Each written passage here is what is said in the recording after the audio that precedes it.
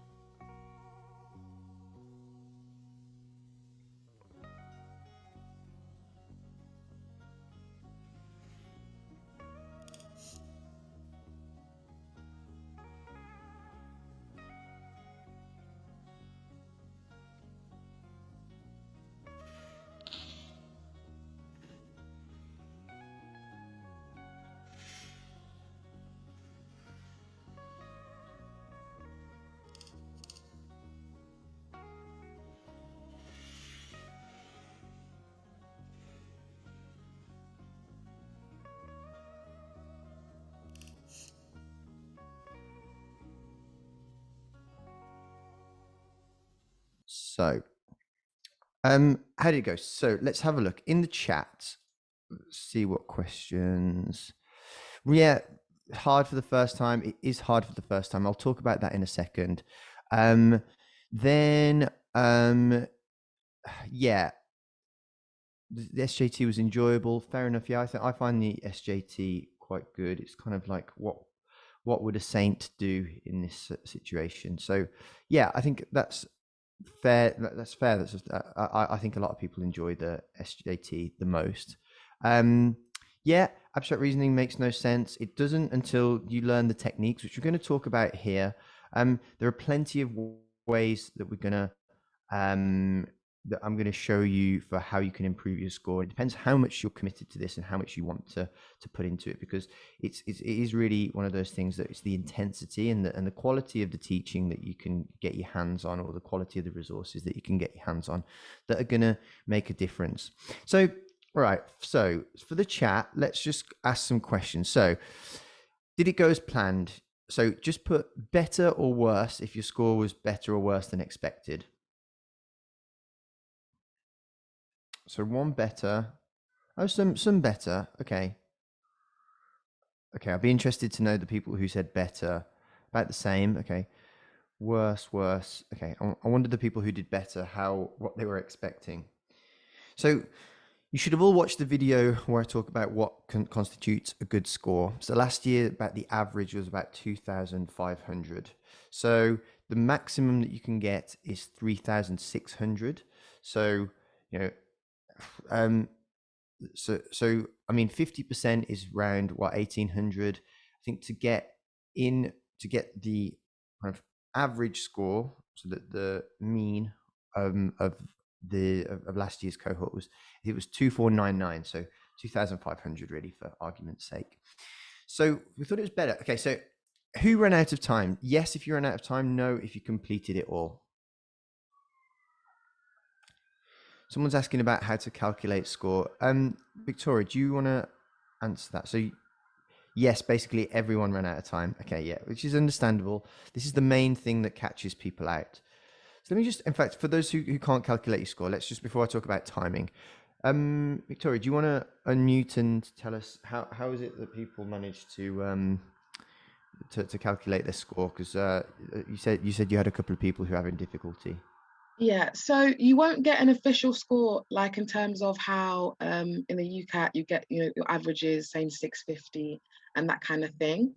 What you'll get is a review screen, and it will say how many answers you got correct out of each section. So, for example, the verbal reasons out of 44, you'll get, 30 or 35 or whatever the answer will say. And if you wanted to get an average, you can add those up. It should be about 225, and they get a percentage. There's also there should be a UCAT conversion sheet, and that should tell you how. So I'm going to find this and send it out to you, but it can convert it into what the score would be on an official UCAT. So whether that be 2340. But for this exam, you won't get that kind of score. You just get how many you got right in each section. I hope that makes sense for everybody. Yeah, there is something to put in the chat. You can score converter online. So use that to take the score that you got from this mock, and that should help you out. I hope that makes sense. Perfect.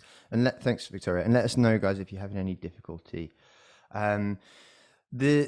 The mock is very representative. Some people say that they find the mocks a little bit harder than the real thing, but I think that's normally due to the fact that you're the most prepared you'll ever. Well, so ideally, the most prepared you'll be for the exam when you actually sit the UCAT. But people generally find the mocks that little bit harder. But the reason I wanted to do this is we talked about timing, and pretty much everyone in the chat said they ran out of time. And this is why I want to wake you guys up to just how it's a skill that can be learned, and it's a skill that can be sped up with accuracy, but you need to put in the right kind of work now. And the reason that I want to do this so early is because some people have this wake-up call of how fast-paced it is only on the day of sitting it.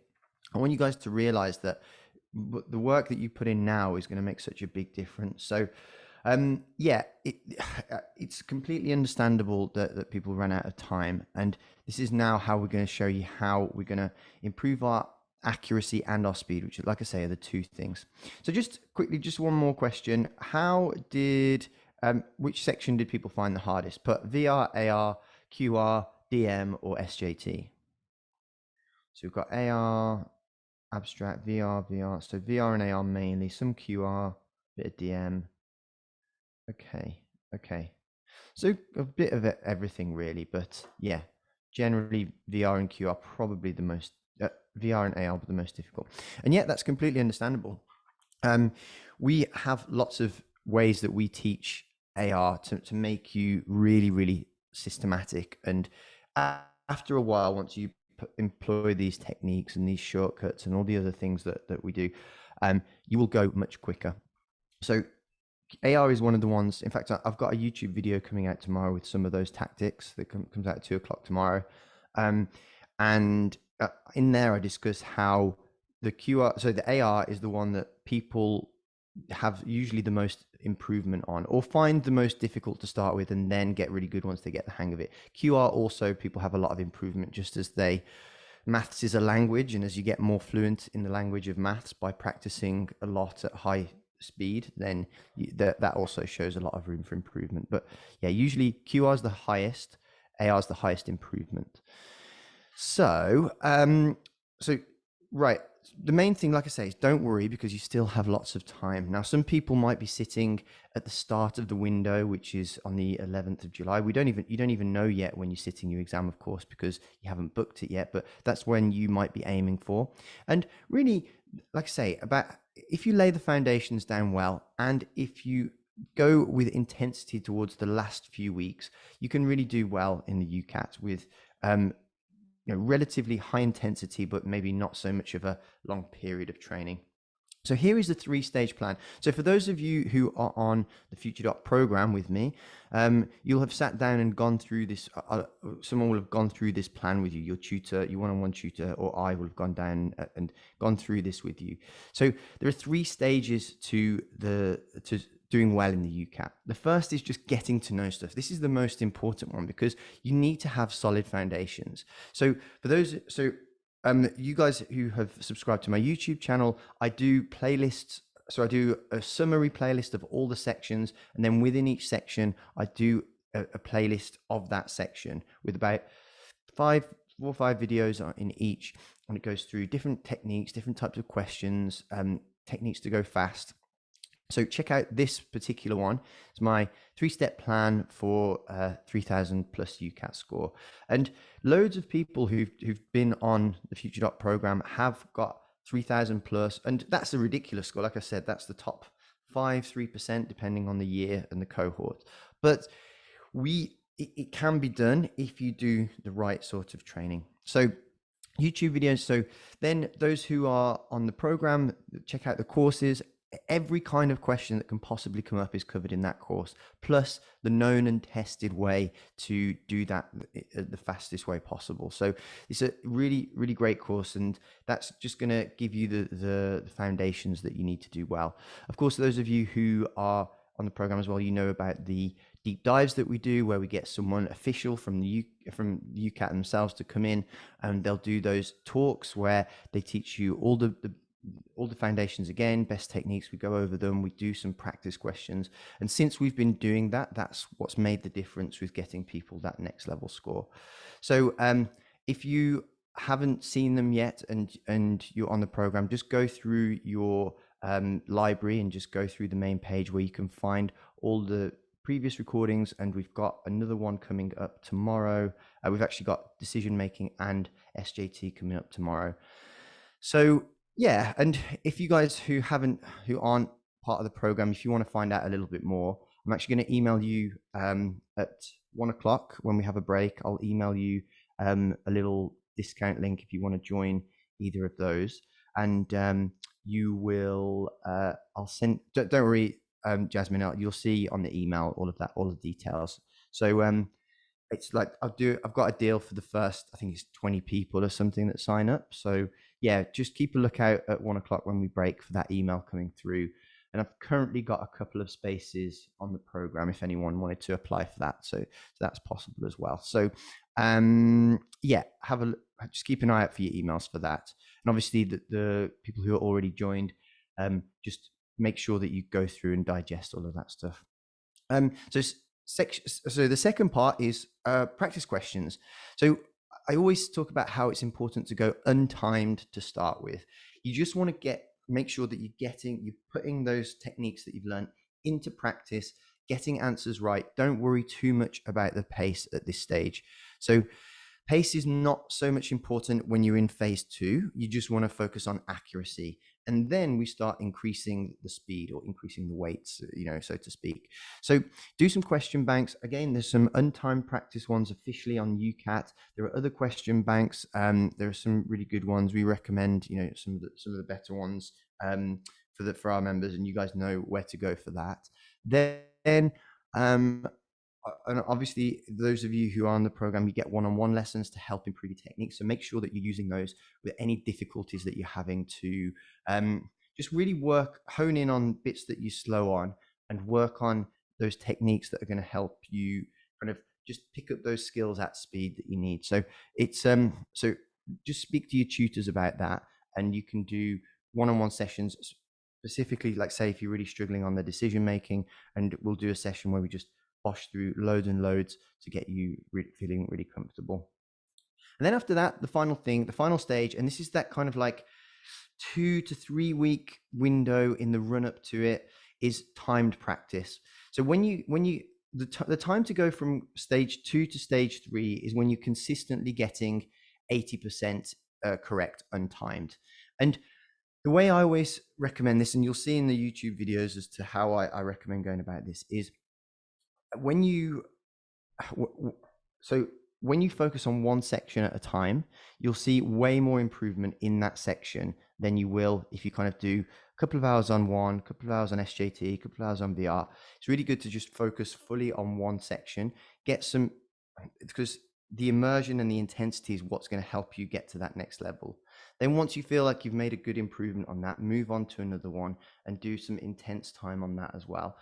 Because that's what once you get to a certain stage, then it's a bit like spinning plates. When you spin plates, you first have to work really hard to get one going, but then it eventually gets running and it kind of sustains itself and it keeps spinning by itself, and then you can move on to the next one to start that one. But occasionally you have to go back to the other plates and just give them a little nudge to keep going so that they keep spinning and they don't fall. Well, that's the kind of same analogy with the UCAT. Do really intense periods at the start just to get you comfortable and good at that section, and then once you move on to another one, just come back occasionally to your previous sections just to keep them on autopilot and get them on that maintenance kind of knowledge and keep those skills honed. So yeah, time practice, like I say, go over to that once you get to about 80% accuracy. And then once you're getting 80% accuracy, just start with a slow pace. And then, the pace that you need to end up at, which is that of the exam, and just slowly work your way to that. You can slowly increase the pace for, let's say if you use something like Medify, you can actually set a timer on how long you have for a certain amount of questions and just slowly decrease the time. So increase the intensity. And that's how you do it. And I always say that the UCAT, it's like sprint training. It's not like any other test that you'd have had at GCSE or at A levels. The curriculum for GCSE exams is or the basis for how they examine GCSEs is that you go away, you learn a load of material, you have to ingest it and remember it and be able to regurgitate it as much as possible. And the people who are best at doing that and working out questions based around that knowledge are best positioned to score well. Here, this is a set of skills that you have to do under pressure. So it's more like a performance than it is a knowledge-based test. And that's the real big thing, the real shift that most people who've not done a test like this before struggle with.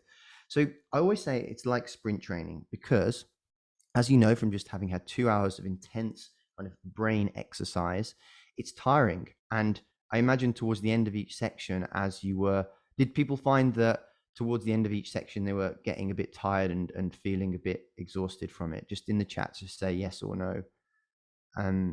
Yeah, so Lawrence did. Okay, yeah, exactly. And probably as the exam goes on, it gets even worse. And this is the thing that separates people, because people get exhausted and make stupid mistakes, but the ones who are kind of well conditioned and are remaining pretty solid throughout, that's where the changes lie, because your score is you're scored basically against everybody else. So if you can be just that little bit above everybody else, it's that normal distribution curve. If you're just that tiny bit better than the average, it kind of ends you up being in a much higher percentile compared to the others. So these are the little areas where if you can maintain your focus and your ability throughout the entire exam, then you'll do better than the rest. So yeah, like I say, it's like the analogy I use is sprint training. What people do when they train for sprinting is not sprint continuously for 4 hours straight. That the idea of sprinting is to hone the skill of sprinting so that you can be fast and deliver a good time on demand. So the way to not train for sprinting is to just continually sprint. If you ever watch a sprinter train, they'll do maybe a 50-meter sprint, and then they'll take a 3 minute break so that they can just relax, fully kind of get back to baseline, and then go again, because it's all about the ability to deliver that intensity on demand. So when you're practicing your UCAT, especially when you're in phase 3 and you're doing the time questions, it's so important to just do little bursts of practice. No more. The exam's 2 hours. You need to be prepared to perform for 2 hours, but don't do any more than that, because in one go, you can do several sittings in a day, but when you do a sitting, do 2 hours, do no more, then go and relax, go do something else, take your mind off it, recover, and then come back when you're feeling energized again and ready to do it. The same for the performance. Let's say your exam is at 3:00 in the afternoon. Make sure that you're prepared to practice at 3:00 in the afternoon, or you have been practicing and you're ready to perform at 3:00 in the afternoon. The videos that I've sent you in the run up to this, I've talked about some of the students who've been through our program before, who got 3,000 plus or whatever, and they talk about this. They talk about the timing of your preparation is so important, because to go to kind of my final point about the analogy of sprinting is that if so a lot of people come to me and they say, I'm doing 4 hour sessions and my scores are getting worse, and it's because your brain is knackered. You can't just keep going and do difficult mental brain teasers for that amount of time without suffering, without struggling. It's just the same as when you're tired, you make silly mistakes. Well, if you sprinted constantly for 4 hours, you'd definitely be tired and not be performing at the best level that you can. So yeah, so I might quickly let's have a look who we've got here. So I'm going to hand over to Victoria very shortly. Let's see who we've got here. Jess, you've done a bit of the online course and obviously have been a member of the FutureDoc program. How have you found it's helped you in terms of your UCAT preparation? Hiya. Hi, how's it going? Yeah, good. Hi everyone. Yes, so I've been through FutureDoc last year. Unfortunately, I was just shy of the score that I needed to get for last year, so hence why I'm still with it. The difference was I did it before without FutureDoc, and I was at, I think, 400 or something, and last year I achieved about 2760, so massively helped. It was just right down to the techniques, really, was what it was. There wasn't, there's only so much that you can, I think, research online, and there's so many different ways. But I think through FutureDoc, it was because there were so many people that had done it before and had done it a specific way.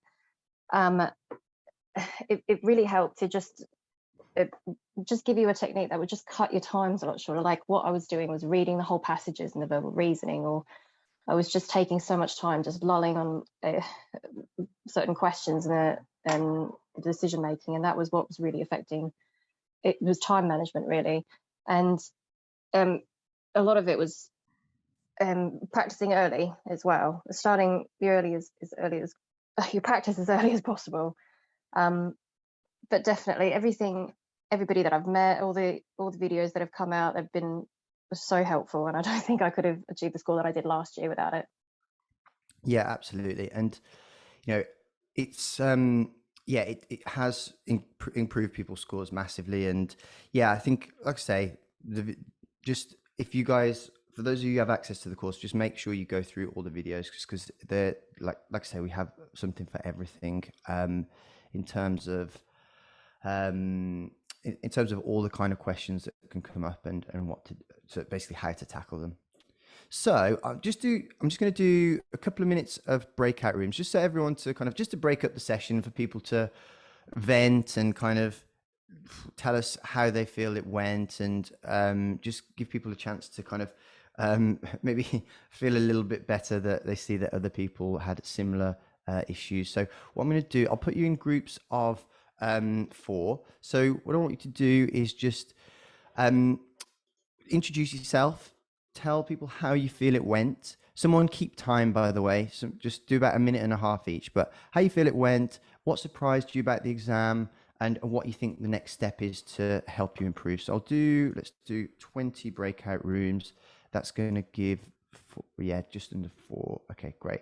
So go for it. So I'll post the questions in the broadcast so that you guys can all you can all just reflect and share. Ali, how was that? Was it helpful?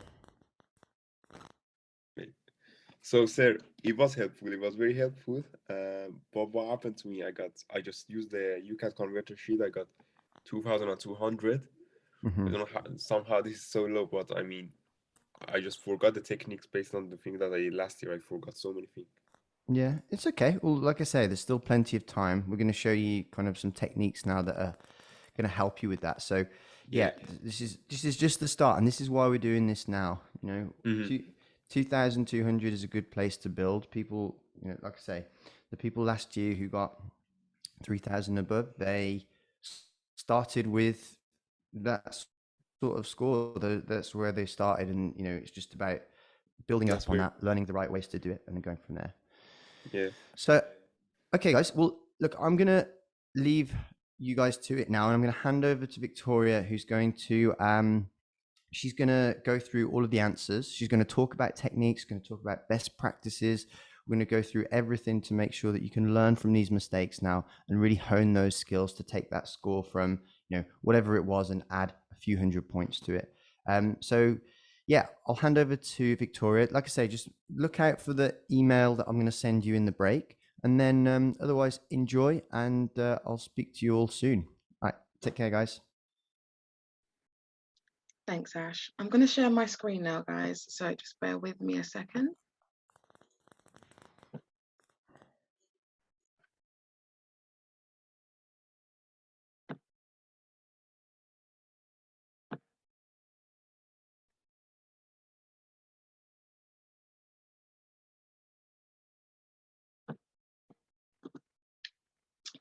Let me know if you can see that. I think that should be showing now. Just put a yes in the chat.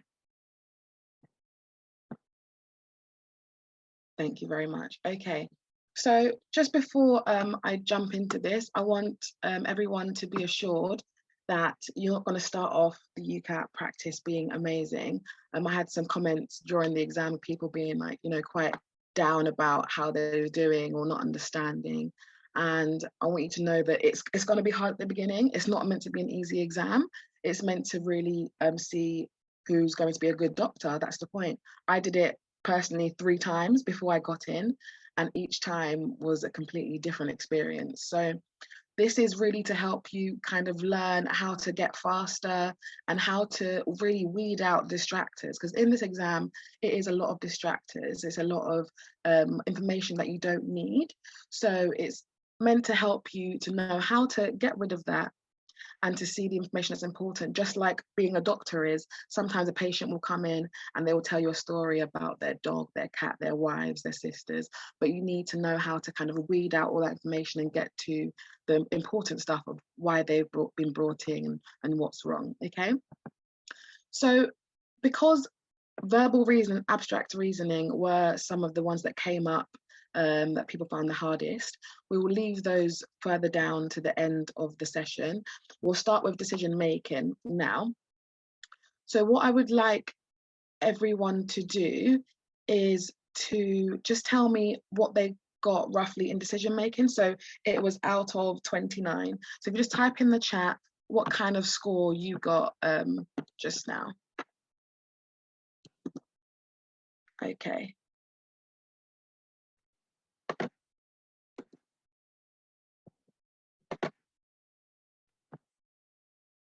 Okay, so this is decision making, everyone. Yeah.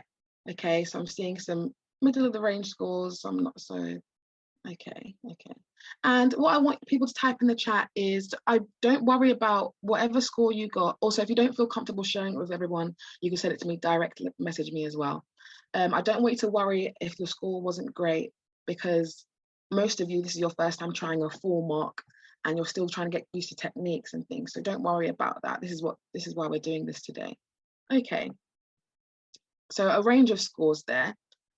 So firstly, I'll start off with what is decision making. So this part of the test is assessing your ability to apply logic to reach a conclusion. So as you saw, there was probably a lot of questions about, okay, you have, I don't know, this red bird, and red birds are bats birds, and all that kind of stuff. So really, you don't really need to focus on what the words are. What it's trying to see is if you can reach a conclusion that is the correct one, and if you can really take those words and make sense of it, okay? So you're evaluating arguments, they're assessing your reasoning and using statistics and figural reasoning as well to assess how you can get to some information, okay? So what I found really beneficial when I was preparing for my UCAT, I went on to BBC Bitesize. I was looking at Venn diagrams, statistics, and all that kind of thing. I know some of you might be at different stages. Some of you have just, you're in sixth form, some of you have been out of uni for a while and in between. So I find just going over how Venn diagrams work again, statistics, a bit of mental arithmetic as well, so you're not wasting time using the calculators, because sometimes you might feel, oh, I need the calculator for this question. But if you kind of ignore that and you look at the question itself, you might realize you don't need a calculator at all, you can do it in your head, okay? Something that I find really extremely beneficial is making use of that marker pen and the booklet, okay? It might seem really simple, but if you are able to draw things out, just quickly draw things out yourself, then it can help you to reach a conclusion, okay? And sometimes the booklet might run out. What is really important that we tell people to do is once you've reached maybe a few pages left of the booklet, put your hand up immediately and let them know that you need a new one, because that saves you time as well. Okay, I'm going to show you something that I do when it comes to some of these questions, and it might help you out as well. But yes, the main tips we'd say for this one, really use that marker pen and booklet. Try not to use that calculator, try and use it as something that you use infrequently, because it saves you time. I will go over some of the shortcuts as well in the quantitative reasoning section, so you know how to get access to calculator quickly, again, saving yourself more time. Some of you might be doing the BMAT later on as well. Decision-making section is beneficial in prepping for that too. Okay.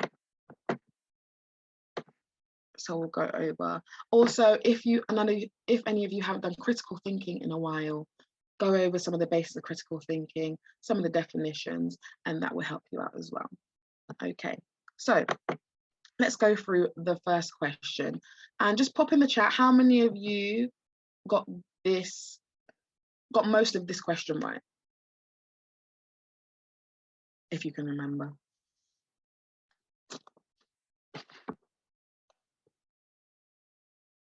Yeah, a few yeses, okay, that's good. Right. So I'm not going to spend too long on each question because we do Victoria, have yeah. are we going through each section like stage by stage? Because I can get the exam up. I can go through. Can you go through the answers on the actual site? Yes. On the site, can you see like the red and green? Say that again, sorry. Like, you know, on the site where we were doing the test, Yeah. you can see the actual red and green, can't you? Yeah, you should be able to see it yourself. Yes. So Yes. are we able to switch back and forth from section to section? Like, for example, we started on decision making. Can we go back to VR later on, or do you have to go through? No. So if you go back to your review screen, on your review screen, it will take you, you can go straight to decision making. You don't need to go through every bit just to get back there. So go to the review screen and decision making, and then select question 1, and that should come up for you. So you can see it yourself as well. Yeah, I got it. Cheers. Yeah, no worries at all. Okay. So this first question, no athlete is an artist. All footballers are athletes. Some athletes appear in TV adverts. Okay, so I've put in what the answer should be. So it should be no, yes, no, no, yes, no, no, yes. Okay, so something I tend to do with this kind of question, it might be beneficial to you, it might not be, is I assign a letter to each component. So for example, no athlete is an artist. So I'd give athlete an A, I'd give artist B, footballers C, and then TV adverts D, for example. So I'd write something like no A's are B's, and then I'd say A equals C, and then I'd say some A's are in D's. Okay, it might sound a bit complicated, but I find myself, when it gets to words, it confuses me. But if I put them as letters, it makes it nice and quick for me to do. And then from there, I know, okay, nobody appearing in a TV advert is a footballer. That's absolutely true. That's absolutely wrong, because I know that in my my assignment of D, there are no A's in D.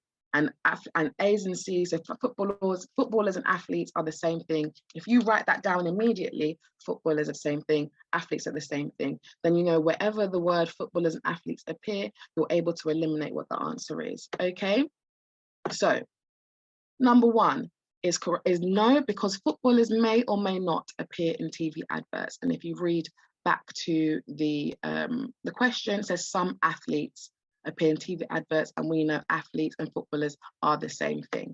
Okay. Number 2 follows, because all footballers are athletes, but no athlete is an artist. And you can see that that's the correct from the first line there.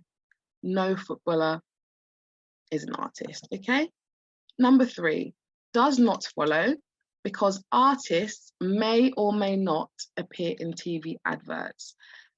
It says in the third line, some athletes appear in TV adverts, but it says nothing about artists. So you can't assume. So what we want you to do, if you can't assume the sentence based on what they've given you, just put it as a no. Don't try and be like, oh, okay, maybe. If they haven't said it explicitly, don't try and assume, just put it as a no, okay?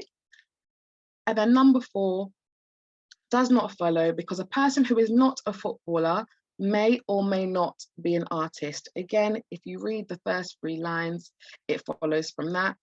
Number 5, someone said they got everything right apart from the last one for this question, which is no artists are athletes. So if I quickly explain that, it says no athlete is an artist.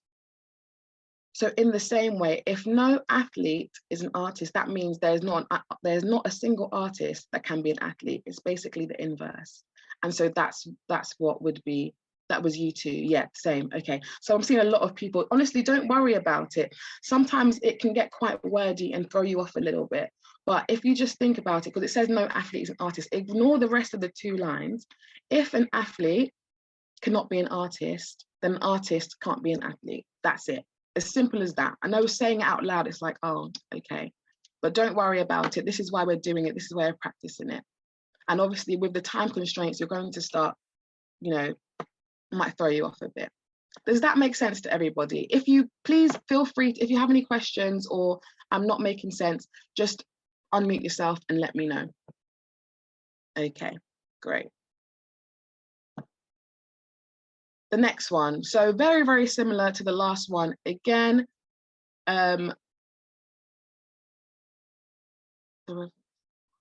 yeah, exactly that. Yeah, so I've got a direct message from someone. Brilliant. Okay. So the next one, very similar again. So they've gotten Puggles. So really for any of these questions, don't focus too much on what they're saying. Just focus on if the conclusion follows. So I wouldn't even read the question first. I'd go straight down to the, obviously you need the question for the answers, but look at the answers and see, okay, Puggles do not have toes. So I'd read that first, I'd read that question first, then I'd go back to what it says and I'd see, okay, Puggles and fish are creatures, but neither has toes. So automatically, you can see that it does not follow because they may or may not have toes. If that makes sense. It sounds kind of silly, but really they're just seeing if you can follow the conclusion from a statement, okay? The next one is Puggles are creatures. Again, this does not follow because Puggles may or may not be creatures. Because if you read the question, it says, a Puggles has fins, but is not a fish. So it does not follow because in the first sentence, it mentions nothing about Puggles. It mentions only that Puggles and fish. So from that, take it away as no, you can't assume. The third one, either fish or Puggles have toes. Again, does not follow because fish do not have toes and Puggles may or may not have toes. Again, it sounds very weird saying toes a billion times, but just make sure that you're following on from what the question says, okay? And the fourth one does follow. If a creature has no fins, it cannot be a Puggle. Then you go back to the question again and you see, okay, where does it mention fins? And it says Puggles have fins. Done. Simple as that. And then the next one, if a creature is a Puggle, it cannot be a fish. Again, it does follow because we are told a Puggle has fins but is not a fish. So my take home from this is start with the 5 statements you do have, then go back to the question. Don't start with the question because I think it wastes time because you'll end up reading the question over and over and over again, trying to establish that in your mind before moving on. And that will save you time. And also write it down on your board and hopefully that will save you time as well, okay?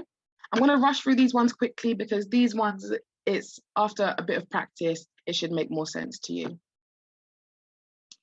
The next one, again, go straight to the sentences.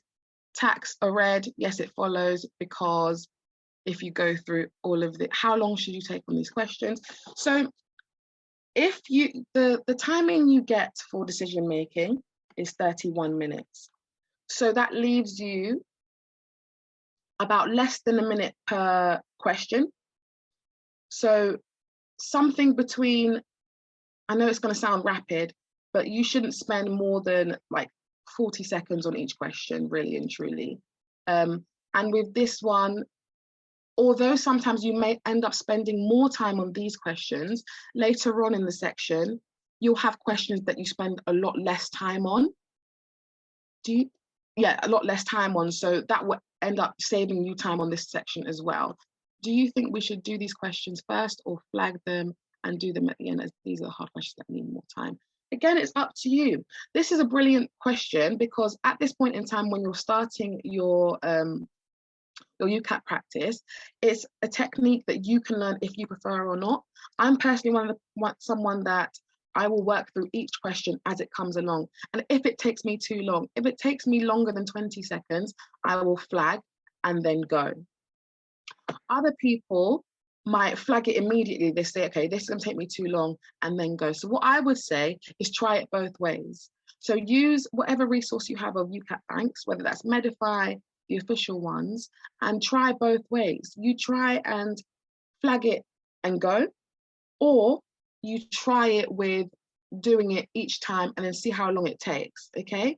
Would I recommend Venn diagrams for this type of questions? Again, it depends on you. I would try it. I feel like because there's so many ways of tackling these questions, a Venn diagram might help, but it depends firstly on how many words are in the stem. Okay, so the last question, if I just flick back to it, the stem was much shorter. You know, when these stems were much shorter. But for this one here, it might take you a bit longer. I'd say utilize the whiteboard as much as you possibly can. And if it is that Venn diagrams work for you, then absolutely do it. If it is that, you know, converting those words into letters, so it's more simple, A equals B, A doesn't equal C, A and B are the same, then do that as well. If you try, for the person that said that, Mohammed, try a Venn diagram with it right now as we're talking. Try and convert this question into a Venn diagram, and then in a second, let me know how you found that, and then we can go through it. Because there's so many questions to do, I can't do that with you right now, but definitely try that and see how it goes for you. Okay. The next question, again, because of these are all very similar in the way you work them through, we won't talk about them too quickly, but the conclusions, just for everyone to understand. So in Bill's garden, there are white flowers and there are dahlias. Nothing else grows in the garden except for yellow begonias. So the first conclusion does not follow, because while the dahlias could be of another color, we only know for certain that there are white and yellow flowers. So we don't know that from this sentence. Therefore, again, you can't assume. So one thing I want you to take out of this section is don't make assumptions. If it doesn't directly follow from the sentence, then it's a no.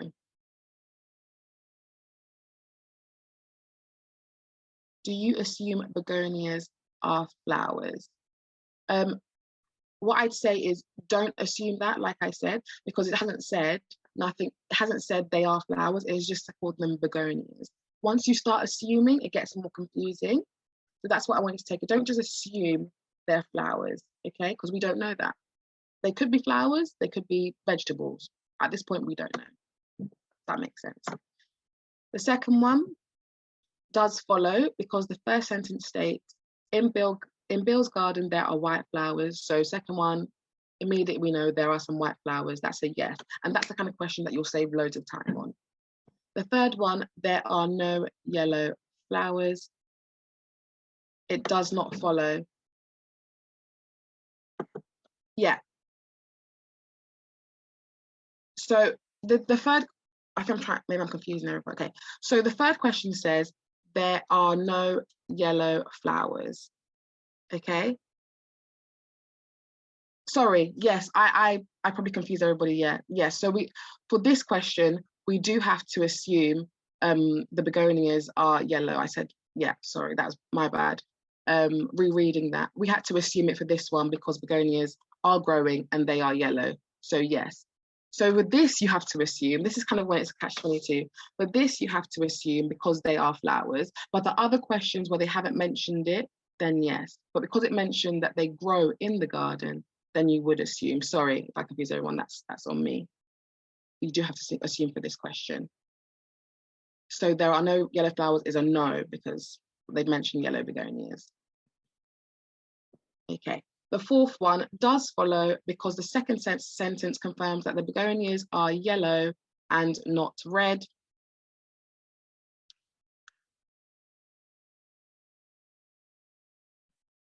So I'm trying to multitask and read the questions and your statements.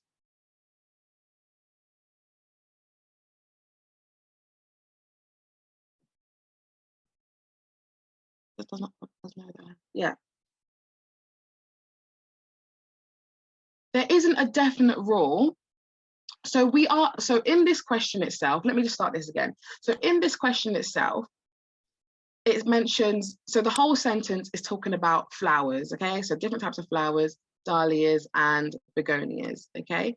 So having no yellow flowers does not follow, because they mentioned in the sentence there are yellow begonias. So yeah, correct. So there isn't a definite rule as to when you should or shouldn't assume. But what it is that, because in this sentence explicitly, yeah, so it is a no, yeah. So I don't know if I'm making sense. Maybe it's me talking myself out of what I'm trying to explain to you guys. So if we read the question again, there are no yellow flowers is a no, because in the sentence, it tells us there are yellow begonias. So it doesn't follow, if that makes sense. That's why it doesn't follow.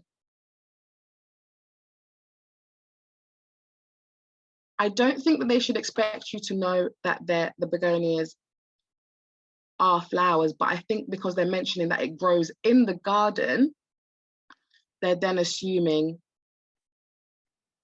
yeah. Sorry, I'm answering people in my direct messages, but yeah, I think you assume. Yeah, exactly that. Thank you, Taha. Yeah, thank you, Danielle, as well. Yeah, that makes sense. Okay, and then the fifth question, all of the flowers are white or yellow, is a no, because there could be other color dahlias. It says there are dahlias, does not mention the color of the dahlias, so we cannot assume that they are all the same color, if that makes sense. Okay, right. Now we come to calculation questions. So with this one, read the question first. So it says, which of the following is most likely the total height of a stack containing 4 blue boxes, 4 red boxes, and 1 green box? So I'll just talk you through how to work it out. So 2 blue boxes. So if we now go back to the question, so it's working out what the height of the boxes are. So we go to the question. Annie has blue, red, and green boxes. All boxes of the same color have the same height. A stack of boxes containing 2 blue boxes, 3 red boxes, and 1 green box has a total height of 68 centimeters. When the stack has 1 blue box, 2 red boxes, and 1 green box, the total height is 43 centimeters. Which of the following is most likely the total height of a stack containing 4 blue boxes, 4 red boxes, and 1 green box? So from the information we are given, we have the 68 centimeters and the 43 centimeters. Therefore, 1 blue box plus 1 red would be equal to 68 minus 43 centimeters, which is 25. And therefore, 4 blue plus 4 red is 25 times 4, which gives you 100 centimeters. Hence, 4 blue boxes, 4 red boxes, and 1 green box will have a height slightly greater than 100 centimeters because we ignored the green for now. From the options given, we know it cannot be 100 centimeters because we have worked out that with just the red and blue, it's 100. So if you add a green, it's going to be more than that. 143 and 168 are too far away from 100. So we can eliminate those answers and we can jump straight to know that it's B, 108 centimeters. Someone said they guessed it and got it right. Sometimes that happens, sometimes you get lucky.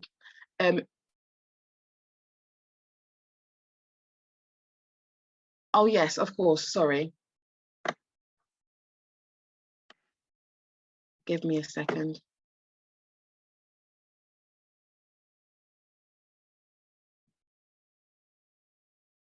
I'm gonna put it in the chat, the working out, so give me a sec.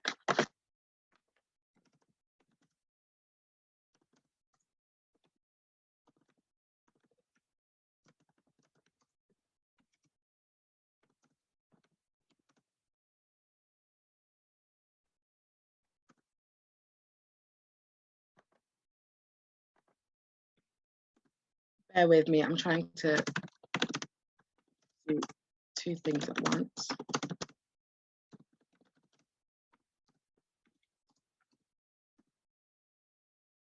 And then I'll answer your questions in a second. Oh yes, that's true as well. If you go back to your review screen, if you go back to your review screen on your UCAT and put me on the side and put that there, they also explain, in the explain answer section, they explain it there as well.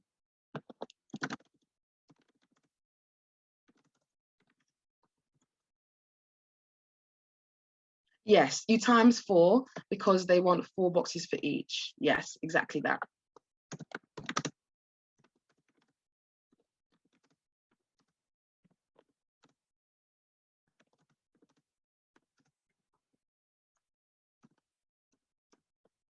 Okay, and then from those boxes there, once you've worked out the blue and once you've worked out the red, you then have to assume that with another box, which is the green, it's going to be slightly higher.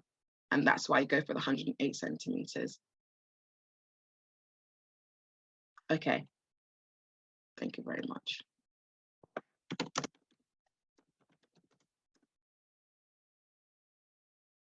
Right, next question.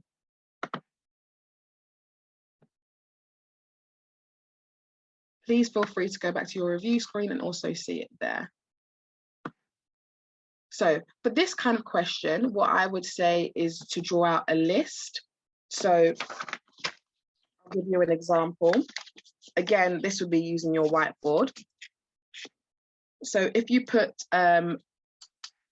everyone's names alongside, so you've got Meg, so everything you do know, write it down. So in this question, we know, so this is about emails and inbox. So Sarah's email is not the bottommost email in the mailbox. The number of emails below Sarah's email is less than the number of emails above her email. Harry's email is a second to last email from the bottom in the mailbox. There are 2 emails between Meg's email and Sarah's email.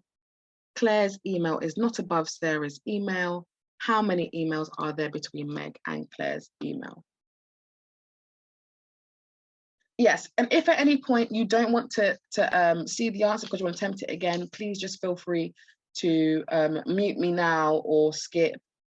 Yes, yes, thank you, Danielle, for your logical puzzles. Please feel free to mute me whilst you attempt it again yourself, but for everybody else, stay on. So if we make a list of what we do know, so we know that there are 2 emails between Meg's email and Sarah's email. So likely we know that Meg is likely going to be the top email, okay? We know Sarah's email is not the bottommost email. So firstly, 6 emails. So 1, 2, I'm writing out 1, 2, 3, 4, 5, 6, because I know there's 6 emails. I know Sarah has to be number 4. This is because she's not the bottommost email, and she's also 2 emails away from Meg. Okay, and then we know that Claire's email is not above Sarah's email, so she has to realistically be 5 or 6.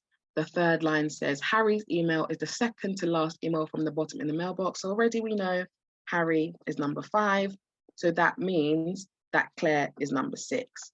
And then we have 2 unknowns in the middle. However, the question states that how many emails are in between Meg's email and Claire's email. So we don't really need to know about who the unknowns are, what they're doing. We just know, okay, if Claire is number 6 and Meg is number 1, in between those are 4 different people. Hope that makes sense. So like this, I just wrote it out simply. 1, 2, 3, 4, 5, 6. Okay, I know where Harry was placed. We also know where Sarah was placed and Claire was placed. So we know Meg has to be the top. And simply a couple of seconds, wrote that down, and that's done. Don't worry. This is why we're doing this, for practice. Don't worry at all. Okay. Right. So here I've sorry, for last question. Yes, go ahead. Well, it said that Harry is the second. It says Harry's email is the second last email from the bottom in the Yeah. in the mailbox. Yeah. So this has to be 4. Why is it 5 then? Because there's 6 emails in the inbox. So if he's second to last, he's going to be 5. Yeah, 5. Yeah, sorry, I thought it was 5 email. No, you're fine. Don't worry about it. Yeah. Okay. No problem. Okay.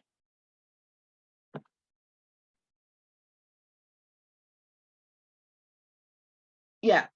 And that's fine. At times you're going to run out of time, and realistically, it's better to spend more time on the shorter questions that you know you can get right, rather than longer ones that are going to take you longer. This is when you would flag. Absolutely. I find that when I see questions like this and there's a lot of things going on, I would flag, move on to the quick questions, and then come back at the end for time to make sure you get at least many more questions right than wrong. Okay.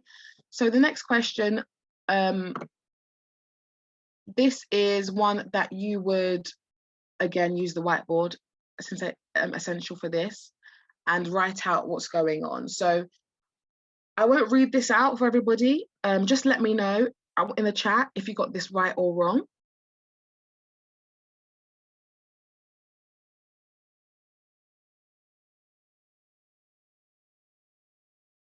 Okay.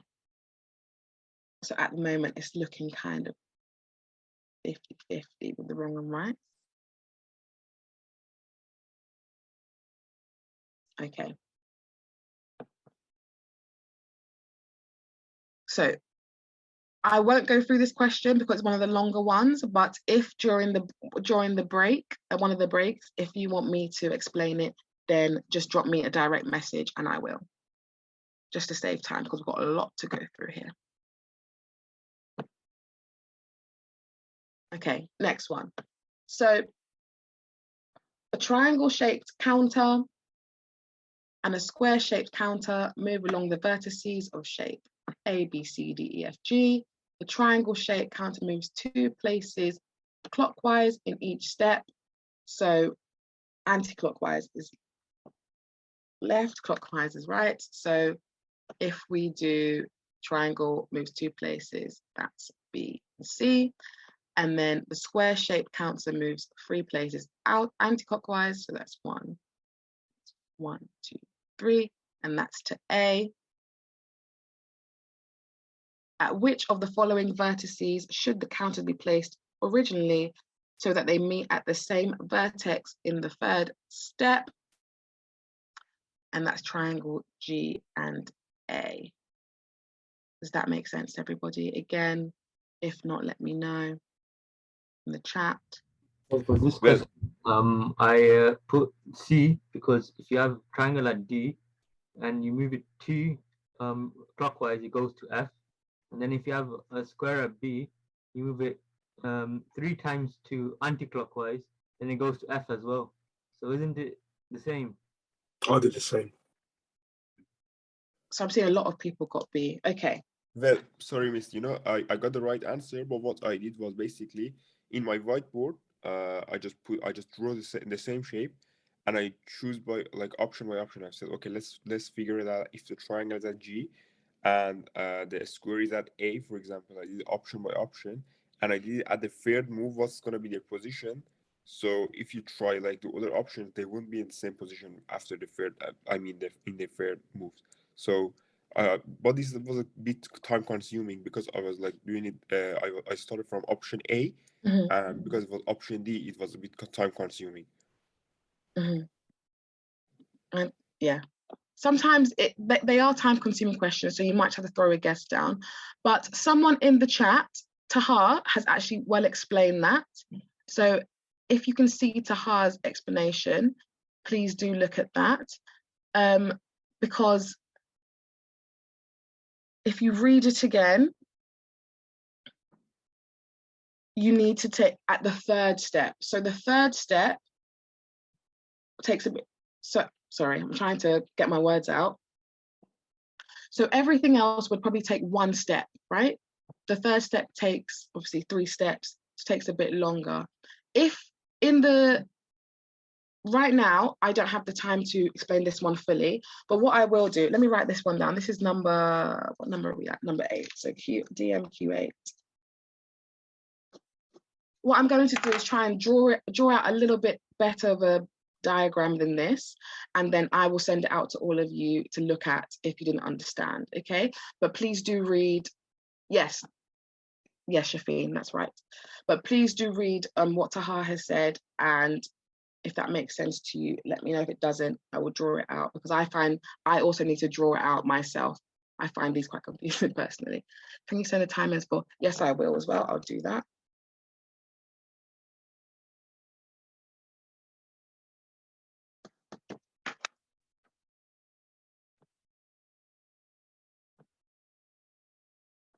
Okay.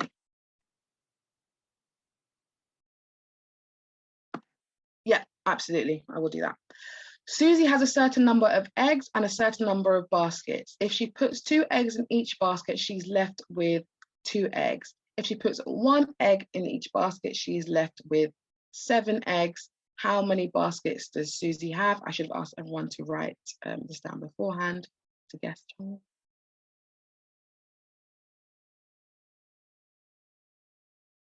I'll answer that question after Ahmed. We're just going to move on, but I'll flag that for myself to come back to you.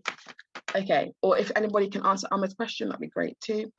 So Susie has 5 baskets. I'm going to rattle through these ones quickly. That one I hopefully made more sense to everybody. Yeah, right, good. Oh, no worries, Ahmed. Okay, is everyone okay with this one? I want to make sure that I'm spending more time on the ones that people find more difficult. Yeah. Just drop me a yes. Yeah, it's okay. Yeah, good, brilliant.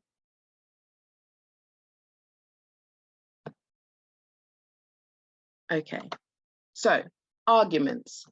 So when it comes to arguments, you want to have in the argument, the strongest argument will always be an argument that takes everything into consideration, okay? So these are the kind of questions that you probably say, this is the kind of question that you save time on to have time to calculate those kind of tables and all the other ones, okay? So whoever got this right, please tell me why you think this answer is right before I go through it, or why you picked this answer. You want me to go? Yeah, go ahead.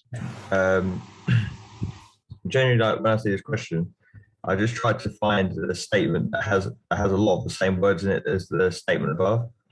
So, for example, the reason why I went for A was because it's talking about selling secondhand goods, and you can buy cheaper goods if they're secondhand, so they'll be less expensive, and also they can locate in the main shopping mall for more purchases, more product revenue. Whereas the other places, like the other statements, for example, the reason why I didn't go for B, for example, would be because it's saying about, you see in places where maybe it's saying about even if they do not make purchases from them, which is not valid with the statement that is being offered. And then obviously, if you agree with it, then you don't disagree with it. So yeah. So, Miss, also, it has to be mentioned, I got the right answer, and what I did for this question. So basically, if you look at the statement, there are a couple of, like there are 3 or 4 keywords on it. So the keywords were charity shops, second-hand goods, and the main shopping malls. So if you look at these 3 keywords, and I saw that which of these options include these 3 and 4 key points the most, I mean, into it. So if you look at option A, it says charity shops 1, shopping malls 2, charity again is repeated, and cheaper goods rather than more expensive and new items. So that's why I picked it compared to the other options, which were usually something like it didn't make sense, you know. Yeah, thank you, Ali. Thank you very much. Yeah, absolutely. A is correct. It suggests that charity shops attract customers who would rather buy less expensive items, and it justifies the subsidy because it says should subsidize charity. So you're justifying that. So just like, I'm so sorry, I can't remember who was talking before. I think it was Jonathan, was it? Yeah. Jonathan basically said a really correct thing, that it used most of the words that was in the question as well. And I find with argument questions, you have to think, is it addressing everything in that question? If it only addressed the subsidy and not everything else in like main shopping malls, then it wouldn't be correct. People have mentioned C. So C is incorrect because it talks about the impact charity shops have on other shops selling goods in shopping malls, but it does not address the subsidy. So if you look at it, no, they unfairly compete with shops selling popular new products, and the goods they sell are usually inferior, having been used well by previous owners, but it mentions absolutely nothing about the fact that they are subsidized charity shops. Okay, if that makes sense. It doesn't address the fact that there's subsidy. Whereas A mentions they support charity and buy cheaper goods being subsidized goods, because obviously the money is coming from other places. Does that make sense? So really pick an answer, that has addressed everything in the question. If it doesn't address a certain part of it, then it's not the right one. It's like, imagine having an argument with me about chocolate and I start talking about cheese. You're going to be like, you're not addressing my answer. Like, I've mentioned something here. That's kind of how you should think about it. Okay, next one, quite a similar question. Another argument. Sorry, my screen is just frozen. So if anyone got this one right, I want you to please, explain to me why you picked A. I think the reason I picked A was the main. I think the main stem of the statement is that it reflects the views of underrepresented groups, and it says in A that that it's fair that all viewpoints are represented as far as possible. So that's justifying the statement, or yeah, that's justifying the statement that's been put in front. Thank you very much, Jonathan, again. So, sorry. Yeah, go on, Ali. Yeah. For this one, the reason that I chose A was because if you look at it's talking about democracy. We know that by heart. So I was talking about UK parliamentary, as well as representing different groups. So in here we can see that the political parties they are represented. However, in option B, it's talking about Europe and only use one system, which it didn't reflect it and it didn't address it in the statement. And C and D dangerous to democracy, and they didn't address that in the statement as well. And C is just old system and hundreds of years historic value, and there is no historic value really into the statement, so it's just A. Thank you very much, Ali. If anyone chose any other answers, please type that in the chat. If you didn't understand those explanations, or you still don't understand why it's not your answer, let me know. If not, I'll move on. How do you keep your attention on both the clock and the questions? Honestly, it's just practice. I personally, every question that I pass, I look at the clock quickly and I go. And that's how I know where I am in terms of where I want to be. Because by question 11, I want to be, how many minutes is it again? It's about 29 minutes. By question 15-ish, I want to be at least halfway through. So I'd get to probably rattle through, and every couple of questions, look up at the time and just make sure you're not completely over time. Because if by question 11, you only have 2 minutes left, then you won't be able to finish the rest of the 17, 18 questions. So I'd say give yourself time checks, and that comes with practice. So every couple of questions, look at the time and make sure that you know where you are, okay? I see nobody else has mentioned another question, so I'll move on. Another argument again, anyone would like to tell me why they picked B or why they didn't pick B also?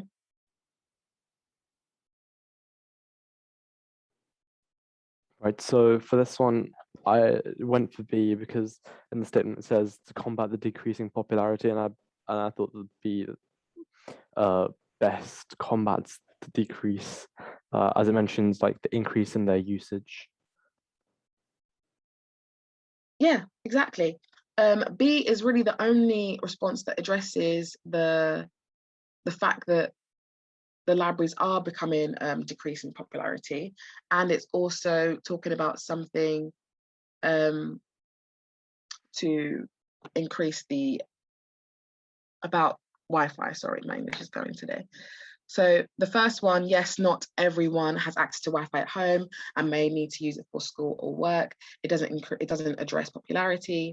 The third one, C, it's an opinion. More people would make the library noise disruptive. That's not a fact. That's not really an argument. That's someone saying what they believe would happen. And D is incorrect because it doesn't talk about popularity. It's talking about money. So yes, the only one that's really addressing the question, the purpose and the argument is B. Oh, we've got a lot to go through here, so I need to be a bit quicker. Should the rights of the workers to go on strike be terminated? Select the strongest argument from the statements below, and that is C. I'm just going to talk about why C is correct, just to get through quickly. And that's because the argument focuses on workers and supports the idea of strike action as a last result if conciliation has not worked, okay? So it's giving reasons behind the statement.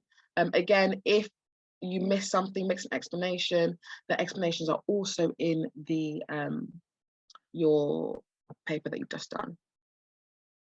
Okay, and now we're back to these questions. This is kind of a long question, so I'm going to skip this one for now. If anyone in the break wants me to go back to it, just let me know. I'm going to write it down, 14.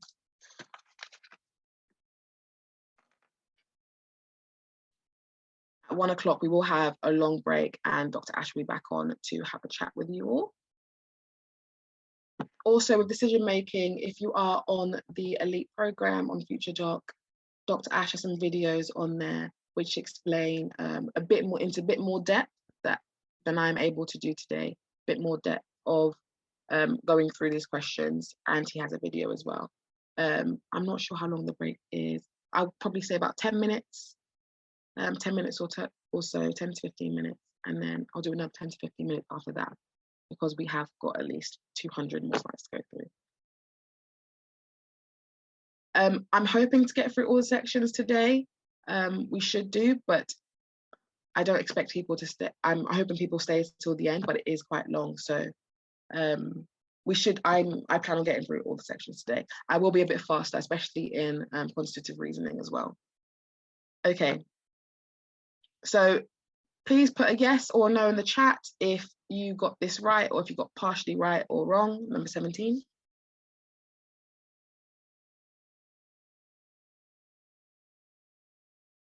You can just check your review screen. So yes, yes. And please also let me know how long you spent on this question roughly, if you can remember that.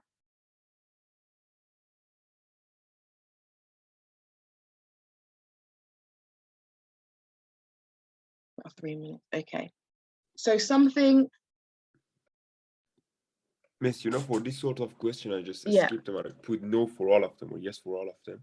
Mm-hmm. Like, do you think if you want to guess them, should we put like no, yes in like one no, one yes, or should we just put all of them the same thing? I feel like if you're going to guess it because you're taking too long, there's no simple way of putting yes or no. What I would say is just make sure you have an answer in the boxes, no matter what it is, no or yes, is just make sure you don't leave it blank. So if you do run out of time, there's something in there and you have 50-50 chance on each one of getting at least a mark, okay? So you do get partial marks, for this. So just, Victoria. Yeah. I was going to say, is it not, because is it not just straight right and wrong? Like, if you can get one wrong, do you get a partial mark for it?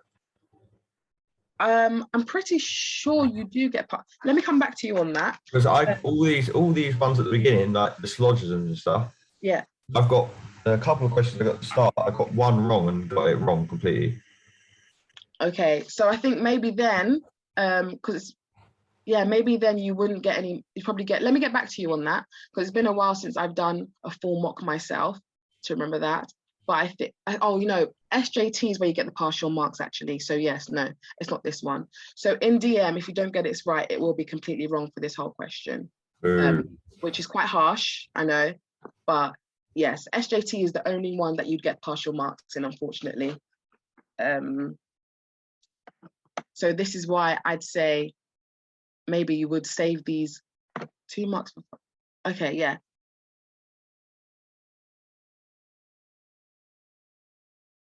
Okay, so I'm seeing comments from Alfie and Zach. So you do get marks actually. I think it's better to try and get at least 1 mark from each question than get 0 marks. So if you can, maybe flag these and come back to them and spend less time on the other ones.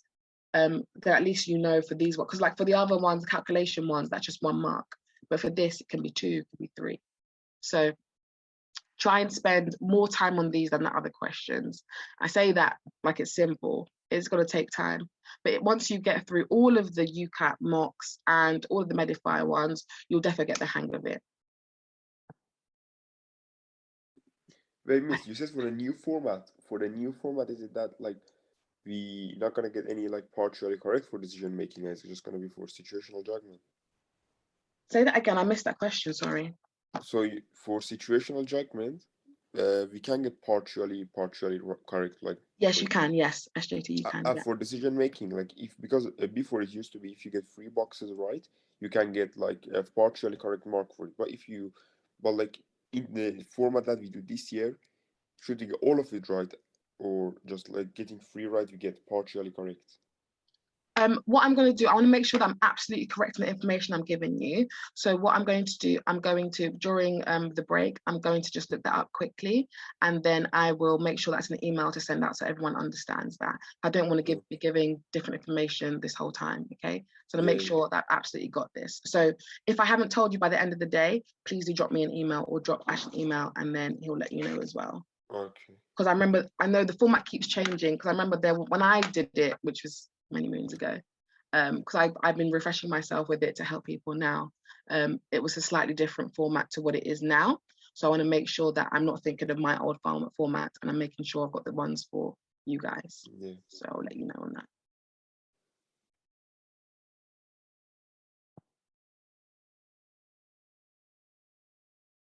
that. I'm not sure what the ANZ is. Is that New Zealand or Rashida? Just type that to me. Explain that for me. Yeah, I thought so. New Zealand, Australia. Yeah. Okay. So numbers can mesmerize and control, creating order when none exist. Numbers are not neutral. They are framed and defined by their creators, distorted and redefined by those who collect them, and reordered by those who understandably select, display, use, and analyze them. Numbers are a powerful tool in the hands of those who gather and use them.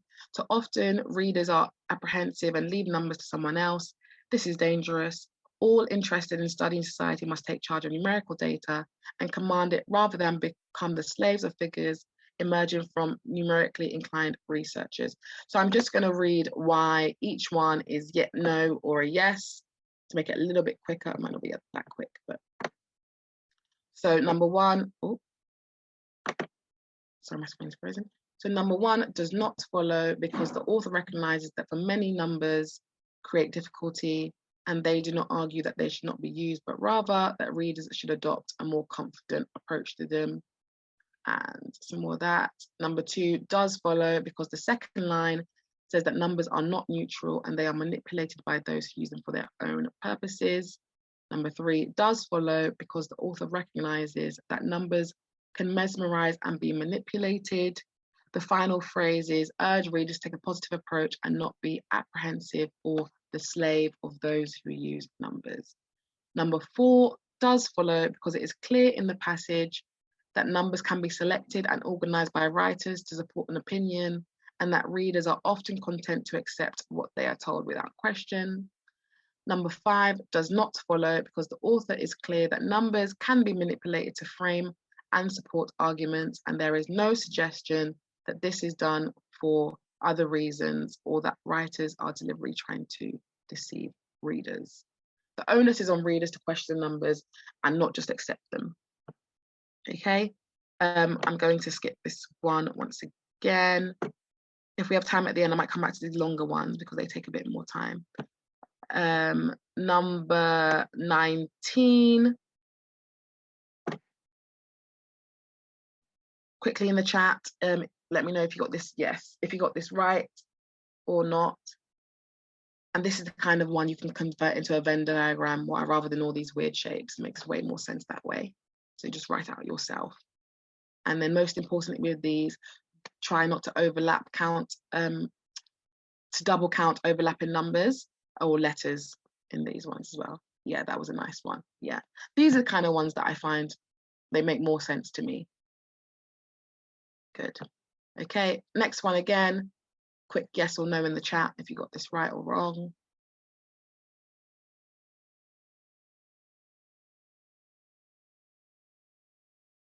Yeah, seeing a lot of yeses. It's good. Yeah. Okay. Okay. So quickly, it's B. There were 4 fewer people who drove a car than liked pizza, and it's correct because 26 people drove a car, so being the half moon, and 30 liked pizza, being the quadrilateral, so 4 fewer people drove a car than liked pizza, and that's that.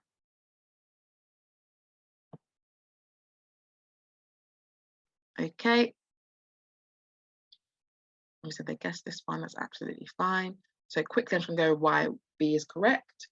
Again, if you need to follow on, just use your review screen. So B is correct because the number who liked both board and car games, so it says the total number who liked both board and car games was the same as the number who liked computer games. So the total number of people who liked both board and car games is 5 plus 5. And then the which is 10, and then is the same as the number who liked computer games, which is 10, and the number who liked just board games is 15. So this is the kind of one. I think there's another question like this that comes up that you would probably need to write it out. Again, this is like the email question, write it out. So they all like, so a group of people will ask what types likes board games, card games, and computer games. Total number who liked both board and card game was the same number as who liked computer games. So really, you would just look at the options A, B, C, and D, and look for where there are 2 numbers the same, and that is already rules out C and D. So it limits, it takes you down to A and B. Okay, so already you've eliminated 2 answers because it says it's the same. And the number who liked just board games was equal to the number who liked exactly 2 of the games. And again, that brings you to A and B again. And then the square, pentagon, and oval represent the number of people who liked board games, card games, and computer games, respectively. So if you go back to A and B, because the number who liked just board game is the same as the number who liked exactly 2 of the games, which is 5 plus 10 is 15, then you can rule out A, because 5 and 10, 15, it does not make 14.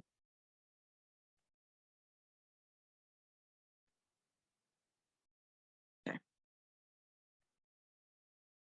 This is kind of question, again, that'll take you a bit longer, so don't be afraid of that flag button, Alt F if you need it.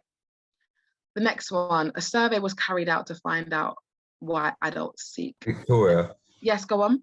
I swear this is wrong Which one? because A is in A is additional learning, right? No, Yeah, no. I put A as well. I put A. Sorry, which one? You're cutting off. Is it No, 21? next question. Next one. Oh, 22. Sorry, go on. It's A. It's not D. Because all the adults in this diagram seek additional learning, right? And then A is in to generate income and to pursue interests. So Yeah, that's what well. So I put B because that's what it is. But then it says they do not seek additional learning, which they do. So Okay, I'm pretty sure it's D. If you check your review screen, if anyone is currently on their review screen, you double check that for me. But I'm pretty sure it's D.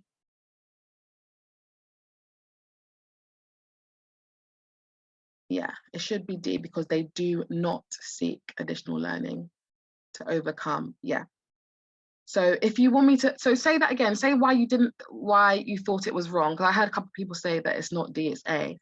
So I thought it was wrong originally, right? Because when it said they do not seek additional learning, I thought that's just the stem of an argument, right? So all of them do seek additional learning. So I ruled those two out straight away. Then I had to go back to B because A says to generate income and to pursue interest, and that was the only one that had both of those in it. I took they do not seek additional learning as a stem. As two stems. So but do seek additional learning, so that can't be right as a statement. Do you get what I'm saying? Yeah, sort of. Okay. So if we go through this, so a survey was carried out to find out why adults seek additional learning. Okay. Based on the diagram, which statement is correct for the adults represented by A? So A is in the middle of three of them. So A is in the middle of to generate income, to pursue interest, and yeah, that's it, to generate income and to pursue interest. Okay. So A says they seek additional learning to overcome boredom, and pursue interest. It says that A is incorrect because people in part A do not seek additional learning to overcome boredom. Yeah, so if you look at which statement is correct about that? No, like I get it's right. He is right. He is right. But what I'm saying is when I did it originally, I took they do not seek additional learning as wrong because they do seek additional learning, hence they're in the diagram. If that makes sense. Oh, so you took it as because the question says they seek additional learning, you thought it was right. Okay. They do not seek additional learning. Yeah. Exactly. Yeah. And then the A was in income and interest. So I was looking in income and interest, and that was the only one that had it. And I was like, hang on a minute, this is still not right because they do not seek additional learning. They do seek additional learning. Yeah. Yeah, it's D. Yeah. Okay. No, I understand. No, sometimes you just need to say it out loud for you to understand. So I completely understand. Yes. Okay. I think Ash is meant to be on now for. Hold on a second. Sorry, I think I've overrun a bit. Let me. Ash, are you there?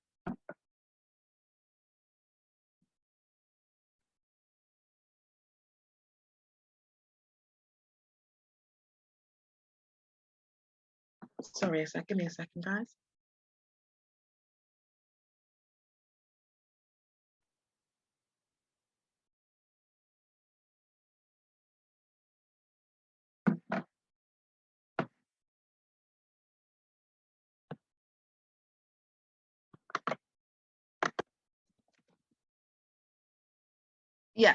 Yeah, the recordings will be available. We're going to carry on because I don't think Ash is.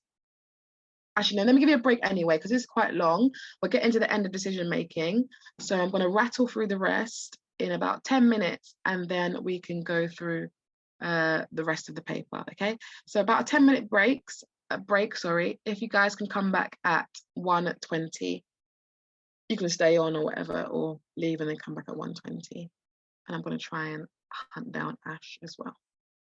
I had a question for everyone. If you could just pop it in the chat. So because of the time decision making has taken us, I wanted to ask, the next section is QR, but I wanted to ask if people would prefer me to move on to abstract reasoning instead, and then if at the end of then going through verbal reasoning and SJT, we then come back to quantitative reasoning. Since quantitative reasoning is a lot of mathematics and calculations, I will talk about the shortcuts at the end, but I wanted to ask if it is better for me to prioritize one of the other sections before doing QR. Okay, I'm seeing a lot, sounds good. Okay, yeah, I thought that would make more sense just to, yeah, so we can go through some of the little acronyms we do when you were looking at abstract reasoning. Okay, right, sounds like a plan. I haven't heard back from Ash yet, but as soon as he comes back in, he will have a chat with you all. Someone has said QR, please. I'm going to go for the majority. We will go through QR at the end, but I think just to prioritize another section now would probably be better. Okay. AR is yeah, we'll do that. Okay, so quickly, just to rattle through the last 6 decision-making questions. So just talk through this one. Let's just rule out questions. So nobody speaks 3 languages. We already know that that is not true, because if you look in the rectangle, the triangle, and the pentagon, there's 3 already, and the little circle. Everyone speaks at least 2 languages. Incorrect, because people in the rectangle, outside of all the shapes, that's only 1 language. Some Urdu speakers also speak Spanish, but not English. If you look at the circle for the oval, sorry, for Urdu, it does not overlap with the pentagon, so not true. And some Spanish speakers speak English, but not French. Spanish is the pentagon, English is the rectangle, French is the triangle. So you can see that, yes, some of them do speak English in the rectangle and not with the triangle. Okay, no problem. So we will move on to the next one. Just drop me a yes if this question made sense, or a no if it did not. Yes, yes, yes. Please feel free to direct message me no if you don't want everyone to see. That's all okay. Okay, I'm seeing a lot of yeses, so that's fine. We'll move on from that one. Same with this question. Please put a yes if this made sense, and no if it didn't.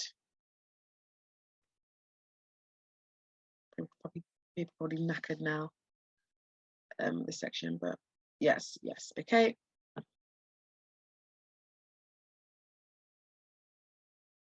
Okay, so Katie and Jim are rolling a 6-sided fair dice. Katie will win if she rolls a multiple of 2.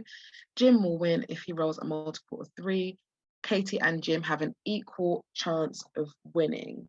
So the answer is D, which is no. Katie has a high chance of winning because there are more multiples of 2 than multiples of 3 on a 6-sided fair dice. Because if Katie will win, if she rolls a 2, 4, or 6, therefore hers is half, so 50%. Jim will only win if he rolls a 3 or a 6, which is only a third. And that's why that's that. 27. Mike spins the 2 spinners shown below. So spinner 1 and spinner 2. Spinner 1 and spinner 2 have an equal chance of landing on A. So you have to say, is it yes or no? So A is correct because in both spinners, half of the spinner is labeled A, which you can see the top half 50%, and the other half is labeled B. Therefore, for both spinners, the chance of spinning on A is 50%. And that's that for that question. Nice and simple. The family has 2 children. The family has at least 1 son. Is the probability that the family has 1 daughter 3 out of 4? And it is D is correct because there are 4 possible combinations in all, because 4 children. One of them is girl and girl, which we know can't be the case. So there are 3 cases to consider which one is boy. So 3 minus 1 is 2. Okay. And then the last one, the table shows the number of goals that 2 football teams scored in each of the football matches they played against each other in the season. Based on the table, Team A will most likely win the next match against Team B. Yes, Team A has a likelihood of winning 2 out of 3 matches because they have won 4 out of the 6, which is equivalent to 2 out of 3. So it's a higher chance of winning the next match, and that's that for that. I'll now quickly jump to abstract reasoning.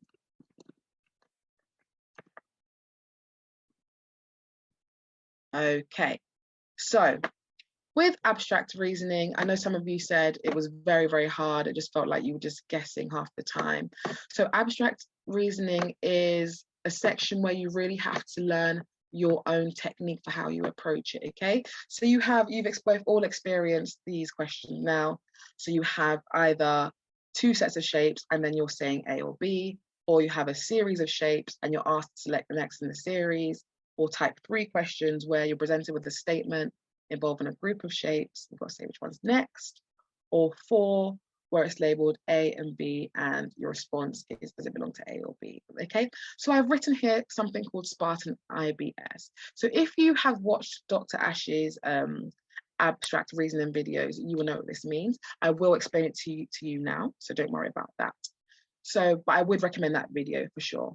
So when you have, so I'll show you the next, so when you have a set of shapes in A and B, you don't just want to jump right in and start guessing, okay, what am I doing here? What we want you to do is really take your time to look at what's going on in the untimed sections. Obviously, as you do it more times, and you'll get faster, but when you're taking the untimed approach, take a look at both sets. So don't even look at the test shape. We always recommend starting with the boxes A and B, okay? So for Spartan IBS, S is shape. So look at the shapes. How many different types of shape there are? Are there 2? Are there 1? If there are just 2 types of shape, then you can think, okay, this might be something to do with the shapes themselves. Number 2 is type. So the type of shape. So basically what I said before, is it a triangle, circle, square, all of that.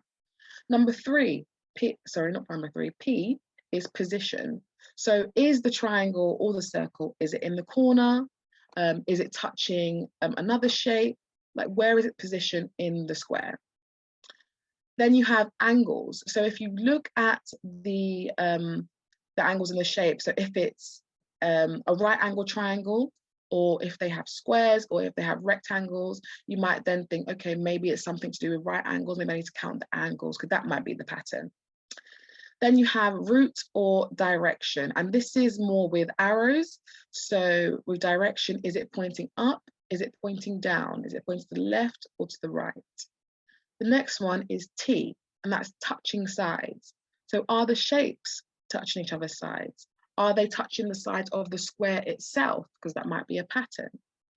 Then you have area and size. So is the area of the shape, is it bigger in some sections? Is it smaller in other sections? Okay. The borders, how many borders are there? Are there 4? Are there 5? Are they thick? Are they thin? Shading, are some shapes, some circles grayed out? Are some of them black? Are some of them white? Is there a dependency going on? So are you seeing a black shape in certain squares and not other squares? If so, that might be a pattern as well. So first, look at the first grid and analyze the patterns before looking at the test shape. Because once you've figured out the pattern in the A and B, then you know for the test shapes, you already know where they're going. Whereas if you're looking at the test shape, by the time you look over, you don't know where it's going into, because you don't know what the pattern is, okay? There's also a number of other ways that you could look at this, but I'd say start personally with Spartan IBS. So again, I will explain those letters. So Spartan IBS, S, the shape type, P, position, A, angles, R, route, direction, T, touching sides, A, area and size, N, number of items. Okay, so how many triangles are in the box? Are there 4? Are there 5? And is that different to B? And then borders, and then shading. And is it a fixed thing or is it dependent? So if there is a black square, does the triangle disappear? That kind of thing, okay? There might be a lot of shapes. And this is why we say— I? Go on. I. Hiya, go on, speak up. I was saying, what I? Did I not say what I was? No. IBS. Oh, items, sorry. Number of items, so that's items. So you have number and then number of items. So those are together, if that makes sense. So shape type, position, angles, route, direction, touch and size, area and size, number, and then I is items. So you can have your number of items, okay? So number of shape and then items. And then B is border, S shading.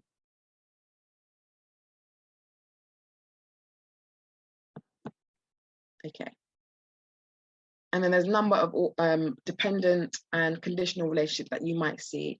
But if you remember, like the fixed versus dependent, I intersection. Oh, sorry. Yes, that's me. I think I've missed out one of the words in my my notes here. Of course, yes. I'll say it one more time. Intersection, so that's overlapping. So in the next question, it has a next shape has intersection. So shape type, position, angles, route or direction for the R, touch and size, area and size, number, intersections, so I've been rightly corrected, absolutely, intersections, borders, shading. And I will type that in the chat, actually. I don't know why I should have done that anyway. Oh, my chat's here. Thank you, whoever did that. Thank you very much. Andrea, yeah, brilliant. Thank you very much for putting that.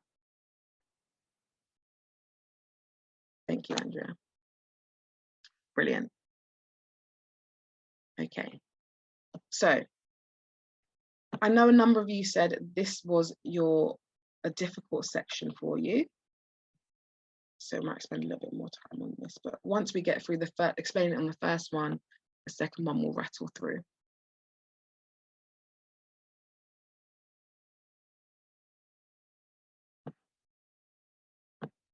Okay, so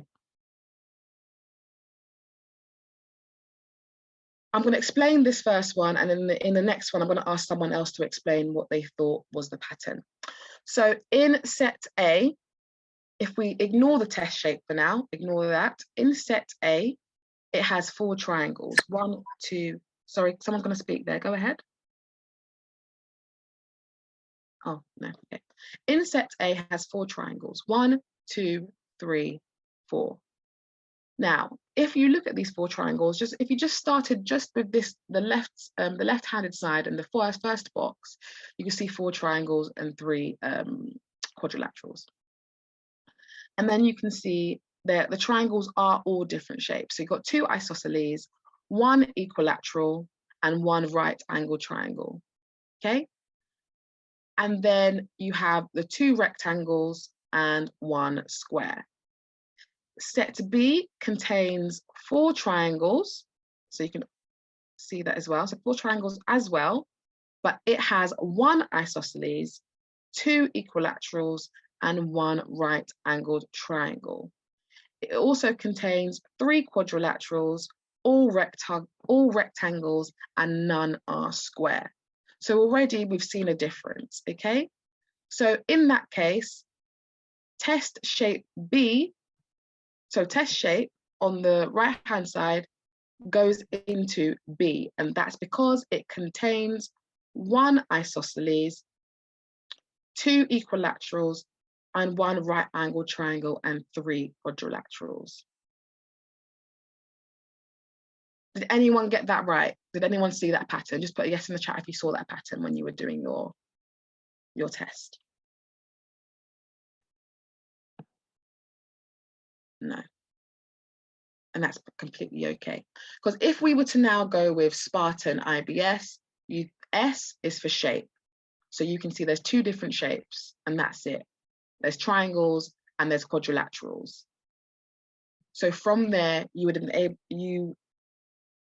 I feel like from there, you would then think, okay, the only reason it's really changing are the type of triangles and the number of triangles. And then once you recognize that in a few, then you go from there. So again, Spartan IBS, I'd use that as your best friend. I will link the video also that Dr. Ash, I think on YouTube. Actually, if you just type in on YouTube, Dr. Ash, then you'll find that video as well where he explains it. It's a very good explanation of the video. But Spartan IBS, I think, is your best friend. So shape, I'm seeing a lot of no's, absolutely fine. Once you get into the habit of recognizing what the difference is and not panicking, because I found when I was doing my UCAT, I used to be overwhelmed. I just see these shapes and I'd be like, I don't know what I'm looking for, and I give up. But if you just take the first one, so just take one of the sets, A or B, and just try and recognize, okay, Spartan IBS, so shape, there's 2 different shapes there, and then go on from that position. The position seems to be a bit haphazard, so we can ignore that, you know? You're looking for intersections. Yes, and sometimes with that, Jonathan, they put in distractors purposely. They do that a lot. Sometimes they put in distractors to make you go somewhere else. Yeah, yeah, they overlap. I can, yeah, I know what you mean. They overlap sometimes, so you might be distracted by that. But once you, that's why I think if you start with one square, one set, sorry, and then move on, because there's intersections in maybe a couple of them, but there's one with none, and it's still inside that set. So it means intersections aren't as important, if that makes sense. Oh, you did. Bless you. Okay.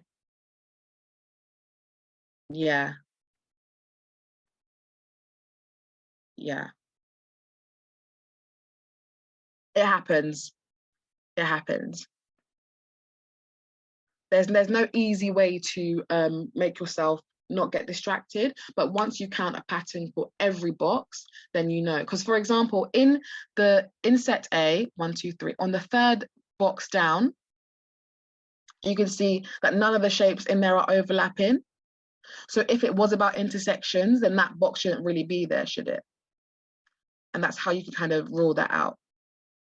Because if it was about intersections, every single box in these should be intersecting. Yeah, no, exactly. No, it is. It is one of those ones that you can flag. But also, if once you get it, then the next 4 after that are rapid. So for example, the next one is then neither, because there are 4 quadrilaterals in total, so it cannot belong to either set. And then immediately you rule that out very rapidly. The next one is, so number 3 is B, again, because it has 1 isosceles, 2 equilaterals, and 1 right angled triangle, and 3 quadrilaterals. Okay, and number 4 is neither, because it only has 3 triangles in total, so it doesn't work for either box. And then number 5, again, is B, because it contains 1 isosceles, 2 equilaterals, and 1 right angled triangle, and 3 quadrilaterals. So for this next one, I'd like someone to unmute and tell me what the pattern is. So you've got the answer is, but tell me what the pattern is. So basically, Well, can I say? you have, oh, sorry. Oh, sorry. Okay, you go. No, I talked a lot. Let him go. Yeah. If you have in set A 5 arrows pointing the right, then you minus the arrows pointing to the left, which gives you 3. So that's 3 boxes, and it worked for all the rest of set A. And then set B, because there are 3 arrows going to the right and then 2 to the left, 3 minus 1 gives you 3 minus 2, sorry, gives you 1, and then you times it by 2, and then you just test it for the rest. Okay, say that for me one more time. I completely missed that. Say that one more time, a bit slower for everyone. So you do the arrows pointing to the right minus the arrows pointing to the left for set A, and that's the number of black boxes. Yeah? Yep. And then for set B, it's you do the same, but you just times it by 2 instead for the black box. Okay. So you probably got one of them analytical, quizzical minds. And then someone else said something. Yeah, I've said for this year basically. So yeah, that as you can see, so there are 4 arrows to the right side in set A. Yeah. So if you subtract this 4 minus 1 to the arrow to the left, gives you the number of the square there. So, and that applies for all of them. But for set B, whenever you subtract them, like 3 minus 2 is 1, you have to times it by 2. That's the number of squares you're gonna get. And if you see even in the second box of set B, you do 4 minus 1, which is 3, and 3 times by 2 it gives you 6 square. Yeah, good. Yeah, so you're both correct. And for those, did you get all the right answers for those ones? Oh, actually, we'll go through that, so then you'll know at the end. Someone said, so would you recommend taking a few seconds, spotting the pattern fully, then making up the time? Yes, I would. I would take longer just to make sure you recognize the pattern. Obviously, if it's taking you way too long, flag and move on. But I feel like it's better for you to spend time trying to figure out the pattern and then make up time just knowing exactly where the next ones fit in. Okay? So for set A, there are a number of arrows pointing in each direction horizontally, as mentioned, and there is 1 square for each arrow, which is not cancelled out by an arrow going in the opposite direction. So that's really what the pattern is. People mentioned they times it, absolutely fine if you got the right answer, but for every for every arrow that's going in a different direction, it's cancelled out, if that makes sense. So there's 1 square for each arrow which is not cancelled out by an arrow going in the opposite direction. Okay, so yeah, I'm seeing people write some times out, yeah. And then you end up with that number that people have mentioned, so 6 times 2 and all that stuff. Oh, sorry, I've skipped one slide. Yeah. Okay, so the test shape goes into B because there are 2 corresponding squares for the 1 arrow not cancelled out by an arrow pointing in the opposite direction. Let me minimize my screen a little bit so everyone can see. Again, this would be when it comes to arrows, just always look for what direction it's going in. So for arrows, it's mainly going to be the direction they're going in, or are they touching the side, or are they intersecting? That's mainly the patterns for arrows, okay? So for set, of course I will, yeah. So for B, there are a number of arrows pointing in each direction horizontally. There are 2 squares for each arrow which is not cancelled out by an arrow going in the opposite direction. So where in set A, there's 1 square for each arrow, which is not cancelled out. In B, there are 2. So it's the same as A, but A is 1 square and B is 2 squares for those arrows. Yeah, good, no problem. So as soon as you see arrows, think direction. And then once you've got the direction, then you can go into, okay, now what are the squares doing? Because it has a dependent relationship. So then number 7 goes into A. This is when you pick up your time. 7 goes into A because there is 1 corresponding square for each of the arrows not cancelled out by an arrow pointing in the opposite direction. So just to see if everyone makes that sense. So you can see that there's that arrow going left, right, left, right, left. Okay. Test shape goes into B because there are 2 corresponding squares for each of the 2 arrows not cancelled out by an arrow pointing in the opposite direction. So that's 1. 9 goes into A, again for the same reason. And 10 goes into C, again, because it doesn't fit into either one. Next one. So anyone would like to explain what this pattern was or what they thought it was? So the pattern for set A is basically in all of the boxes in set A, you only have 1 straight line and the rest of them is just curved lines. However, in set B, you get 2 straight lines in all of the boxes. So this one, you have two straight lines. So it's therefore, it fits for set B. Lovely. And that's it. That's it. Please put a yes in the chat or no if you got this one right or wrong.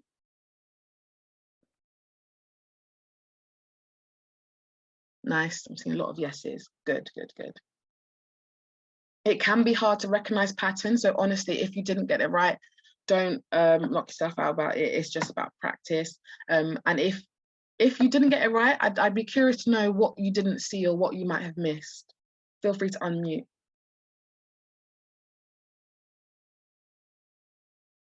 Or type in the chat. To be honest, I just didn't see anything. Say that again. I just didn't see anything. Oh, you just didn't see anything. Okay. So I think where I get in this. What is this? Question 11 to 15, isn't it? Yeah, 11 to 15, yeah. So I got 3 out of 5 still. Oh, that's still good. Well done. Yeah. Okay. Sometimes you can get lucky with these questions. Sometimes it's just, you know, you might not see it, but you still get lucky. But yes, when it comes to lines and shapes like this, one of the things you should constantly be thinking of is it curved? Is it straight? When it comes to lines, is it curved? Is it straight? If it's not touching any of the sides, just think, are they curved? Are they straight? And absolutely, like someone has said before, set A, all shapes contain 1 straight line. And regardless of the number of curved lines, you can ignore the curved lines really. And set B, all shapes contain 2 straight lines, regardless of the number of the curved lines. So the curved lines here are a distractor. The focus is the straight lines. You look for the number of straight lines and number of curved edges and so you can find that. Okay, I understand. Yeah. But the fact that you noticed the straight and curved lines already is a good starting point. So that's still good. And therefore, this test shape doesn't go into either, because we can see here it has 3 straight lines. And then this is again where you pick up speed. Test shape does not go into either because it is a circle. So this one goes into B because 2 straight lines, and then this has 1, so set A, and then that's it. So next one, who would like to explain? This one is quite a quick one, hopefully. Please someone explain what the pattern is here and what they saw, what they think the pattern was. Or type it if you wanted, if you preferred. So the way I saw it is the ones in set A aren't symmetrical and the ones in set B are. So that was all there was. Good, perfect, absolutely right. This is symmetry. And this is the kind of test shapes that you pick up time. So whereas, but I know a number of you in the first one didn't really make sense to you. So this one, this is where you pick time, you see it immediately, symmetrical, done. And you're absolutely right, thank you for that. So set A, no lines of symmetry. Set B, there is 1 line of symmetry. So if you don't see that here, I'm not sure if you can see my pointer, but I would just show you that if you didn't see it. So here, in between there, that would be symmetry, there, horizontally there, and vertically there. It looks at the shaded parts. That's fine. I understand that, you know, that could be a distractor, but again, if you were to, sometimes you need to remove that. So the fact that not all of the boxes are shaded should help you think, okay, if I ignore the shading, then is there still a pattern? And there would be, and that's how you would know that the shading wouldn't be relevant. But like I said before, they put in distractors to try and, you know, throw you off the scent of what the pattern actually is. So don't worry about that. Again, it's with practice. But with shapes like this, the first thing you should think when they're big, symmetry is an idea to think of, just to think, okay, there's a pattern here. And then rapidly, you could then go through, so this is set A because there are no lines of symmetry. This has 1 line of symmetry. Test shape A has, this test shape is in B, A, B, and then what the next one. So I'm not just speaking myself, someone else tell me what pattern they saw here.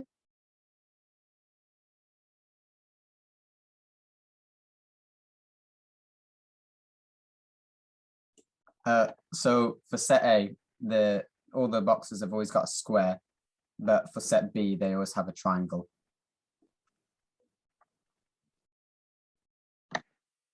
Sorry, my sound went a second there. Say that one more time for me. So for set A, they always have a square, but set B, they always have a triangle. Okay. To do with the shading in. Okay.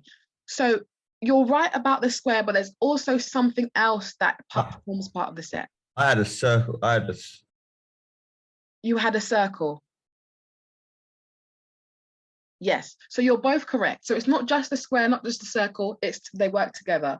So set A contains a white circle and a white square, but not a white triangle.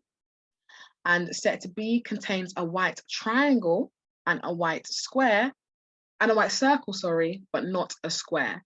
So if you didn't notice that here, you can see the white circle and a white square here, same here, same here, same here. And then in set B, you can see the white circle and the white triangle always being there. Okay.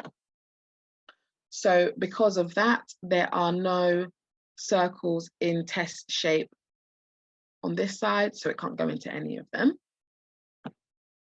Same, and then for the next one, it goes into B because we can see a circle and the triangle. And then this is neither because there are no triangles in here. A white square or a white triangle, sorry. Why is this C? Wait, go back. What number? Victoria. 22? Yeah, wait, number 23, indeed. 23. Okay. You tell me why it's not why is C? I think it's A because indeed it has a circle as well as a square, so there is no reason that it's not A.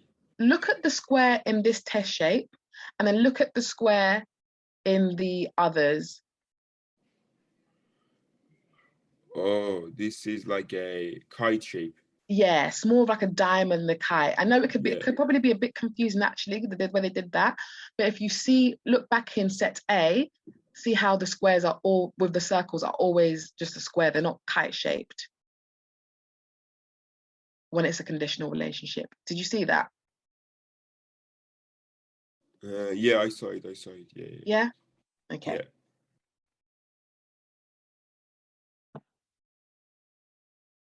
Okay, and then this is A, B, and on to the next one. Again, this one's a bit of a longer one.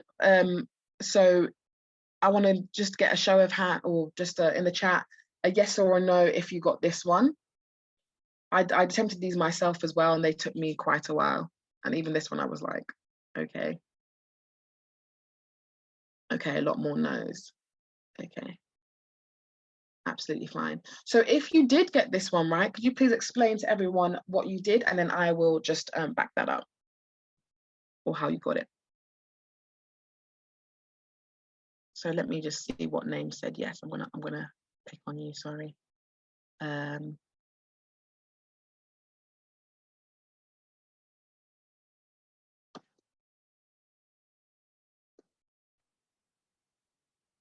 So Tahar, could you explain how you got this one? What pattern you see?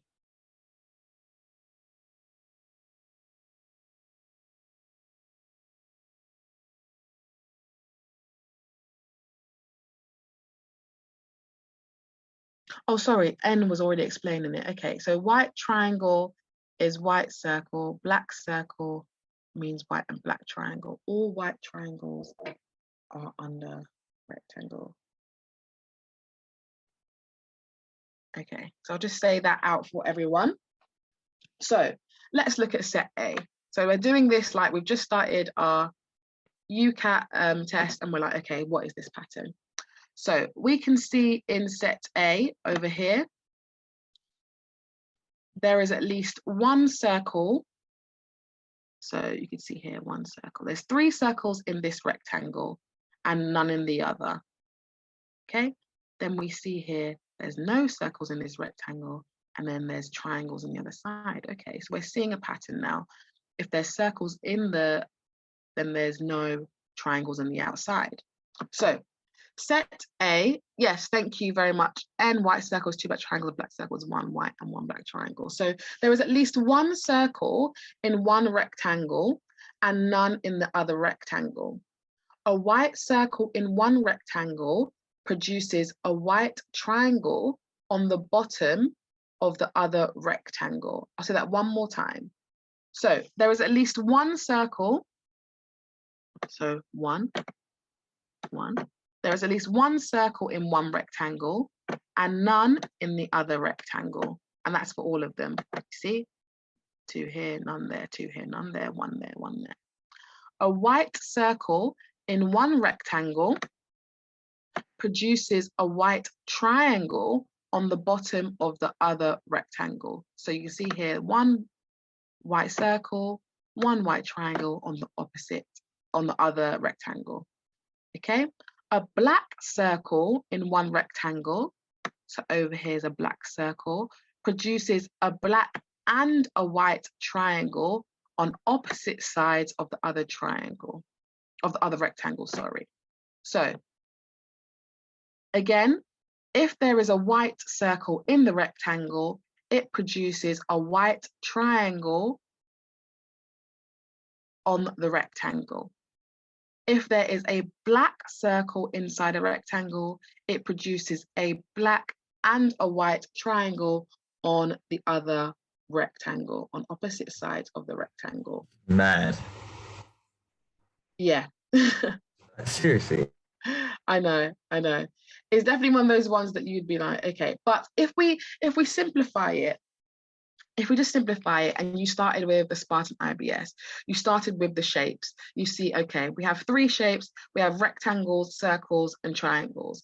Then if you went to P and you went to position, then you see that there's triangles on the bottom of rectangle, and then there is circles inside a rectangle. So if you moved from the first test shape to, let's say, the third test shape, because I would probably go with the test shape, so I would probably go from this, the top left here, to the bottom left, because for me they look the most alike. And then I'd say, okay, what is the only difference between this top one and this third one?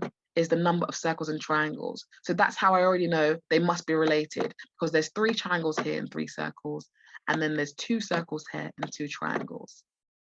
And then from there you can build a better picture, because now you say, okay, when there's a black triangle in the picture and a black circle, there's a black circle in the picture, sorry, there's now a black triangle.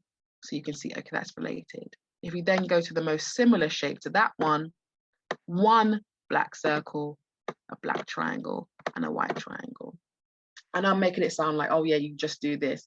It is, again, just go through. I feel like there's nothing more important than having an acronym in your head. Even if you do not like Spartan IBS, if you had a completely different one, to help you like work your way through, so you're not just haphazardly going through the shapes. You have something in your head. Okay, side, okay, shape, position, okay, angles, okay, you know, intersections, whatever, how you do it. And then from there, we know that this one is now A, because we can see the 1 black triangle, and therefore the 1 black circle, sorry, and therefore black triangle and white triangle, opposite ends. Second one, we can see that this is set B, because it has the opposite. Oh, sorry, I didn't mention set B. So in set B, there is at least 1 circle in 1 rectangle and none in the other. A white circle in 1 rectangle produces 2 black triangles, as you can see here, on either side. A black circle on 1 rectangle produces a white triangle on the bottom side of the other rectangle. So like you see here.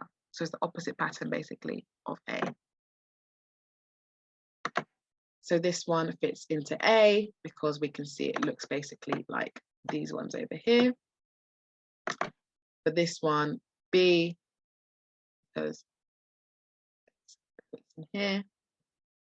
And then B again. And then a new pattern. So shouldn't question 27 be neither? Let's go back to 27 then.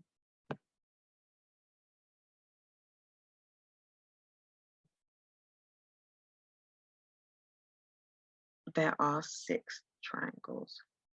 No. So remember it said there is at least 1 circle in 1 rectangle and none in the other. So a white circle in 1 rectangle here produces 2 black triangles here. So if you have 3 white circles, it makes sense that you have 3 pairs of black triangles. Yeah, get that? Okay, no problem at all. So I see a comment here. Could you? No worries. Yeah, please feel free to keep direct messaging me. I've seen a lot of messages that I've been answering out loud. Could you think of it the other way around? For example, a B, a white triangle, me. You can think of it any way you want. If you prefer to think of it as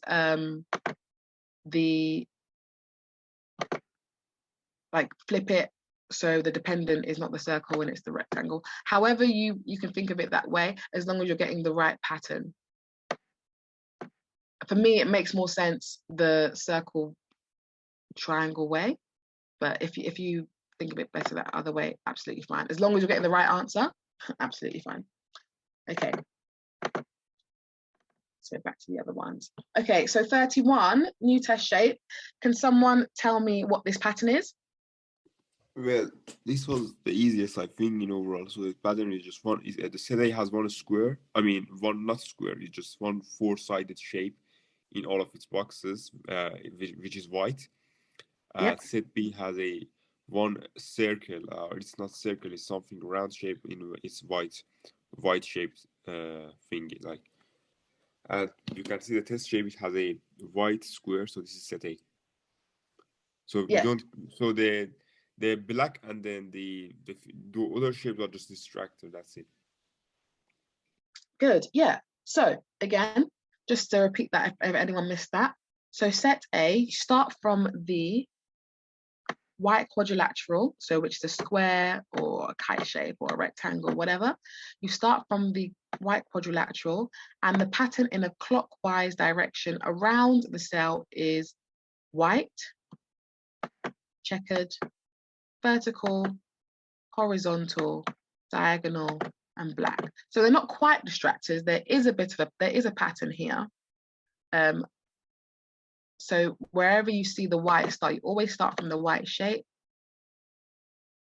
and then they follow the same thing. So white, checkered, vertical, horizontal, diagonal, and then a black shape. Even if you then, you might have started, someone else might have started from the black shape and have thought, okay, so there's a black shape, then a white shape, then a checkered shape, then a vertical, horizontal, diagonal. But it kind of changes, doesn't it? So that's when you start from the white shape. And then from set B, like you said, yes, there is a rounded shape. Yes, it does matter because it's clockwise versus anti-clockwise in set B. So the direction does matter, yes.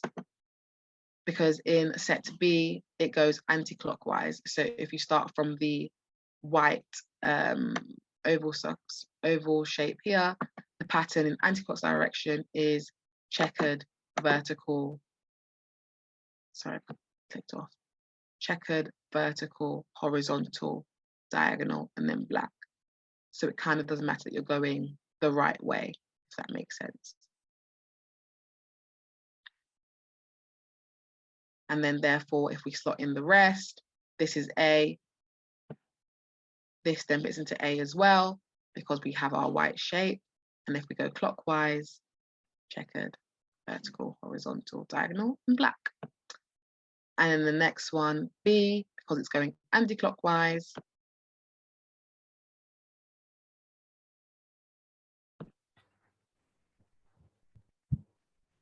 Victoria? Yeah. I think I got the pattern that Ali said. Yeah. With the white quadrilateral, and I got 5 out of 5. Yeah, like I said, if you have if you saw it differently, because the thing is, it's not always a completely set. The pattern that they've given you is something that they've seen that this is what they want you to get right. If you saw a different pattern but still got it right, it's fine. But I'm just explaining it in the way that made more sense to me and what I also saw. If you saw it differently, honestly, it's fine as long as you got the right answer. Yeah, does that make sense? Yes, is that pattern? Yeah. So the pattern. Sorry, go on. Is the pattern you said about the clockwise thing? Yeah, so the actual pattern that like they've given us and that they've said is the clockwise thing. Oh. Yeah. No, I didn't see that. Yeah, that's what I'm saying, because sometimes you don't see the same thing, but you still get the same answer. Because yeah, that's it really. The actual answer is the clockwise direction and the pattern. So the fact that you start with a white shape and you move on to the same color every time, which is basically here. So I'm not going to say, I know I've seen some questions like, could you not think of it as this way? Could you not? I can't tell you no or yes to that. It's whatever you see it as long as you've got it right, it doesn't matter if you saw it a different way. So I don't want to say yes or no to the way you've seen it. Because you not look at it by thinking all the clear shapes in set A are quadrilaterals and all the shapes in set, yeah, that's what it is. That's what I've said. Ayush, they are, yeah, I'm pretty sure I said that all the white shapes in set A are quadrilaterals and all the black shapes and all the white shapes, sorry, in set B are circular. that's also a pattern, but the resulting pattern of the rest are important as well. That makes sense. Okay. And then A, and then this fits into B. And then the next one is this one. So please speak up if you saw this pattern. This is a slightly more longer-winded one, but arrows again. And I remember I said about arrows, think about the sides, think about intersections, all of that stuff. Anyone want to be brave enough to tell me? Actually, was a left of arrow has. Wait, can I say? Oh, you ask someone else, or did you ask me? I said anyone can pipe up and let me know. Okay, so can I say it? Yeah, go ahead.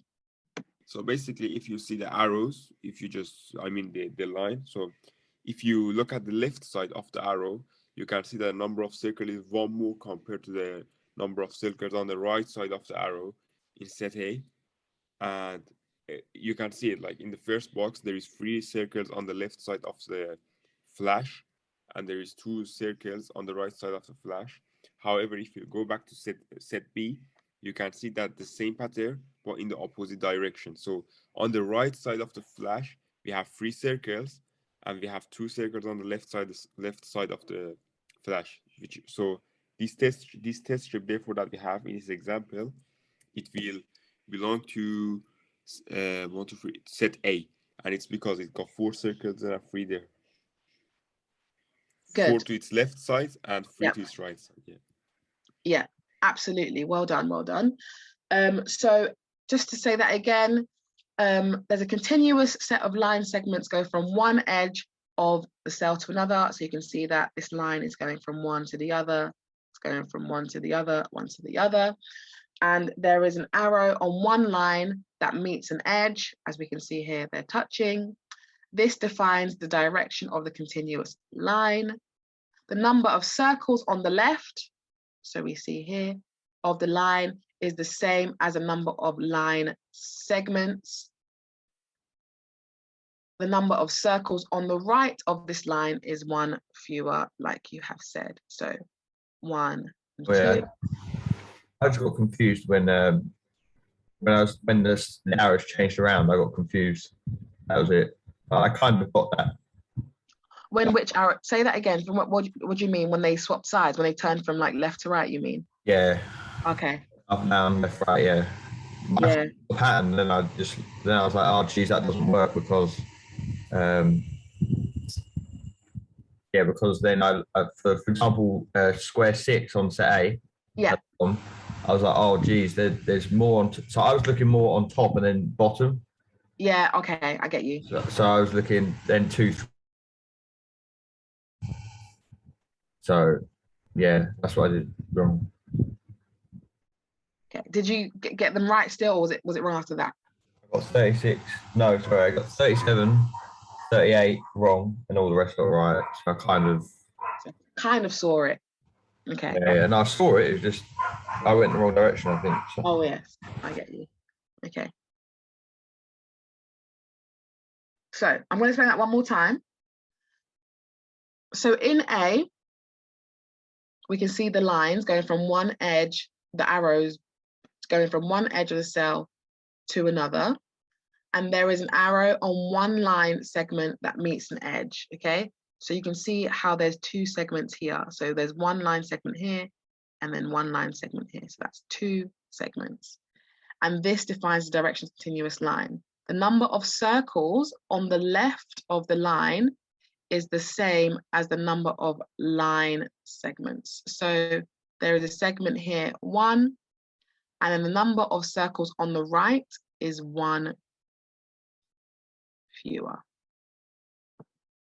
I feel like sometimes I don't really like their explanations because it can be a bit confusing, but the person that explained it before was, okay, Shopper has also put in, if you can put that explanation out to everyone, that might make sense again. And Amber said, is the number of bends in the arrow linking to the number of circles on the right, set A and set B. So if we read out set B, and we see if that makes sense to you as well. So set B, a continuous set of line segments, goes from one edge of a cell to another. There is an arrow on one line segment that meets an edge. This defines direction. So the number of the circles on the right of the line, so left versus right, is the same as the number of line segments. The number of circles on the left of the line is one fewer. So we have 2 here and 1 there. On this side, we have 1, 2, 3, 4, 1, 2, 3, 4, and then 1, 2, 1, 2, 3. So Shopper has said, when the line is pointing to the right, there are more circles on top. B, there are less arrows on the top. This one is a slightly confusing one to word, to explain. So I'm sorry if people are a bit still confused. Because of the continuous changes. But here, this 36 fits into A because there are 4 line segments. So if we just go through the test shape, there are 4 line segments, 1, 2, 3, 4. So if you count that, 1, 2, 3, 4, there's 4 segments here with 4 circles on the left of the arrow. So that's up here, 1, 2, 3, 4, and 3 on the right, 1, 2, 3. So that's why that fits into A. So like here, 1, 2, 1, 2, and then there's 1 less. Whereas here we have 1, 2, 3, 4, and we have 4 circles on the left and 3 on the right, and that's why that fits into set A. Whereas this doesn't fit into either because there's 1, 2, 3, and there's 3 on each side. So the circles do not fit the pattern of any of the sets. And this is B because it has 1, 2, 3, and on the right hand side there's 3 circles, on the left there is 2, and that's why that fits into B. 1, 2 segments, 1 on the left, 2 on the right. So Amber's question, the bends are segments, so they are related, if that makes sense. It is related to the circles.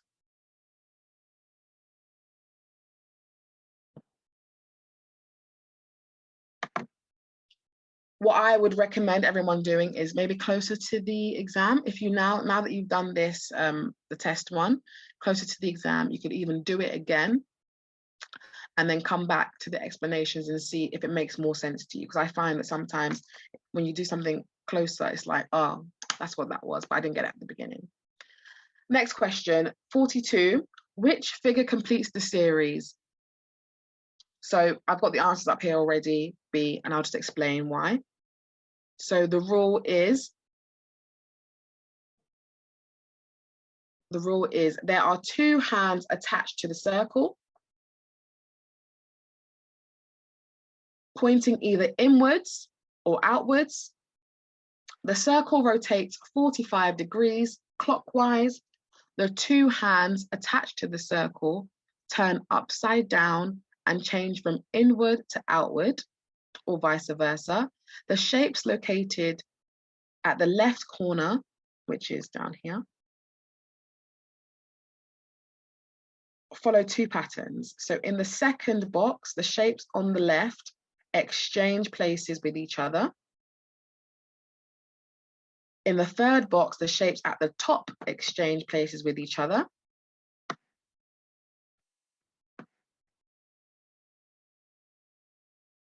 In the third box, the shapes at the top exchange places with each other, and the shapes at the bottom exchange places with each other. And then this pattern repeats. So pattern 1 repeats in the 4th box. So therefore, the correct response is B, because the circle rotated 45 degrees clockwise. The hand with the rounded tip, which is here, has turned upside down and is now pointing inwards. So if you follow on from here, where it was pointing outwards, it's now pointing, my pointer's gone. It's now pointing from outwards to inwards. The hand with the pointed tip, which is here, is now pointing outward. So it's gone from inward to outward. So you can see that pattern, inward, outward, inward, outward. The shapes follow pattern 2. The shapes at the top have exchanged places with each other, which you can see here. Square and triangle has now become triangle and square. And the shapes at the bottom have also stopped from cross to circle, circle to cross. Please put a quick yes or no in the chat if you got that pattern.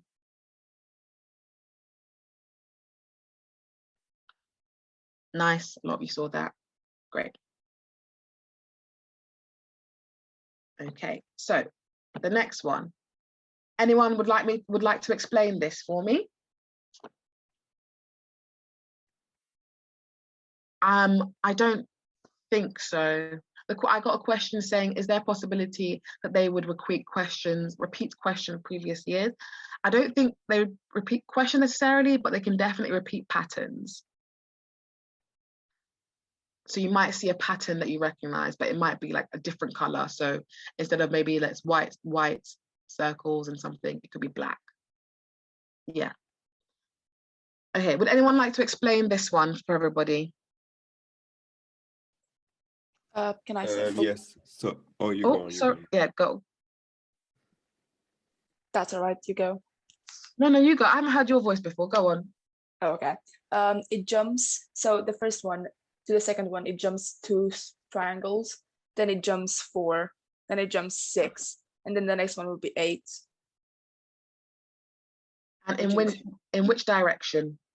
Clockwise. Perfect. Absolutely. Yes, that's it.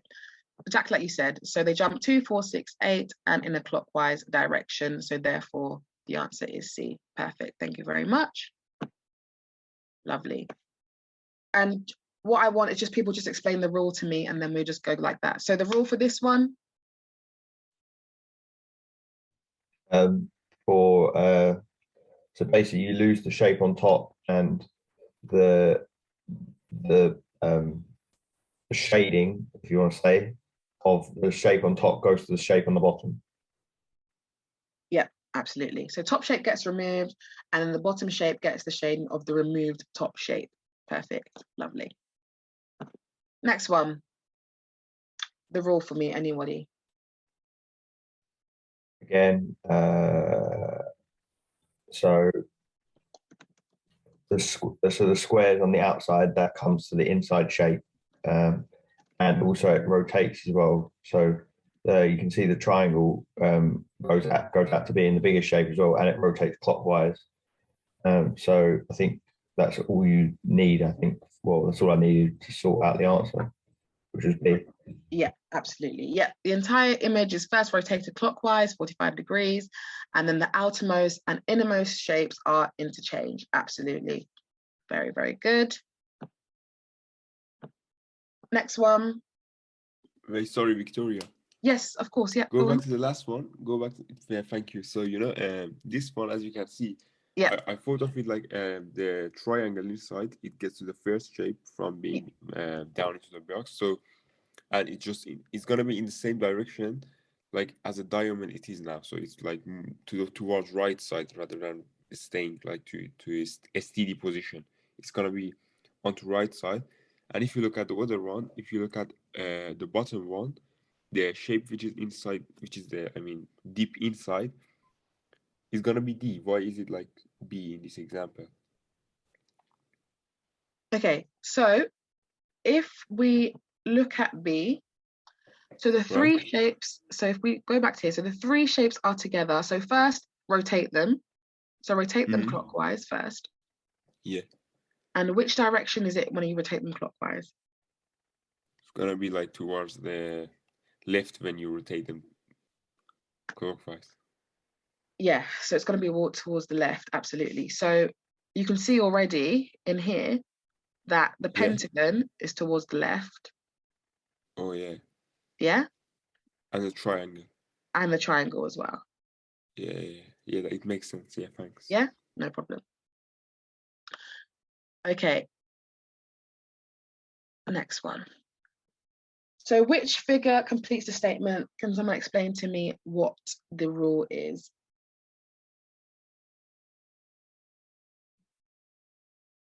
This is about the time when I I could probably have got the rules. I just ran out of time. You run out. Yeah, that So will the happen. last couple of questions, what was this? 45. So I got 45, 46, 49, and 50 wrong. Okay, no problem. So the angle in each cell changes to a line. Okay, so you see the angles here, angle, angle, angle, angle, changes to a line. The right angle changes into a vertical line. So right angle changes to a vertical line. The acute angles change into diagonal lines. So you see that here. And then from the top right to the square of the bottom left vertex of the square, and the obtuse angles change into slanting lines drawn from the top vertex of the square to the bottom right vertex. So we'll say that again for you. So if you see the acute angles, which is here, so they go from the left side to the right, whereas the obtuse goes from the top right to the bottom, okay? And then additionally, each cell moves clockwise to the next vertex, okay? And that's why that is B. At this point, probably you would be, just trying to bash through and run out of time. So don't worry about that. And then, did anyone get this far, or should I just read them out? Just read them out. Yeah, no problem at all. Sorry, can I Yeah. guess for it? Yeah, I of think course. the pattern for this one, because I didn't get the time to just do this question, but I think it's the number of sides in set A is even, and the number of sides in set B, let me check. Is it odd? 5 plus 4 is 9. Yeah, I think it's odd in set B and is even in set A. That's what I think. That's what you think. Okay. And the lines are distractor. The only thing I thought, I probably had like a minute to do all these 5 questions. Maybe not even that, maybe 30 seconds. But the thing that points out to me straight away is that you have a shaded shape inside a white shape, and then Yes. the other thing you have a white shape inside a shaded shape. That was just like what I could do in however many time. Yes. So the shade is definitely involved in the patterns here. So you can see there's 2 pairs of similar outlines. So the top left, and let me just put my laser on, the top left of each cell has a small shaded shape inside a large unshaded shape. The bottom left of each cell has the reduced large shape. So you can see the heart has gone from being white and big to being little and gray. So the reduced large shape now has shaded inside the enlarged small shape from the top. The lines at the side count how many edges the top small shape has. Okay, so that's that pattern. So the lines are relevant here, they're not distractors. And then wait, how was the lines? How was the lines relevant? Say it again. So the lines at this, so you see how there's 1, 2, 3, 4 lines here in the set A on the left hand side, and inside the heart you can see that there's a quadrilateral with 4, which is 4 sides. So 4 lines, 4 sides, and down here, for example, the triangle, 1, 2, 3 lines. And then for B, there are 2 pairs of similar outlines. The top left of each cell has a small shape inside a large shape with opposite shading. Again, in the bottom left of each cell, the shading is reversed and the top outer shape inverted to give the reduced inner shape. So not just small like the other in A, but inverted. So you can see here, the arrow has become smaller, but also flipped, whilst the other one has become bigger. Can you see that? And then lines at the side count how many edges the top small shape has again. So the lines are the same pattern, but the big shape is inverted and then decreased in size. Well, so I don't understand the shading set B. You don't understand the shading? Yeah, well, because some of them are shaded and then some of them are not, the big shapes. There's a big shaded shape in every single one of them. Can you see that? Yes, but why isn't both the shapes in shaded? Okay, I'll spell that one more time. That's no problem at all. So the top left of each cell has a similar shape, okay, inside a large shape. So we can see that the top square is shaded, and then the one on the arrow on the outside is not. Then this flips. In the second one again, the large square, the large triangle is shaded. The little one inside is not, and then it flips. In the bottom one, the large circle is shaded, and then there's a little white triangle, white arrow, and then it flips at the bottom. That's the pattern. One shaded, one white, and then it flips. That's it. The pattern is that there's just one big shaded and one small shaded, and then they flip and they swap the shading. That's the pattern of that, if that makes sense. Thank you. Yeah. So the white shape turns and then decreases in size. And then the lines represent the same thing as at set A. Yes, Tasnim, the white shape does flip. It flips inside the gray one. And then, but the colors remain the same in this one. Okay, so for this one, B, the test shape B belongs in set B. The next one, C, follows shape A. The next one, D, goes into A because of what we said before. And now we're on to SJT. So would people rather I rattle on with SJT immediately or have a 5-minute break?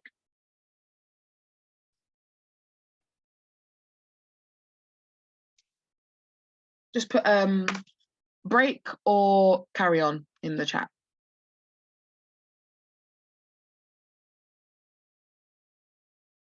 Oh, also, yeah, no. Also, let me know if you'd want me to go through VR or SJT. So break, okay, we're gonna have a break, no problem. Also now put in the chat SJT or VR for me.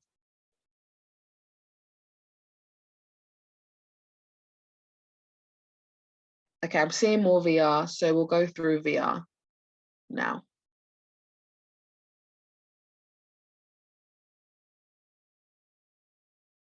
Okay, so 5-minute break and then we'll get on with verbal reasoning.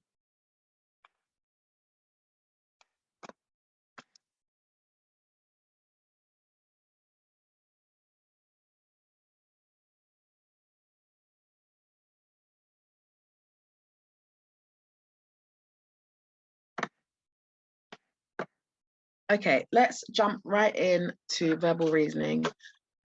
I know Dr. Ash mentioned that the day would end at 3 p.m, but I'm not too sure we can finish, well, we definitely can't finish this by 3. There's a lot to go through for verbal reasoning. But I'll see if maybe I can just record the rest. I'll see what he says anyway. He might pop up soon. So, verbal reasoning. So the verbal reasoning section is a comprehension section. So it's divided into 2 sections. You have true, false, can't tell, which in this section, you can't really bring in outside knowledge. It's very much what's on the screen is the information you go with, okay? And it's statements rather than questions. And you say, obviously, true, false, can't tell according to the passage. Comprehension makes up most of the section. And this has incomplete sentences, causes and consequences, long form, true, false, can't tell. That's true, false, can't tell, but just longer. And then conclusions. So it will have a sentence and it will ask you if it logically follows from that the piece of text that you've gotten. So for this one, it's very important, and we always recommend that you always start with the paragraph as opposed to the question. Sorry, start with the question, other way around. Start with the question as opposed to the paragraphs. Don't just start reading the paragraph because you don't know what you're looking for, and that will really waste a lot of time. So what we recommend you doing is looking at the question first and picking out a theme. So picking out a certain word that's maybe only found in the question 1 or 2 times. If you pick out the word that maybe the whole paragraph is about, you'll be there for ages, okay? So look at the question, pick out a theme or a keyword, then scan the passage, look at the question again, pick an answer, and then quickly scan above and below the passage to see if there's any more mention of the theme, because it might be that you found the theme, but you selected the wrong part of it, okay? So you could have, so look out for conclusive words as well. So sometimes in the questions, they would have words like never, or words like should not, or will not, okay? As opposed to like maybes, because maybes will give you more of can't tell, but questions like ones like never, should not, will not, will give you more of true or false answers, okay? So always start with the question, pick out a theme, then scan the passage. So I'm going to show you the example in the first question of the VR that you did, okay? Again, if you are on the FutureDoc program, please check out for Dr. Ash's Ace the UCAT VR videos. They're very, very helpful, and they will repeat some of the things that I've been saying here today. And just to really, and then you can slow it down. That's better because you can slow that one down, rewind, and if you didn't catch anything, okay? So we'll now go through some questions together. I know we've taken quite a bit of time today, but I hope this has quite been beneficial, and I hope this VR section is helpful as well, because this is probably one of the hardest sections I've personally found for myself. Okay, so this is a great example of when looking for certain words might not, like looking for the right keyword is imperative. So in this question, you have options that then follow the in the paragraph. So what conclusion about haptic technology can be drawn from the passage? So here, the whole paragraph is about haptic technology, so there's no point looking for those words. What you should do, and what I think is important, you look at the options and you look for the words that are most likely to come up 1 or 2 times. So already I can see force feedback as a phrase. So I'm going to jump straight into the passage and look directly for force feedback, which is only mentioned 1 time. So I know that's a great keyword to use. So I look at the force feedback in the 5th line and I found it. And then the statement says it provides force feedback to users across a wide range of devices. So I know it doesn't actually say wide range of devices, but I can see it says things like mobile devices, computers, gaming systems, which are a range of things, aren't they? So I can see that I've highlighted there for you to see if you can't see that. Oh, the first attempt to recreate force feedback artificially occurred during the 1940s, and it's used for blah, blah, blah. Thus, machine haptics were born, but computer haptics in the current area, technology, and then it carries on to say the amount of devices it's been used in, okay? Now, I'll tell you why it's not B, C, or D if you decided to select that. But I thought sometimes it's better to understand why it's not something else. So option B is incorrect because the passage just states several uses for haptic technology throughout the text, but it does not compare anything at all. It doesn't use any comparisons, okay? So it's not that. Option C is incorrect because the passage does not state in any part of the text that devices for any other part of the body outside the hand and forearm. So if you look in the first paragraph, hand or forearm are employed to create force feedback, and in the second one as well. Option D is incorrect because in paragraph 2, the passage states the first attempt to recreate force feedback artificially occurred during the 1940s. Right here. So you know that's incorrect as well. Okay. So again, force feedback would have been the most, the best keyword to use here because in the paragraph you can see it mentioned just twice. Now, second question, sorry, get some water. Option B. Option B is correct because with reference to these 2 proprioceptors, I've just highlighted, so it's much easier for us to follow along together. I've highlighted where the information would be. So option B is correct because with reference to the two proprioceptors, the author states in paragraph 2, highlighted, these receptors combined with finger pad sensors.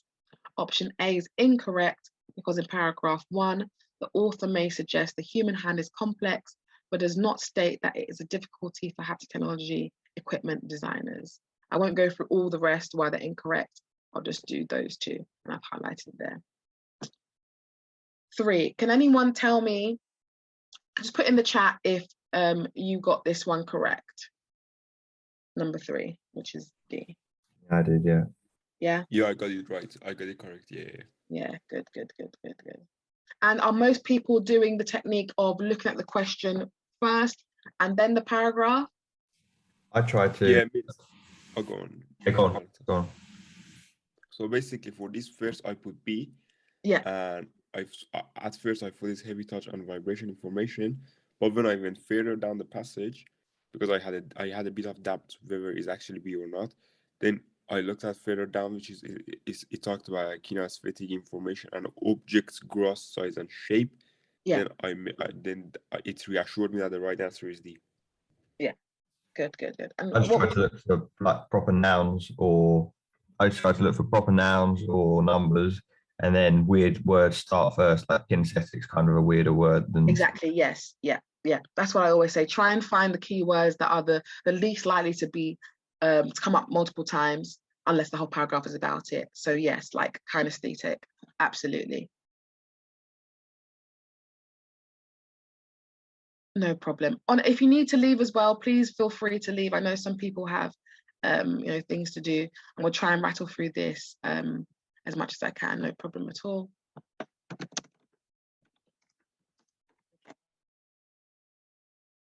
Next one.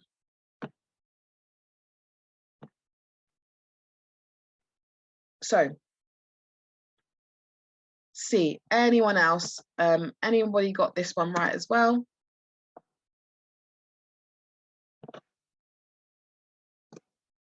Just put a yes in the chat if you got this.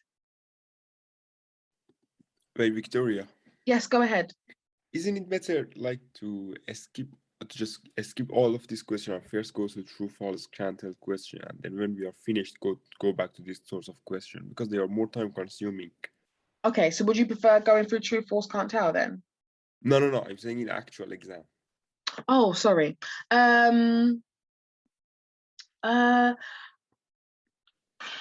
hard to say. To be fair, I feel like because it could be a thing that you go to the true false can't tell and you end up spending longer on those than you realize. Yeah.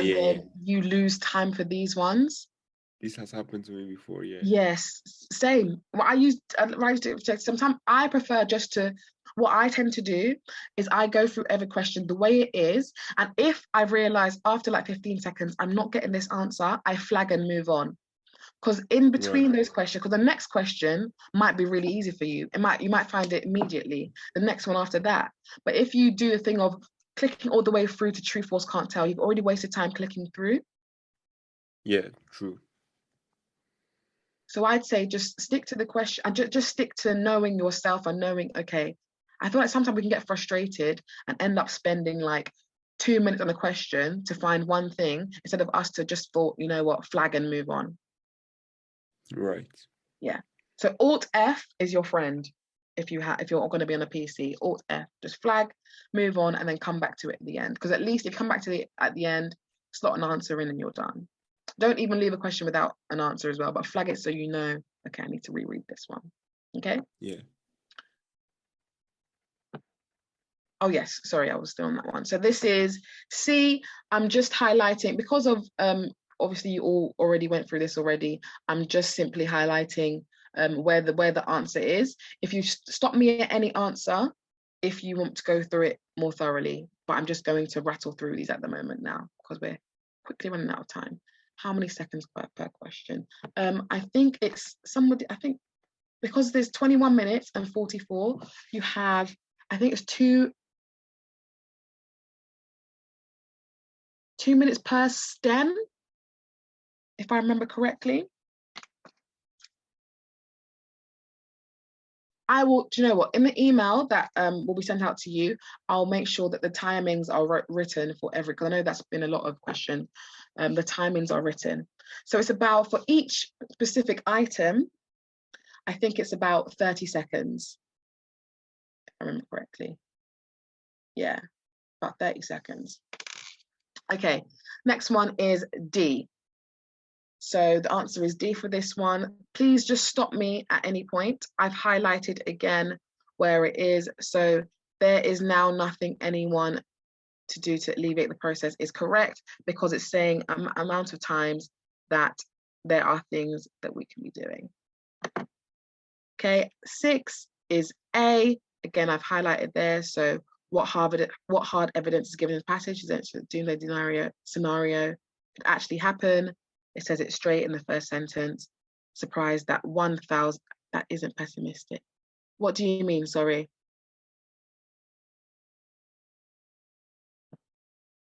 This one? No, so I think maybe you've misunderstood a bit. So the question is not saying it's not pessimistic. The question is saying the passage takes a pessimistic view. So the passage is pessimistic, of Britain possibly becoming a string of islands over the 200 years for all the reasons given below.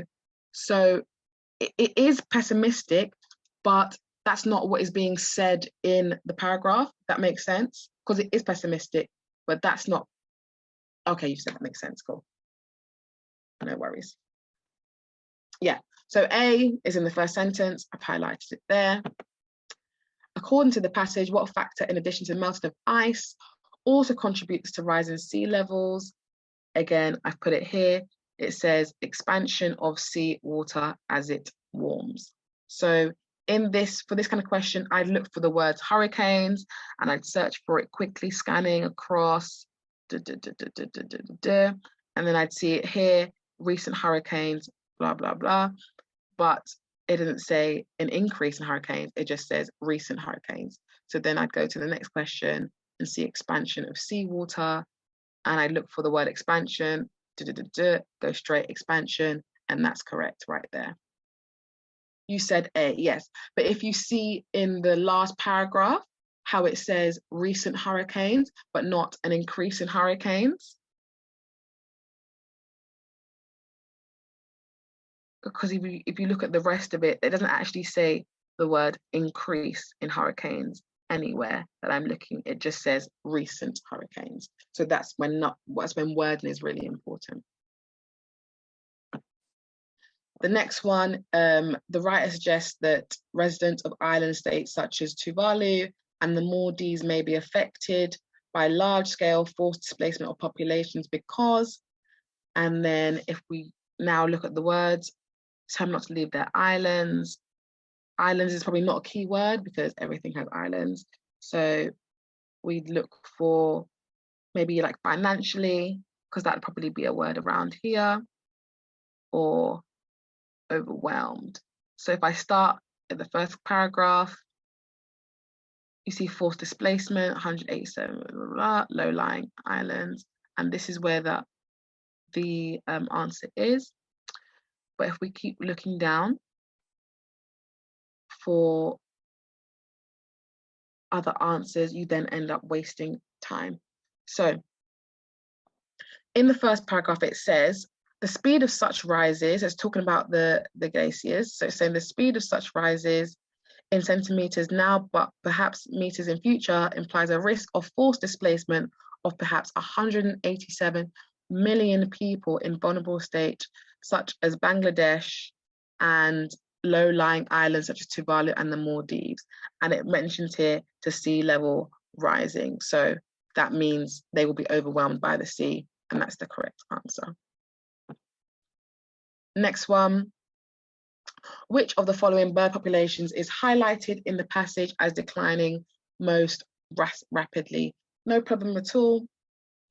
As declining most rapidly. If we now look at, here, look for, so because the birds are listed here, you could start with chaffinches and looking for chaffinches. Can't see that. So then I go turtle doves, and I can see the word turtle doves, and it says the number of turtle doves have plummeted by more than 90% and continue to do so. Okay. And then it says decreasing rapidly by the other one, but this one says plummeted. It says 90%, and the rest say 2/3. So 2/3 is 60%, isn't it? And then 90% is bigger. So by that, you know, it's turtle doves. So math is so dry. Okay. According to the author, the key cause for the decline in the number of birds is due to which of the following factors?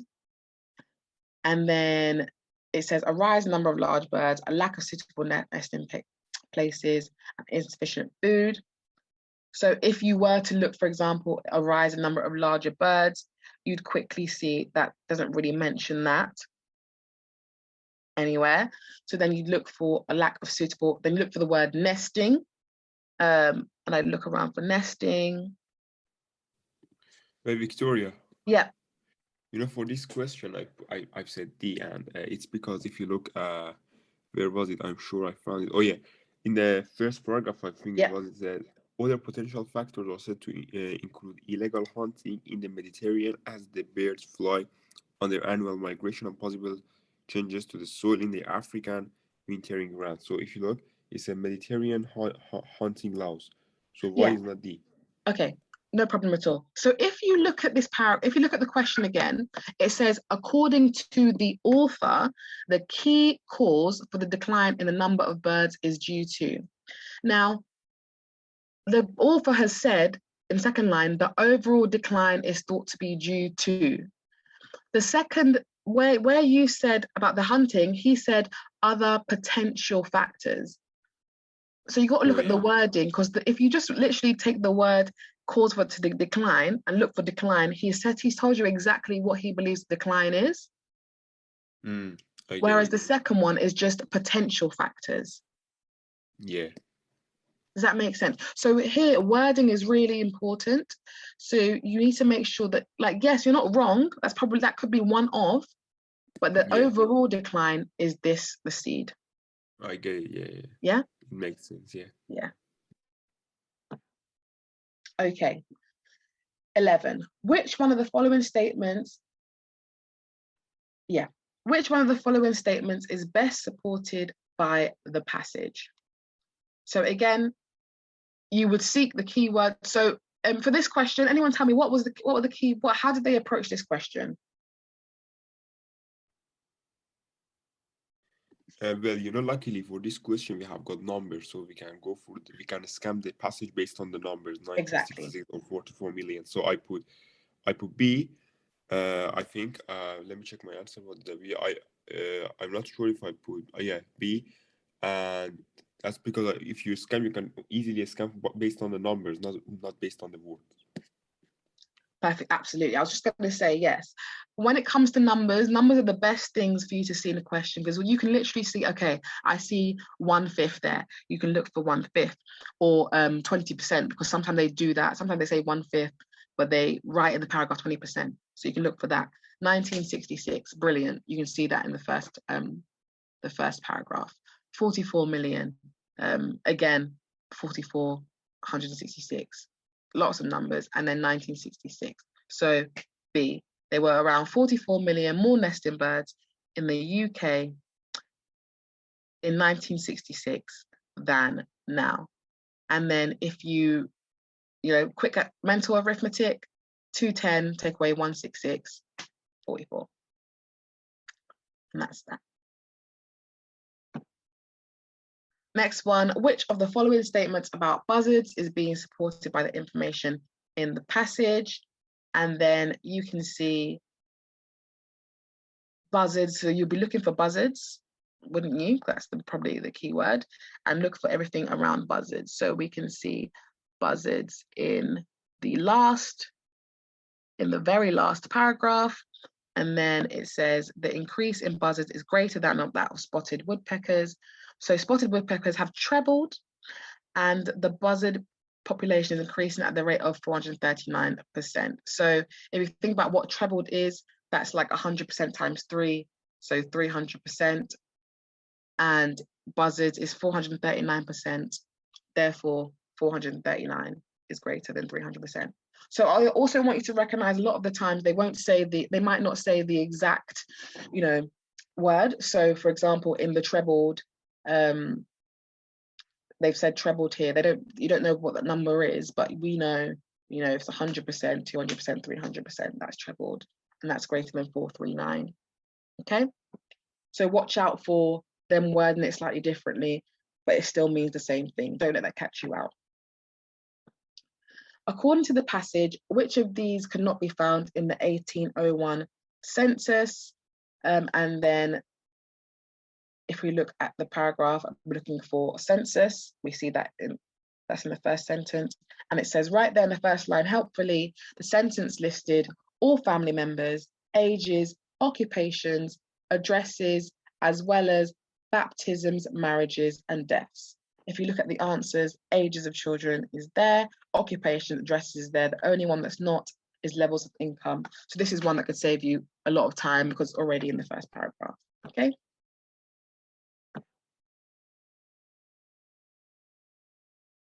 So the next one, according to the passage, the most likely reason the 1662 Hearth Act was unpopular was because. Now, we just need to look for, there's number, which we appreciate. So everywhere you see 1662. So if we go to the first paragraph, we can see it says 1662 Hearth Tax, and it mentions that, but we're looking for Act. So we move to the second paragraph, and if we see in 1662, and it's talking about people could evade by moving from one area to another, propose a tax on hearths, and it became the chimney tax. Hearths were taxed because they could obviously be more hearths than money. So it says in that paragraph, this is a lot of words here, but in 1662, when King Charles needed money, instead of introducing a poll tax, that people could evade by moving from one area to another, Sir William Petty proposed a tax on hearths and fireplaces in the property people occupied. In spite of the strong resentment caused by having outsiders, so you can see that right there. So in spite of the strong resentment caused by having outsiders. So if you just took that word outsiders and looked in there, you find the answer. We have about 20 or so questions to rattle through, so I'm going to do them a bit faster. I'm just going to tell you where it is. Please do stop me if you're like, oh, I didn't see that bit there, show me where it is, okay? So number 15 is A, house had a fixed location while individuals could move around to evade paying the tax, and it's the second paragraph. 16, what was not in the hearth tax records, whether couples were married, and again, like the first question, I've highlighted it here. 17, talking about now an art fund, and it said that our art fund is a government-supported organization intended to help museums. If you look in the second paragraph, it says it right here. Important voice for the arts world and lobbies government and other institutions on behalf of museums, galleries, and the public. So it lobbies, basically they're raising money. 18, the support of the art fund has led to an increase in the cost of paintings. True, false, can't tell. This is can't tell because the passage states that the art fund encourages acquisition of art, but it does not mention anything about the cost of these works of art or how they might have been affected by the support of the art fund. So if you were quickly just to scan for the word cost of this art, there's really nothing about the cost specifically about the art, about the painting, sorry. So the next one, the annual income after necessary expenses of the art fund is 4 million each year. We can't tell. I know you might be persuaded to think, oh, it must be here because it says something about 5 million. But we know, all we know is the art fund makes grants of 4 million per year, which is right here, but there is no information on the annual income and expenses. That's not anywhere here. That's why that can't tell. So remember, oh, you said false. Okay, so remember, if it doesn't explicitly say it, you can't just assume, okay? You can't just assume and put false. You can't tell because it's not in the passage. There's no mention on that. If you look around, so let's say you went straight, okay, 4 million, and you saw 4 million here. It doesn't say anything about annual income or expenses. It just says it makes grants. But we don't know what else they do with that money. That's why. Next question, the art fund is only concerned with saving priceless paintings from being exported. False, because right here in this paragraph, you can see it says it makes grants. So that's already something else. Supports public appeals, already something else, and handles private bequests. The next one, which of the following statements about NASA's roving vehicle is best supported by the information in the passage? B, it does not have the capacity of carrying out operations on unsuitable terrain, and I have highlighted there in the first paragraph in the second line. Next one, what conclusion can be drawn from the information in the passage? You can see there that it says, despite the proposed methods being experimental, NASA has enough confidence in them to fund serious research into the ideas. And you can see it here. Option A is correct because in paragraph 1, the author states that the funding has been granted and it is therefore reasonable to assume that NASA has a confidence in a solution being found. Again, with these kind of ones, if you run out of time, flag and move on and come back. Again, I've highlighted exactly where it is for this question. So if the information in the passage is presumed to be true, which of the following must also be true? Correct, because the author uses terms such as here, hypothetical, and here it says hypothetical regarding the vessel beam. 24, the author most likely agrees with all of the statements except. I will answer that question in a bit. Hopefully we can. I think if people respond saying today was helpful and things like that to Dr. Ash, I'm sure he'll run some more of these sessions. So the author most likely agrees with all of the following. You two, no problem. Except C, and then again, I've highlighted it here. It's correct because when discussing the optical vortex method, the author states that particles can be moved along by the resulting heat surrounding them. Okay, 25. Based on the information in the passage, the feature that the author most values about Piercefield is its scenery, because in the third paragraph, he says the views are awe-inspiring.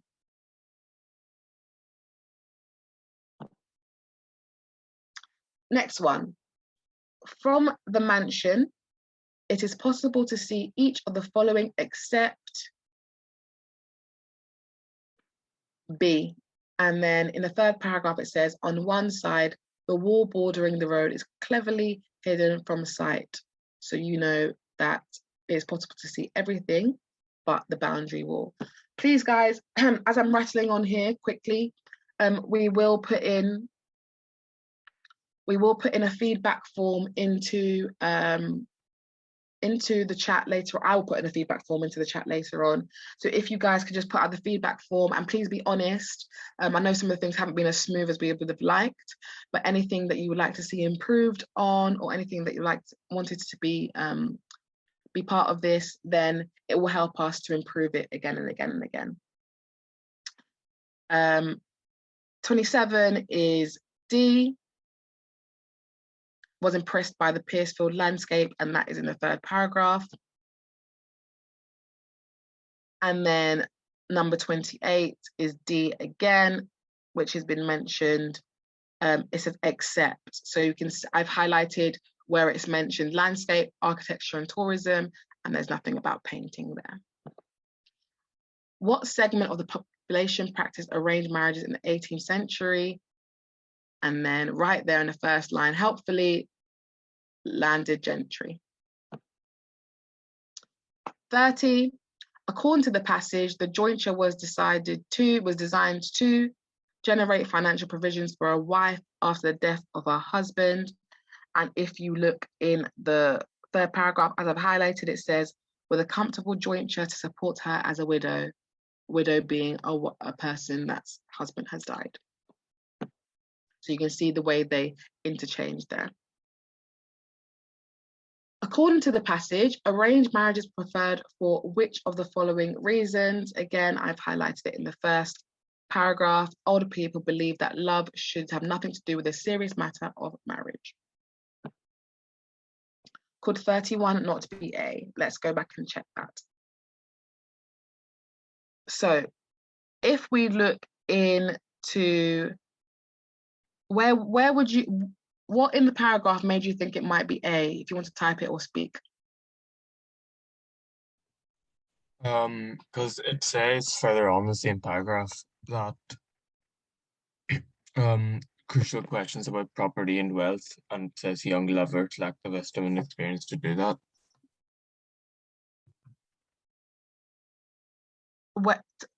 Okay, where they felt that young lovers lack the wisdom and yes. So it says young lovers, but it doesn't say newlyweds. Okay.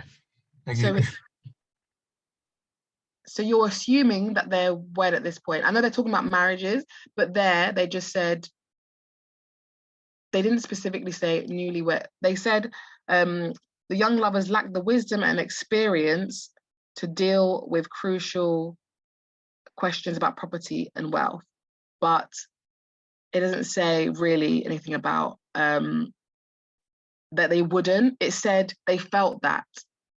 Does that make sense? So yeah, they felt that, but it didn't say that they wouldn't be able to deal with it. Okay. Whereas D said, it says love should not have anything to. Does that make sense? Does that not make sense? No, it does make sense, yeah. Okay. Okay, so negotiations for marriage contracts involved all of the following parties except the groom, and I've highlighted there that that the groom is not involved. I put it in those paragraphs, so you can look at that later on. What type of experts would UNESCO have been most likely to send to St. Kilda to research the features in which the organisation is most interested? If we look at the last paragraph, option B is correct because the last paragraph states, more recently here, St. Kilda's cultural heritage has become the organisation's main focus, and anthropologists and archaeologists are interested in cultural heritage. Next one. From the information in the passage, which of the following would most significantly reduce the number of temporary visitors to St. Kilda? So again, it says I put the demolition of the military base. So if you look at option A, it says St. Kilda is occupied throughout the year by those temporarily working on the military base. Therefore, if the military base did not exist, the majority of temporary visitors at St. Kilda would be gone. So that's that one. 35 is C, farmland on St. Kilda has become poisoned, and that is what it says it right there. They have unwittingly contaminated the soil using seabird carcasses to manure their fields. 36 is correct because paragraph 2 states that the military base supplies electricity, right here, electricity, water, logistics, communications, and medical aid. The toxicity of the soil is not discussed, so may not have been overcome. So all the rest have been mentioned, but toxicity of the soil has not been mentioned in that paragraph. This one is talking now about the birds. So robins again. So robins are aggressive to all other birds. They might be, you might have an opinion about birds, but in this paragraph, This is a can't tell. And this is implied because it is implied that robins chase off other robins, but it is not specifically stated that they chase off all other birds, okay? So again, we can't just assume that just because they chase off other robins, they chase off like eagles or whatever.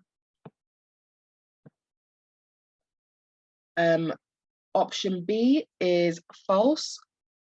So it's correct because, so B is false because the passage refers to the possibility that we notice birds singing more at dawn because the wind drops. You can see that right here in the first paragraph. And robins also sing to mark out and defend their territory, which is right here. But this has to be done continuously, which implies that they may sing at any time. Again, if you missed this or missed what I'm saying, please do check your review page as well. Male robins do not maintain a territory in the winter. This is a can't tell because although there are some references to territorial behavior in nesting and supporting the family in the paragraph, in the second paragraph right here, there's no clear indication of what the male robin does in the winter. So you can't just assume that they do not maintain territory, or they do, because we just don't know. So if you ever see a sentence and you read it and you're like, I actually don't know, then most likely it's can't tell. Don't throw yourself off thinking, oh, let me try and make sure it's true. If you can't tell, it's probably because you can't tell. The size of a robin's territory depends on the amount of vegetation in it. That is true. If you, again, I've highlighted it here. 41, advertising rules in the UK say that if celebrities promote a product, they really must use it. That is a can't tell because the passage does not say a celebrity has to use it. It just says that the use of a product, which you see right here, we like using a product. It doesn't talk about that they have to use it behind closed doors, just says that they promote it. So that's can't tell. Like we don't know if they actually use it, it just says they promote it really. Product placement has a bigger impact on audiences than other forms of advertising. Again, is a can't tell because although product placement is widespread and it's becoming more and more popular, the passage does not compare product placement to other forms. It's simply just talking about product placement. So although you might feel like, oh yeah, that's true or false, in the passage itself, so this is really important that you don't bring in outside knowledge here. You just take face value what they've given you in this paragraph, and that should help you through that, okay? The last one, or the second to last one, seeing a product used in popular television program will always increase the demand for the product, okay? That is false, because in paragraph 1, it says, if the selection was made by a character or an actress that they don't like, the reverse will be true. So it wouldn't always increase. So be careful of those words like always and never, because those are the kind of words that can catch you out, okay? So that's false. And then the last one, ethical considerations are at the heart of some UK government decisions to regulate advertising. That is true, because it says right there, the two examples are good evidence of how governments put ethical principles into practice. Would anyone like me to go back to any of those to re-explain them? I'll give you about 30 seconds to say a number. If not, I think we should, we can quickly go through. Yes, yeah, that's, I will send out my slides. I'll give my slides to Dr. Ash and he can send them out to you, absolutely fine. Would anyone have a preference for going through QR or SJT now? QR is going to be rapid because it is just calculations. Okay, we'll go through QR. I'm seeing a lot of QR. And then we'll do SJT. SJT is probably one of the ones that you can most likely go in your own time because it is, I mean, we'll still go through it. We're going to be a bit delayed. I think we'll probably finish maybe an hour more than, yeah, because there's 66 questions in the SJT. So we'll just go through QR now. So please take 2 minutes break as I rattle through trying to find QR. I have a lot of slides here, so apologies.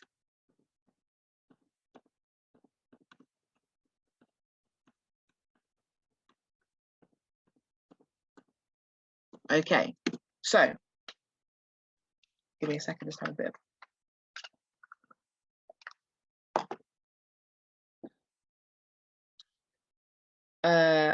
Whilst everyone's doing that, let me just put the feedback form into the chat. Give me a second.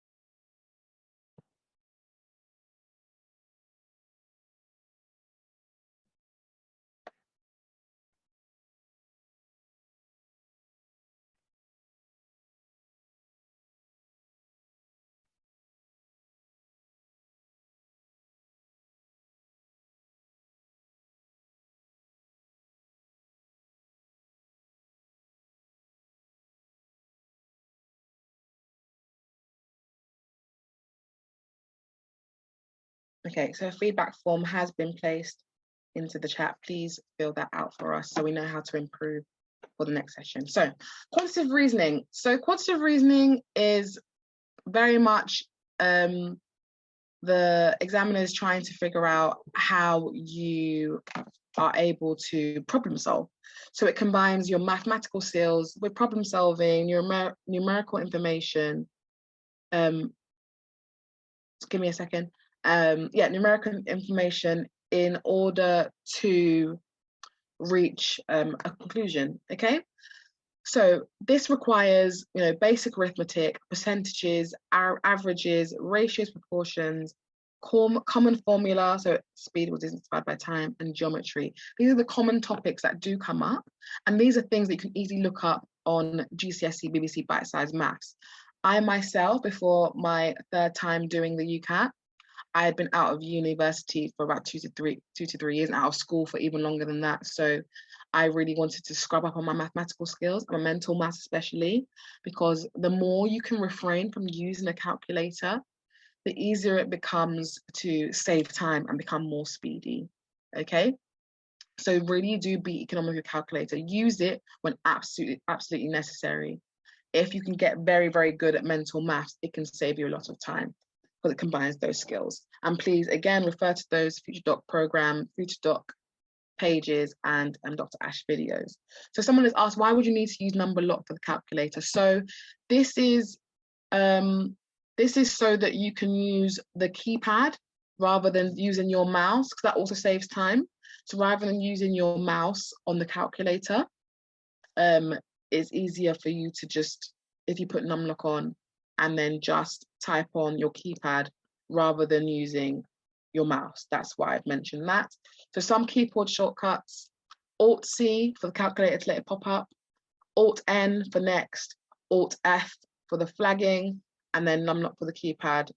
I find myself, it's much easier for me to use the keypad and type in numbers. So Alt-C, type in, rather than using my mouse to try and click 1, 2, 3. It might seem trivial, but honestly, with this kind of exam, any way you can save time in a section, highly important. Okay.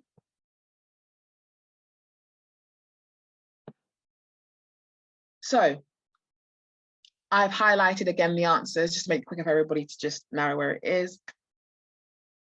Oh, were you? Okay.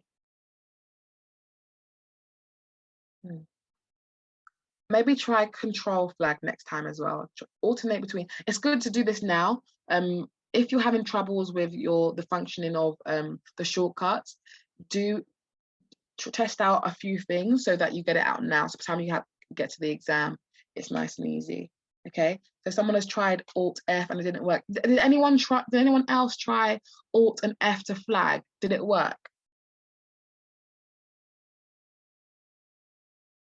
Just put a yes if it worked something. Okay.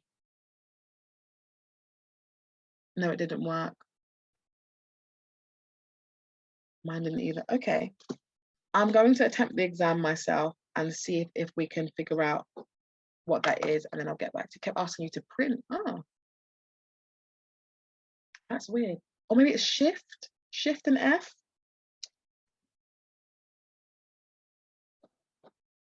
I'm sure I did it yesterday, and I was practicing yesterday with it, and it worked for me. But maybe I did shift and F. What I'm going to do is try it out, and then yes, the recording will be. It should be.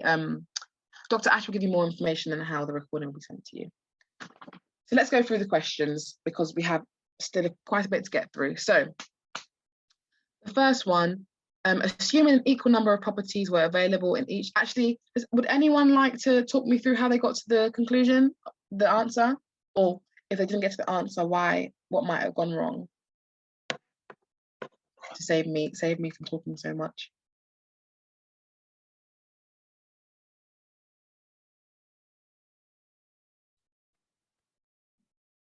Anyone want to interact a little bit?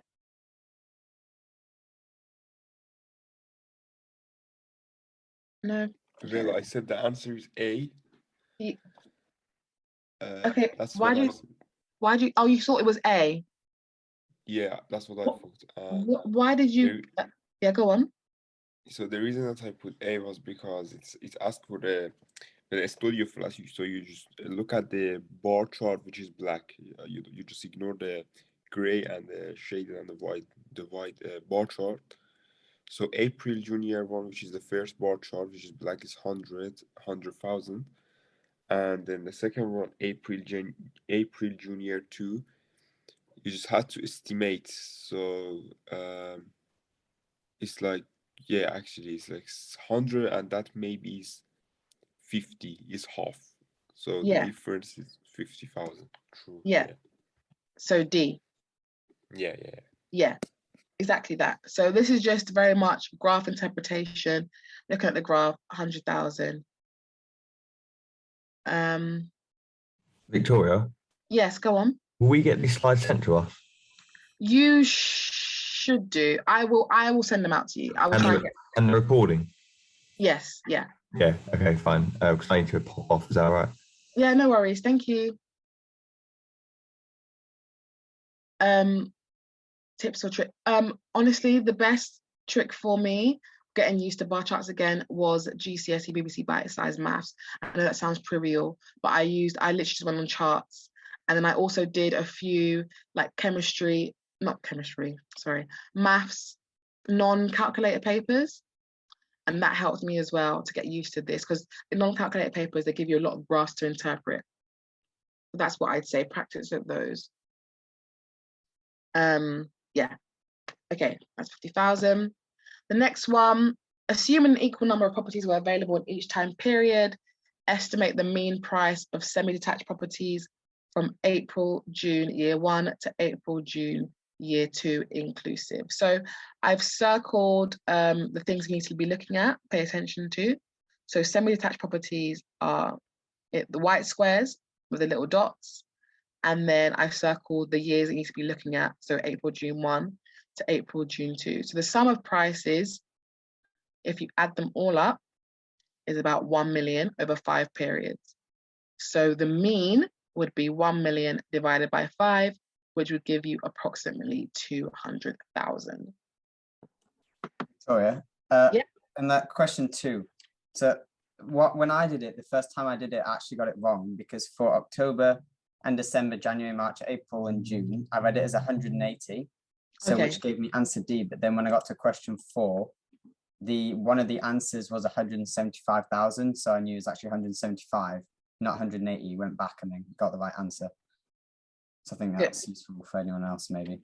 Yeah, thank you for that. I hope everyone heard that. Just say that one more time so everyone Anyone might have missed that. Go on. Okay, so for the values for October, December, January, March, and April, June, because it doesn't really have any like lines on it properly, when I read it, I thought it was 180. And if you put that in your calculator, you'll get a mean of 220. So I put D. But then when I got into question 4 on the multiple choice, one of them was 175. So I knew it wasn't 180, it's actually 175. And when I put that in the calculator, I got C. Good, great. Also, another thing with bar charts that I find helpful, I like to simplify everything. I would say if you have like a piece of paper, like the little whiteboards they give you a paper, and use it, literally put it on the screen and let your follow it with the paper. So even if you need to put it at 100, so let's say I had this piece of paper and I put it at 100,000 where 100,000 is, and move it down, it helps me to then realize, okay, so the next one further down would be about half. So that's about 50,000. So you can use that to kind of guesstimate where the others follow from, if that makes sense. Okay. Next one. So the next one is 175 is, sorry, I'm asking the right question. The next one is July, September, year 2. So this question is asking you for the median price of terrace properties. I've highlighted terrace properties because they are the little grey ones, the lighter grey ones. So the values of terrace properties throughout: 175, 150, 140, 135, 120, 120, and 100K. So if you look for the middle value of that, it's going to be fall between July and September year 2. So that is D. And that's if you literally write them out: 175, 150, 140, 135, 120, 120, and 1K, 100K. The next one is assuming an equal number of properties were sold in each time period, what is the modal price for semi-detached properties from April, June, year 1 to October, December, year 2? So again, if we go to semi-detached properties, which are the white ones with the dots, which I have highlighted, and we're highlighting the specific years, from April, June, year 1 to April, June year 1 to October, December, year 2 inclusive, the values lie at 275, 225, 200, 200, 175, because on the left hand side you can see 175, 175, and 175. So once you've heard mode, so if anyone doesn't know, mode means the most, so which number comes up the most, and you can see right there in the middle, I've highlighted the 3 which come up the most in October, January, and April in the middle, and that's all 175. So that means the number that comes up the most is 175. The next one, the incomplete table gives some information about the level students achieved in some subjects at a school this year. Okay, so the question is asking how many students got a level 5 or higher in mathematics. So level 5 or higher, we can ignore level 3 and level 4. And then we move over here to level 5. Can anyone tell me how they worked it out?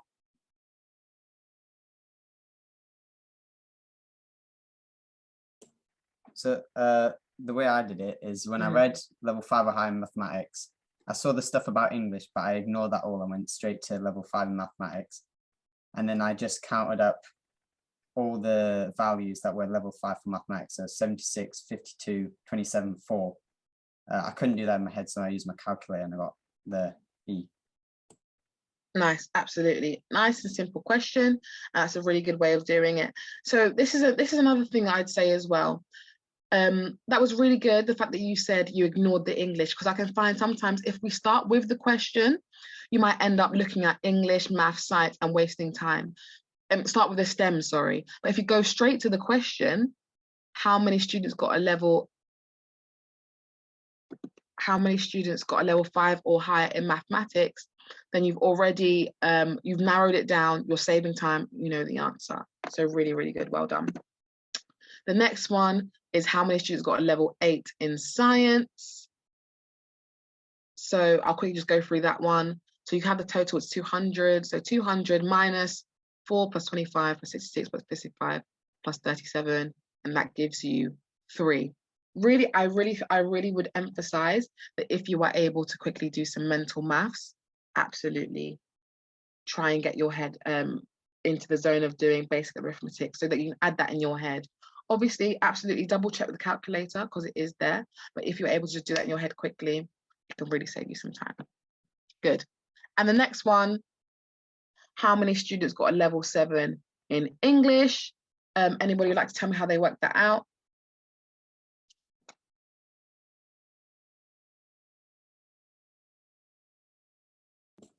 For the beginning, I did it the same way as science. So 200 minus all the values. And then because it said it's the same number who got 3 as level 7, I just divided it by 2. Yeah, good. Absolutely right. Nice. So this is very much like a mental maths thing, but with problem solving, they mix it together. That's a good job. Next one. What was the percentage of students who got a level 3 or 4 in mathematics?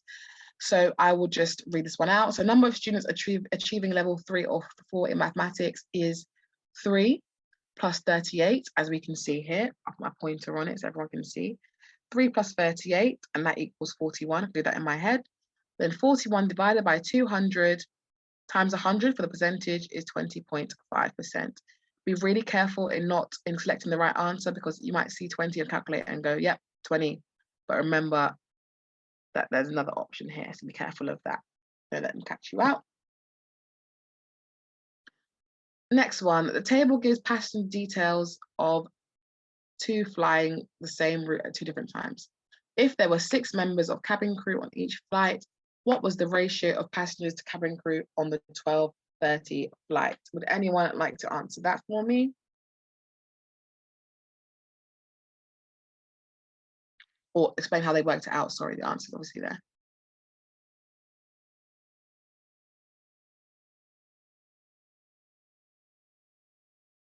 Okay, no problem. So the total number of passengers on the 12:30 flight is 3 plus 8 plus 7 plus 4 plus 3 plus 40 plus 69 plus 10 plus 6, and that equals 150. The number of cabin crew is 6, as it says right here. So therefore 150 to 6. And then if you divide that by 6, so you divide 150 by 6, and then 6 by 6, that's 25 to 1. Next one is 2 out of 15. This is because number of infants and children on the flight, which is over here, on the 7:30 flight was 1 plus 1 plus 5 plus 7. Number of eligible or adults to accompany them, because you can see it right here, must be by 16 years or above, was 46 plus 24 plus 15 plus 20 is 105. Therefore, 14 divided by 105 is 250. Just to make sure that I'm not, wasting anyone's time here, does anyone still want me to continue through each question individually, or would you like me to move on to SJT at this point? Victoria. Yeah. So, like, if I leave now, is there any way that I can get the recording of this lesson? Because I'm very tired now. Yes, yeah. So would it be sent via email? It's being recorded. It's being recorded. Mm-hmm. Yeah. So we should be able to send it out to you. I'm sorry because I'm very tired now. No, of course. It's been a long couple of hours. Don't worry. Yeah, I will listen to your recording after that. I have to sleep. Okay, sorry. No problem at all. No worries. Bye. Thanks for explaining everything. No, I thought to master in the UCAT. Yeah. No problem at all. Take care. Yeah, you too. Okay, I'm seeing some continues, but I didn't finish. Okay. With speed, it's about flagging and trying and getting better at mental maths, honestly. And then trying to directly read the question, rather than trying to interpret everything, because that does waste time as well. Give me a second just to go through this and I'll say some at the end. So how many more female adult passengers were on the 12:30 flight than on the 7:30 p.m. flight? So the number of female adult passengers on the 12:30 flight, which we can see here, was 3 plus 69.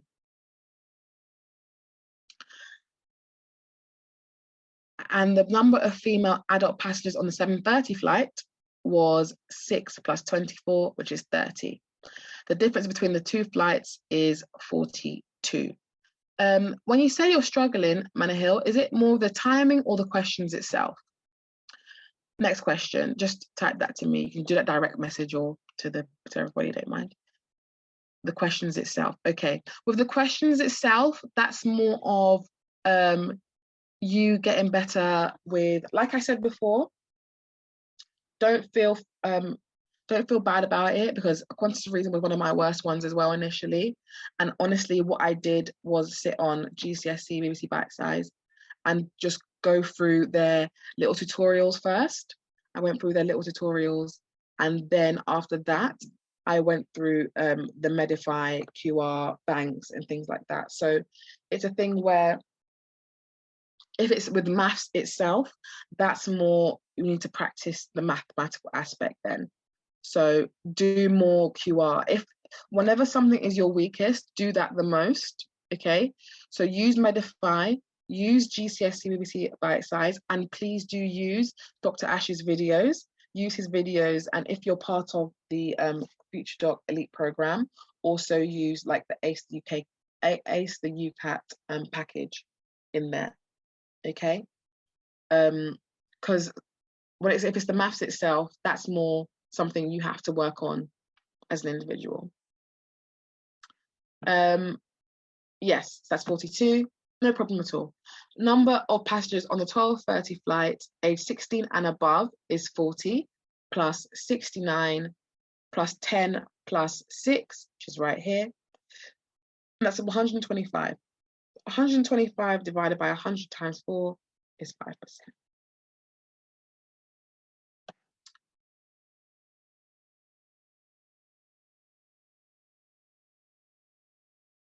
Sorry, someone's.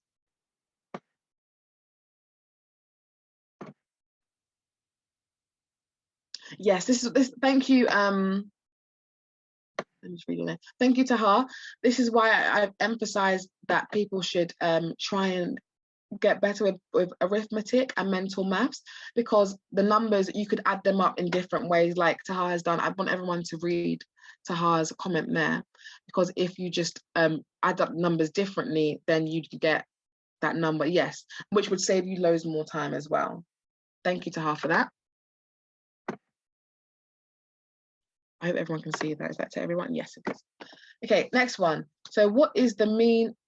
Yes, exactly. Yeah. And the calculator, someone has said in my messages, the calculator is very fickly, because you have to start again if you get something wrong. So if you are able to add together numbers in a way that is quick for you in your head, then that would be helpful for you. What is the mean monthly revenue generated from all these revenue streams? And that is 326 million. And that's because if we look at April, you could even do, people, I used to do this, I don't know if people still do this now, but if you do, let's see. So something like this.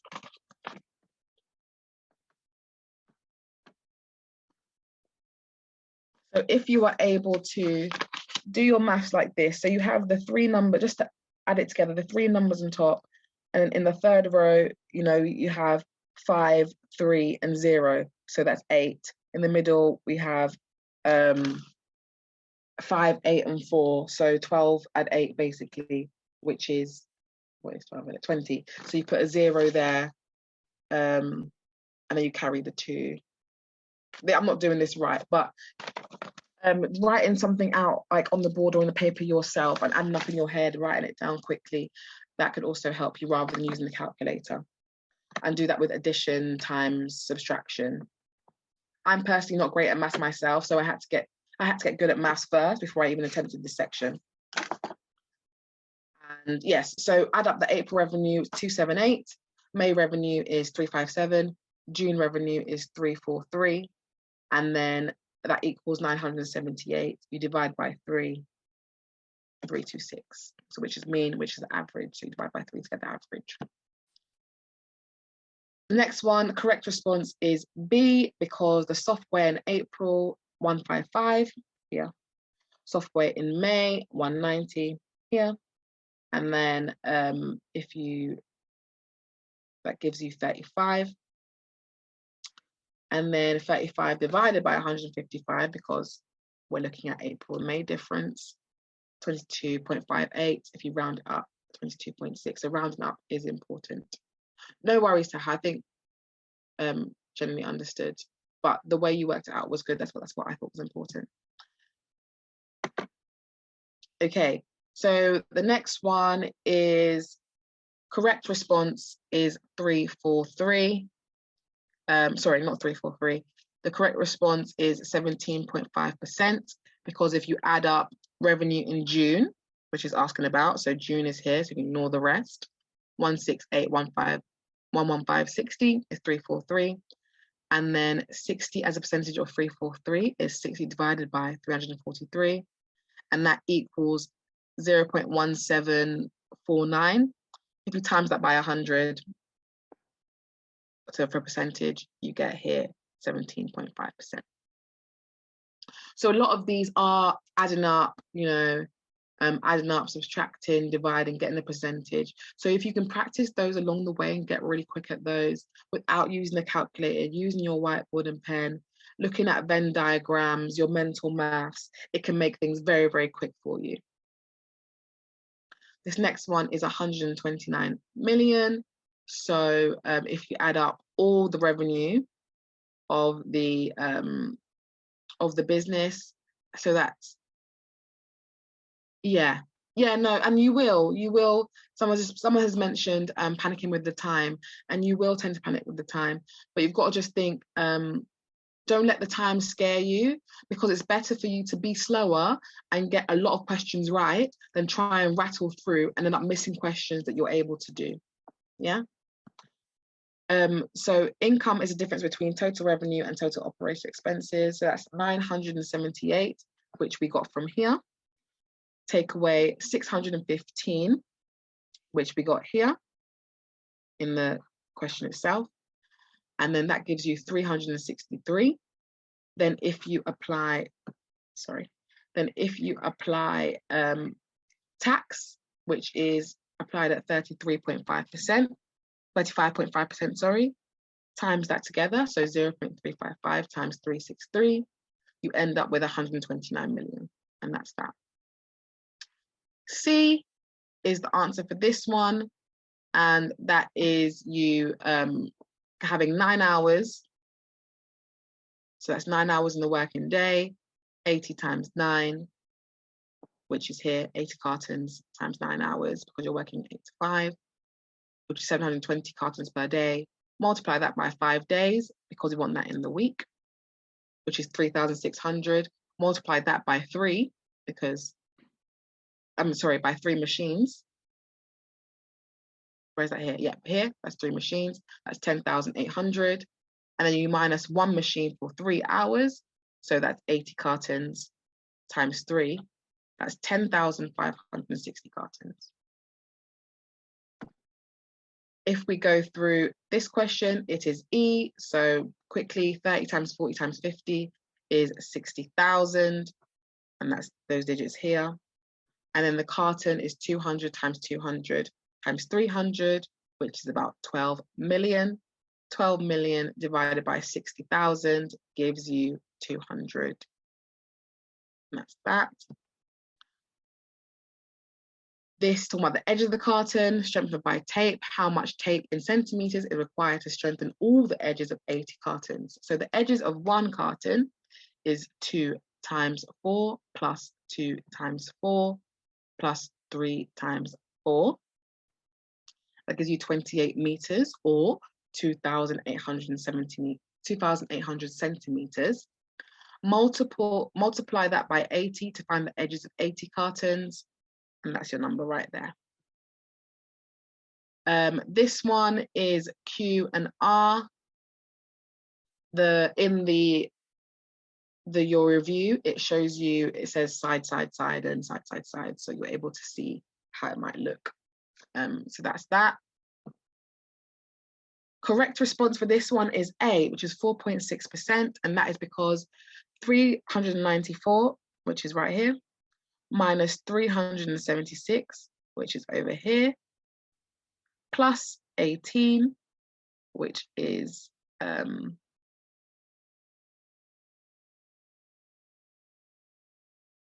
sorry, you can see that my eyes have gone fuzzy now. I stare at a screen all day. But yes, 394 plus 376 minus 376 plus 18.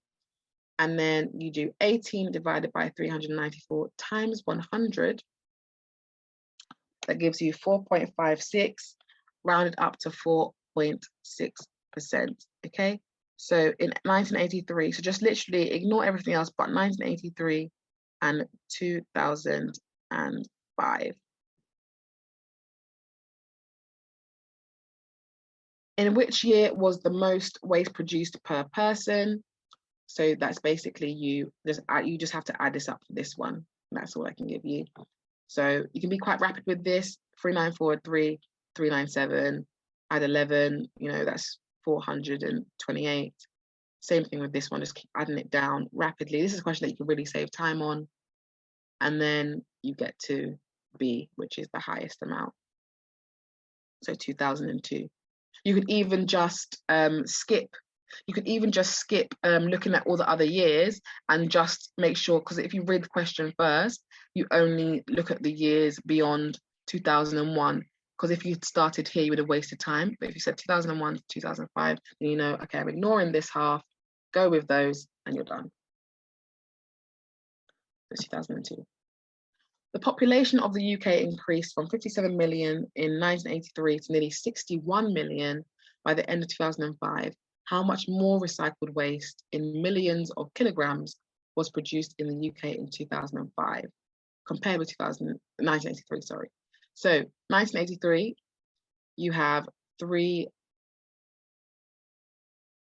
kilogram of waste, recycled waste per person, times, because you see it here, waste recycled 3, times a population of 57 million, which is in the question, which gives you 171.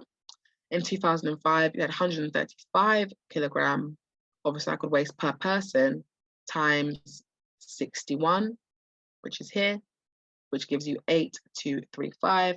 8235 minus 171 is 80664, which is D.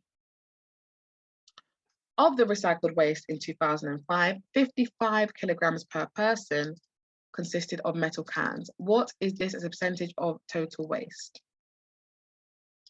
And that is 10.8%. So 55 kilograms in 2005. So 2005 is here. 135 plus 376 is 511. 55 divided by 511, the total amount here, times 100 gives you 10.76 or 10.8 when you round it up for an answer.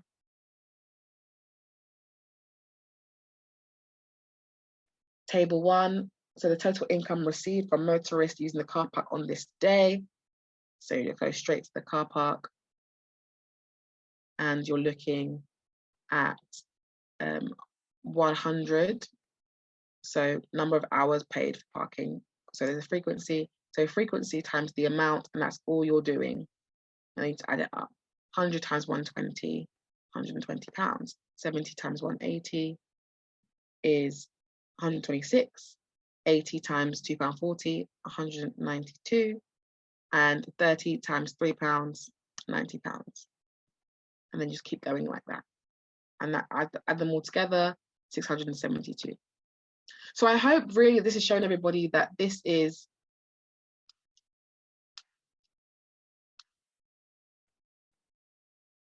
I will answer that. If I don't answer by the end, please message me again. I will answer that at the end and just rattle through these.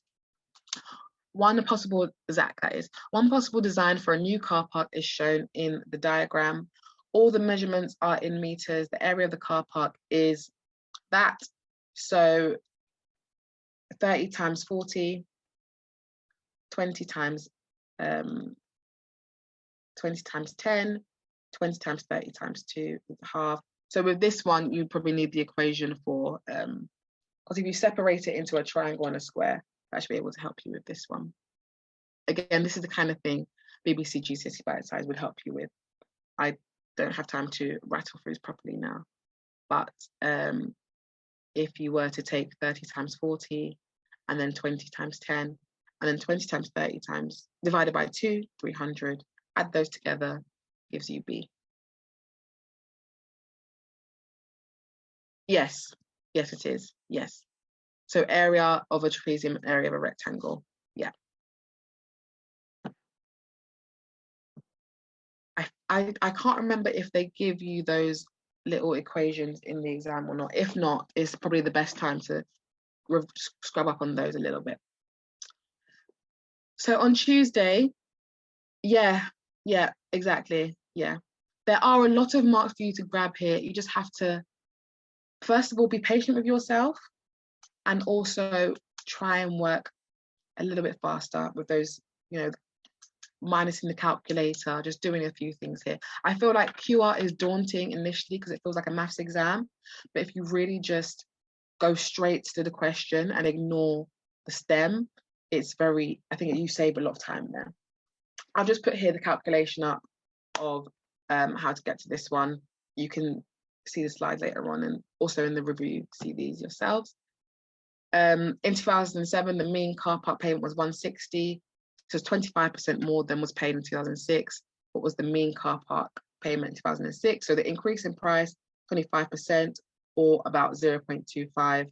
So £1.60 divided by £1.25. £1.25 is £1.28, and that's that. This next one is about tickets. So £55.40, so £46. So Mr. Smith pays for 2 senior tickets, so that's £7.30 times 2. 1 family pack is £26.50. 4 glasses is 4 times £1.25, £46.10. However, an additional charge for 3D movies, £6.30, and 2 times £1.50 for senior tickets, therefore £46.10 plus £6.30 plus £3 is £55.40.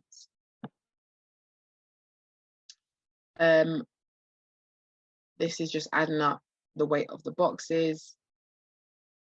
So you're checking the increase in the weight. So it goes from 40.42 kilograms to 45.22 kilograms. Minus that away from each other is 4.8 kilograms. The table shows the parking fees collected during the hours of 2 different times, the mean total fee. So parking fee collected between 12 and 1 p.m. at counter A is £76.50 times 4, because it says it right here. And then minus £80, which is here, minus £80.28, minus £71.88 equals £306 minus £204.16, which gives you £65. And then if you do it for the other one, parking fee again at counter B, and just do the same calculations, the total parking fee collected at both counters between 12 and 1 is £65.84 plus £104.56, which gives you B. In this one, it's showing you a pie chart. Get good at reading pie charts, guys. It's really, really important for this exam. So you have the total expense being 150 divided by 20, because it says here food. So 150 divided by the 20% times 100 to give you a number, which is $750. And then $750 times 36%, which is right here, is 270. Then 750 times 30% over here, 225. 750 times 14%, over here, 105. If you arrange them in ascending order, you've then got 105, 150, 225, and 270. The median expense incurred on the trip, therefore, is 150 plus 225 divided by 2, and that gives you 187.55. Okay, the last three I'm just going to rattle off at this point so we can jump onto SJT quickly because there's quite a few questions there. So 40.85% for this one. This one is D. So if you add all the amounts above over here and then divide them by 7, that gives you 4, as 4 categories are above that number that we calculated there. If that makes, let me just go back to that one actually. So the average expenditure is up here, okay, on the top. And if you divide that by 7, because there are 7 of them, 4 categories are above 174.86. So everyone understood that one. And then this one, communication expenditure, includes mobile phones. Mobile phones is 48 divided by 3. Internet is 48 divided by 3 times 2. And then it continues on from there. This information is all in the top and on the graph. So the decrease in expenditure ends up being 2.09%. The last one, again, if you add up all the categories on top and take away that expenditure from the monthly income, you have 926. So the percentage of income the family saves each month is 926 divided by 2150, which is up here. And then if you times that by 100 to get a percentage, you get 43.07%. Okay, so that's the end of that section. I hope that was helpful. I know it's getting a bit long. It's been a couple of hours, but I hope it showed you that the questions themselves aren't hard questions. It's just about using your speed and using a lot more of your mind. I feel like in exams like this, we kind of get scared to just use our brains a bit. But if you use your brains, we save a lot more time in this part of the section. And get used to those shortcuts. I'm going to try those shortcuts. I know some people said it didn't work for them. We'll try those shortcuts. And also please watch some videos of Dr. Ash explaining QR a bit more, because he spends it much longer than I am able to do here today. Today, I'm just trying to explain to everybody how to get the answers and just show you that I'm just hoping that now, after today, you guys are a lot more comfortable with the exam, less scared of the exam, and showing you that it is doable with tips on how to just complete each session. Okay, so good, I'm glad. Thank you very much for being here. I know it's been a long one. I just hope I've increased your confidence a little bit to show you that, you know, it is doable. I'm going to quickly go through the SJT now. I'm going to try and do this within 20 minutes. Just go through this because I don't think a lot of people are here now and I don't want to keep you guys for too long. A lot of people have left now, so I'll quickly just explain what these words, like definitions of what these mean. I'm sure in the exam when you were seeing very appropriate but not ideal and all of this, probably thinking, what are you saying? So I'm going to explain that a little bit. So you have different question types in the exam. Rate the appropriateness, rate the importance, and ranking questions. The SJT is also important because in your final year of med school, you also have a big SJT exam at the end, and it's pretty much the same thing as this SJT. It has the same exact like question types, just different scenarios. So when it comes to rating the appropriateness, what very appropriate is, and that means is a positive action. So when you're clicking very appropriate for a question, think, is there anything wrong with this answer? If there's anything wrong with this answer according to like how you've seen, you know, good medical practice or of what a doctor should do or should not do, we need to think about, okay, is there anything here that I should not do? If there isn't, it's probably leaning towards positive action, very appropriate, sorry, or appropriate but not ideal. Okay, so very appropriate means completely positive, nothing wrong with the answer. Appropriate but not ideal means, okay, it's not the best approach, but there's nothing wrong with it, like it's okay. There's nothing bad will happen if you did this response. It's not the best, but it's okay, right? Inappropriate but not awful. This basically means that you shouldn't do this chosen action, but it's not catastrophic. It's not going to make the situation like 10 times worse, okay? That's what inappropriate but not awful means. Very inappropriate is basically that you should not do this. This answer is the complete opposite end of a positive action. It's negative and could also lead to negative consequences, okay? Rate the importance question. So they're similar, a little bit different. So very important means in this situation, this action is very important. Usually anything to do with like patient safety or patient communication or anything really to do with the patient that could make the situation worse is very important. So it will be very important that you must do this thing to make sure the patient is safe. Anything that influences patient safety is always important, okay? Important is just something you should do. So very important, you must do this thing. Important, you should do this thing, but it's not an imperative, like it's not a must, okay? Minor important is you could do this, but realistically, would it be beneficial? Probably not. And then not important at all is just you shouldn't do this thing. There's no point to it. It won't help anything. Okay, so I hope those definitions, I hope those explanations make slightly more sense to you, because I know you can probably think, why is this thing appropriate but not very appropriate? But really is this thing a positive action? Is there anything wrong with this?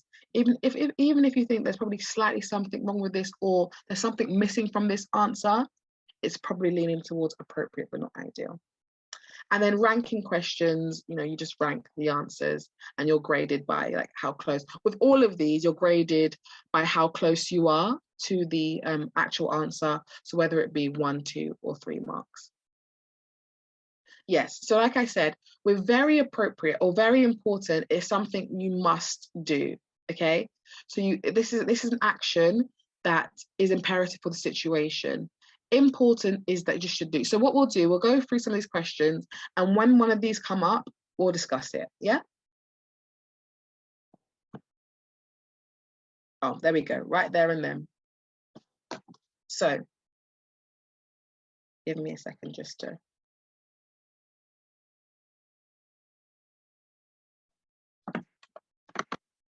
So, if we go with this, during a university class, the lecturer asked for students as mentors for students that are struggling with their coursework. Kim is a student who has recently overcome some challenges with his own university coursework and feels like he is now managing his studies well. He notices very few people have volunteered, but is concerned he will put too much pressure on himself if he takes on a mentoring role alongside his own studies. How important is it to take into account the following situations for Kim when deciding how to respond to the situation? Okay, so this is the kind of example I was looking for. So we have read in this STEM that Kim has had some challenges with his own coursework and how he is managing things himself, okay? And he's overcome that. So when it comes to now taking on, so think of yourself, you're now taking on more of a workload, right? So you need to think about how important it is that he's just recently been through this challenge. He wants to now take on more work. Is that only important, or is that very important if you think about it, okay? When it comes to the well-being of a doctor or a medical student, the well-being, like mental health, your ability to communicate, your ability to do your job, that's always very important. Because if Kim was now to say, for example, if he was now to, you know, just not take it as high importance and just do this job and he now got worse, that would impact not only his career in terms of medical school, it would impact his mental health. So very important, something you must do or must take into account. Important is something you should take into account. But with this, because it's impacting his mental health, he must take it into account, not he just should take it into account. A should might be something like, I should take account into the fact that I'm meeting my friend outside of work today. That would even probably be of minor importance because it's not impacting patient safety or my own safety. But adding more work to my workload when I'm already tired, when I'm overcoming struggles, that's very important. I hope that makes sense. So that's why this answer is very important, because he's weighing up his recent challenges with this new thing he's trying to do. So he would be great as a mentor to teach people about, you know, overcoming challenges. However, he needs to think, is this the right time to take additional workload on which could affect and impact his own mental and physical health? The next question is that he managed to get through his own challenges without mentoring. So in this regard, can someone tell me what they put for this answer initially? If they put this one, they put a different one. I put D. You put D. Why did you put D? Well, I thought even though he managed to get through his challenges, that's got nothing to do with anyone else. Like, he might have been talented. So like other people aren't like him, so that doesn't matter. Okay, so I completely understand. I completely agree with where you put it in terms of down the bottom side. So it's not important, not very important. So already you've got yourself, you know, good marks. So although this might be true, and although absolutely yes, it shouldn't be important at all because he is a different person, it also might be a minor consideration because it's something that he could maybe, how to word this. So it shouldn't be important in determining whether the next cohort of students benefit or not. It's important to strive for better and looking for ways to be improved. However, there's nothing wrong with him thinking about it, because it's not about whether this affects his decision, but it's more about, does he consider this? Because he might think, you know what, I didn't personally, because it's about him, it's not about the cohort now. It's all about, you know, I didn't have any mentoring, so maybe I don't need to mentor other people, or I don't need to be involved in that. But because, so it's definitely a bit along the bottom side, but you need to think, is there anything wrong with that? And there's nothing really wrong with him considering the fact that he didn't take mentoring himself. Does that make sense? Like, although it's not an important consideration at all, like you said, he just could be like talented or whatever, but it is still a consideration because, you know, he didn't need mentoring. Is it because I mean, with the definitions that you gave just a bit ago, I see why it makes sense, because not important comes off as you shouldn't do it, and there's no reason why he shouldn't mentor. So exactly the way how they judge what is important, like what their definition is. Yes, yeah, exactly that. Someone said they chose A. Oh, sorry, this is the wrong. Sorry, we're still on question 2. So did you choose A for question 2? Manor Hill. Yes, okay. So and regardless how much I still feel like I'd put B. Okay, so if you think about, I can't go on to, we've got about 65 more questions to go through, so I can't stay in this for too long.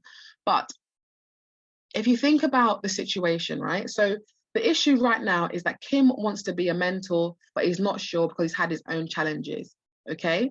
So it doesn't really matter at all if he went through challenges or not, because he's the one going to be a mentor. Do you know what I mean? So it's not really important. So that's why it's on the bottom side, because he managed without mentoring, but doesn't mean, I'm not sure, you have to do a converter for that one. Yeah, exactly that. You've got to put weight on, yeah. I'm hoping another one would help you, but that's kind of it. You just go back to the definitions that we put up here. Think about, is it important? Is it not? Like, you've just got to think, this has no impact on what he's trying to do, really. Or does it have a minor impact? It has a little bit of an impact, but not much, because just because I don't have a mentor doesn't mean I can't be a good mentor. Do you know what I mean? But also, you might think, okay, but I haven't had that little experience. If I had more experience, maybe, of being a mentor, maybe it would make me a better mentor. So just a minor importance, okay? The next one, that he might have useful insights and unique skills to mentor students with other classmates may not have. Who put A for this? Or who put very important for this? If you need to leave, absolutely fine. Thank you for coming. Please fill out the feedback form if, okay, good, me, yeah.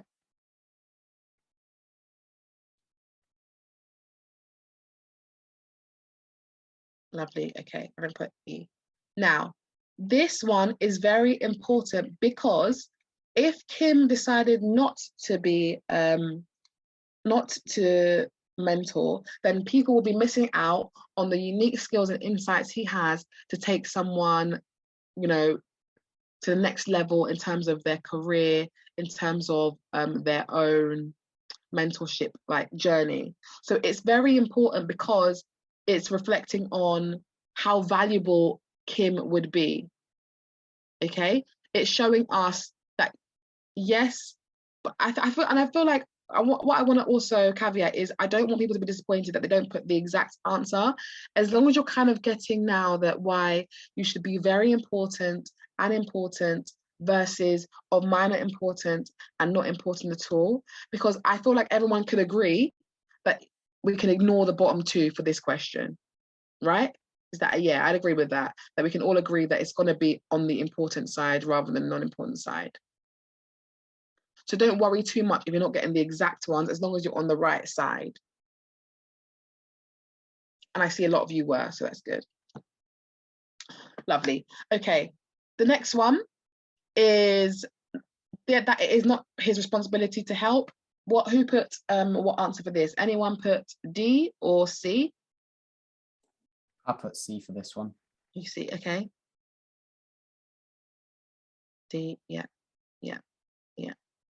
So what I would like everyone to do as well, if you can, just go onto the internet and type in good medical practice, okay? GMC good medical practice. So there's a couple of things on good medical practice, some of them being your responsibility to the patient, which is always of most concern. Patient safety is always up there. There's also responsibility to teach and be good with your with mentoring. So it is important as a doctor, as a medical student, that you're always willing, where possible, obviously in an emergency situation, you know, you've got to focus on the patient, but where possible, you're always willing to teach the people below you, teach people in the younger years. And this is why this is not important at all. Because during medical school and as a doctor, there's a shared responsibility to offer support to colleagues and be involved in education and teaching. It's part of being a good doctor. It's actually in the good medical practice, the GMC good medical practice. But this is the sort of thing that thinking about yourself as, oh, it's not my responsibility, would be absolutely wrong.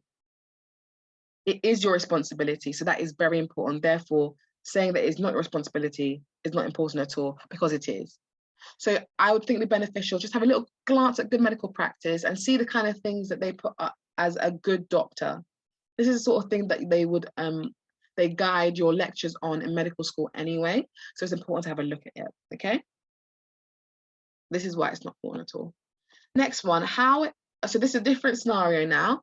So medical student Theo is 3 weeks into completing a placement on a generic medical ward. At the end of his shift, Dr. Miller informs him that several of his colleagues have raised issues about his lack of effort to engage with the team, explaining that this comes across as him being disinterested and dismissive. Dr. Miller advises Theo to consider how he can resolve this problem.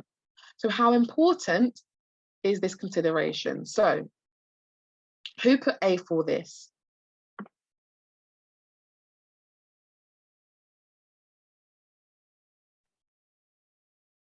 Good. Lovely. Does anyone not understand why it's A? I put B for this one because like it's just about how they feel. It's not like he's actually, you know, insulting them or anything. It's just he doesn't put in the effort or the work, and now they're feeling like he's not. I don't see why that is like very important. Okay. Okay. So if let's think about it. So let's say there's 4 of us at work at the moment, okay? And you've been really rude to me. You've been really rude to me or dismissive, or you're not working enough. If I now have an emergency dealing with a patient and I don't really like the way you work, am I going to come to you? Or will I probably go to someone else? Probably someone else. Probably someone else. Now, if I go to someone else and maybe they're on a different ward and you're on this ward, is that wasting time? Yeah, and the patient's life. Yeah, wasting time, patient's life, patient safety. So can you see how automatically already, just because me and you have a problem, I'm already putting the patient safety at risk? Yeah, yeah. Although it shouldn't be that way, although you should put aside your differences, if someone is not getting along with their colleagues, it can automatically impact the communication and teamwork, and therefore that teamwork and communication can affect the patient safety themselves. And because of that interaction, this becomes a very important consideration, because he has to now think, okay, I don't want it to be that I can't work with my team, I can't work with my colleagues, and then this then impacts not only his patient safety work, but impacts himself, impacting his mental health. He might be thinking, oh, if I'm not working well with my colleagues, not getting along, you don't want to do your job, you don't want to come to work. It becomes a whole thing. So anything really that is making your colleagues uncomfortable is something that you should consider greatly. Very important. So yes, he didn't insult anyone, but if you're making someone feel uncomfortable when you work, you need to consider that. That's why it's very important. Because teamwork is essential. Communication is essential, because if you don't communicate, if you don't have teamwork, communication breaks down, patients are at risk. So anything that you can put patients in risk, important. Next one. So what everyone put this one?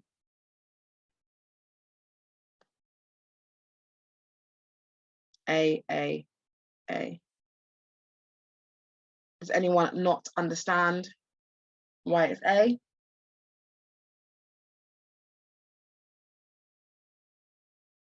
Okay, good. Yes, very important consideration, again, because teamwork is very important. Communication is very important. If that breaks down, you're not only affecting that, you're affecting patient care. So that's why it's important. I think just have that in the front of your mind. Is it going to affect patient care? If it is, then it's an important consideration. A new one. So Jake is a final year medical student, had a conversation with another final year medical student, and the patient says that Eloise boasted about splitting an essay that she copied from the internet. Eloise is generally thought of as an excellent, honest, and hardworking student. Patient is known to have told lies about students and medical staff previously. How important is this consideration? So Eloise's current reputation within the medical school as someone who is unlikely to copy essays from the internet. Please type what you put in the chat.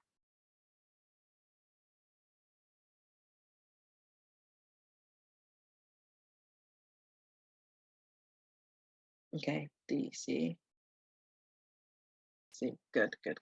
So the answer is D, but I'm very glad that I'm seeing everyone on the lower side. So minor important, not important at all. The reason this is not important at all is because her track records offers no protection from an alleged thing now. This is like saying, for example, if someone, this is a bit of an extreme example, forgive me guys, but if someone went to go and rob a bank, and then you saying, oh, but I've never robbed a bank before, is irrelevant because they have just robbed a bank now. So it doesn't matter that she has never done that before, because she could, or that it doesn't seem like in medical school she's done something like that before, because this is what she has been accused of now. So it's completely irrelevant. It's not important at all. that she seems unlikely because this is the situation now. So that's kind of what this means. But very good for still being on the lower side. Please tell me what you put for this answer.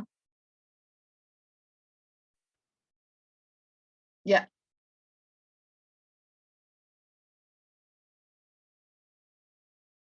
Anything to do with cheating or in medical school is always going to be very important. It's not just important, it's very important, because this is something the medical school does not take lightly. Think of it as not just medical school, but anywhere really.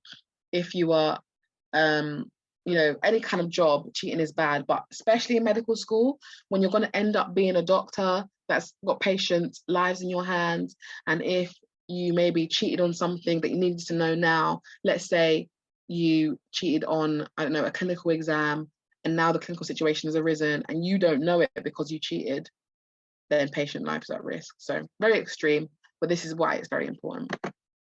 Okay, the urgency of it's a different situation. So Marianne, the junior doctor who is on call, she is called by a nurse on the ward. Marianne has asked the nurse earlier in the evening to take some blood for a patient on the ward.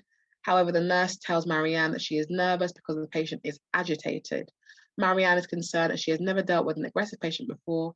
However, she is aware from other members of staff, this nurse sometimes exaggerates situation. How important, take into account, are the following considerations for Marianne? So the urgency of the blood needing to be taken, what everyone put.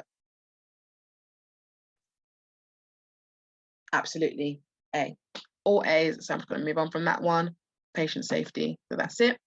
Next one, the nurse's history of exaggeration, just put the letters that you, so what everyone put, C, perfect, absolutely, yeah. Someone put D, that's still okay. It's only of minor importance because why is 10C but 7A, 7D? Because this does not involve a patient. This is just about an essay. That's why. And this is more about a nurse on the ward. Do you know what I mean? So it's a different situation. Because being in med school and being patient bedside, there's still two different situations. Yes, they can be a distractor because not always we take it into consideration, but something like this, when a nurse is always exaggeration, that's why it's of minor importance. But in general, yes, they're distractors, because if a patient comes in,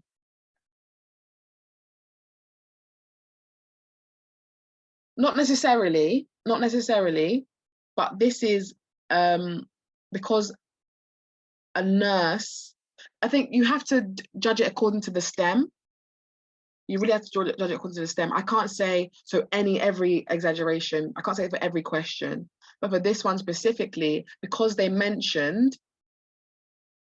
already mentioned in the paragraph that she exaggerates situations, this is why it's of minor importance, because you already know in your head, this is a nurse that does that. That's why it's of minor importance here. But whereas in number 7, although who seems unlikely, this is the current situation, she has cheated. I hope that makes sense. It might not make sense, but I hope it makes sense a little bit.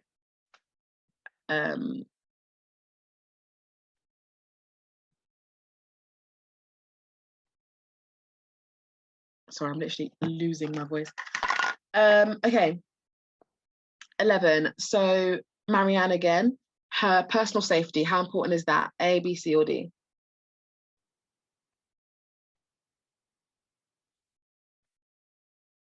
Absolutely fabulous. I need to explain that one. Next one is the urgency of the patient's symptoms. How important is that?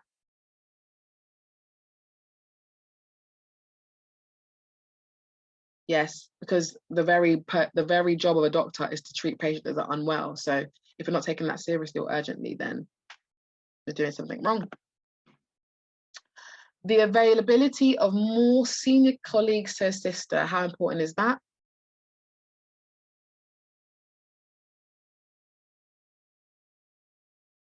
So A, B, C, or D?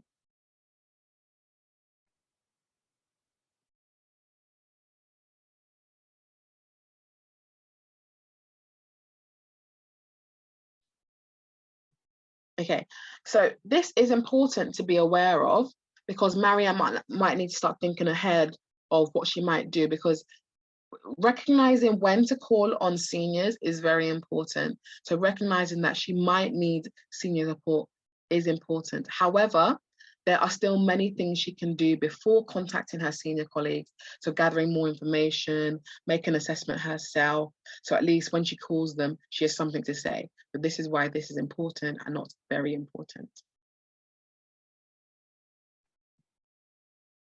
The next one, question A, that is, yes, so it is, so this is what I was saying. So it's important, but it's not very important, because there are still steps she can do before that. If it was that, you know, maybe she can't handle it at the moment, then she would do it. But because there's still things she can do, she can assess it herself, because she's just been asked to come.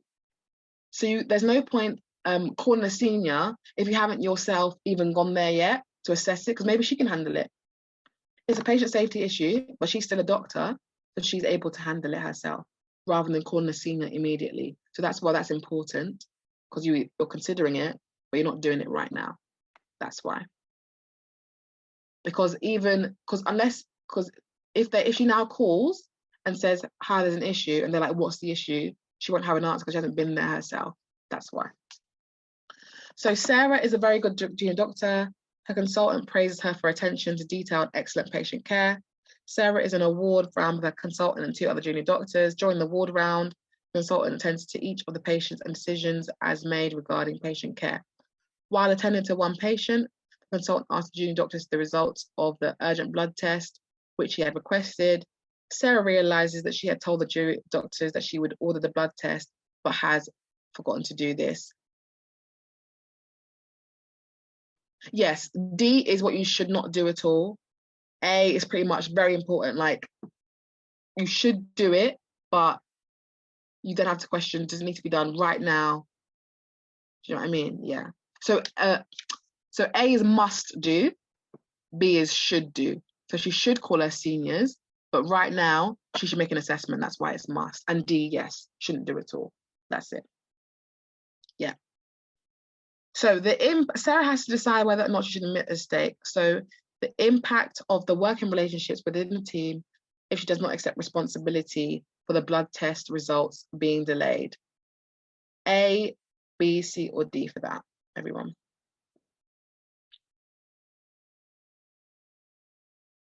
Yes.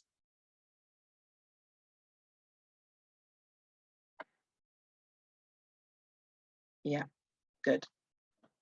Very much so. This is really about honesty and trust and a relationship in a team. Because if you don't have any trust, then it's going to be a failed team. That could affect patient care. Lovely.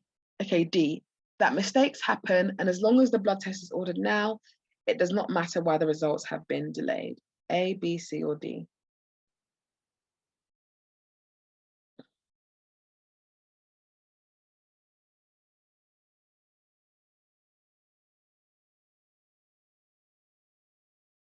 Okay, so I'm seeing some C's. So mistakes do happen, absolutely. However, it is important to check why and to take appropriate steps to correct the problem. So although yes, it doesn't matter why the results have been delayed. Oh, sorry, no. So although the mistake has happened and the blood test has been ordered now, the fact that, oh, it's fine, is not quite correct, because she hasn't tried to work out why. She's just been like, okay, mistakes happen and it's ordered now, it doesn't matter. It's not really important at all. So I've just, yeah, I hope that makes sense. So it's not important at all, because you need to fix the situation. You don't need to consider that mistakes happen. You don't need to consider that, because yes, it happens, but this is an irrelevant situation now.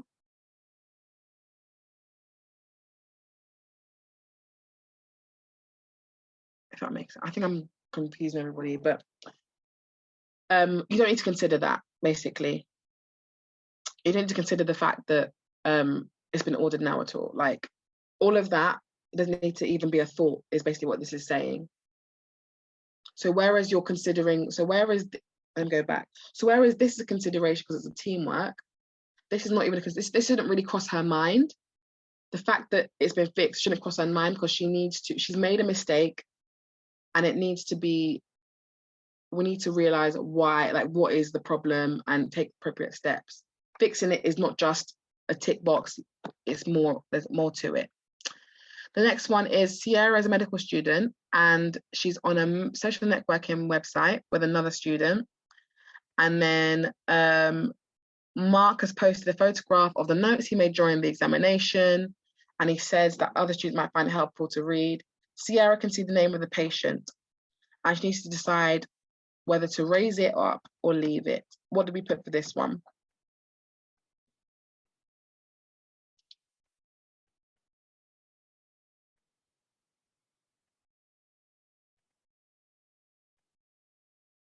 So quickly, whether Mark has, yes, thank you. Yeah, Shopper, absolutely right.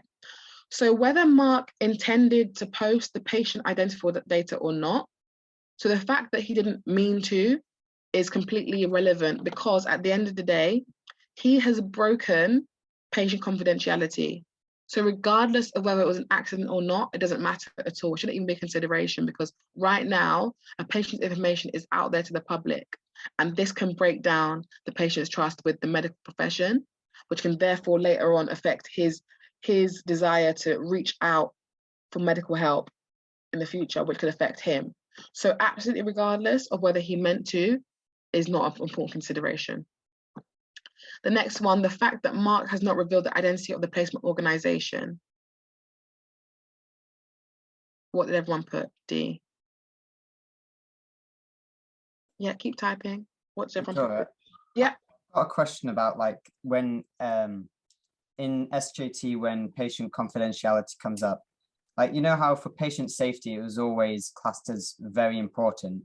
Yeah. Should patient confidentiality also be classed as very important, or does it sometimes vary from very important to just important?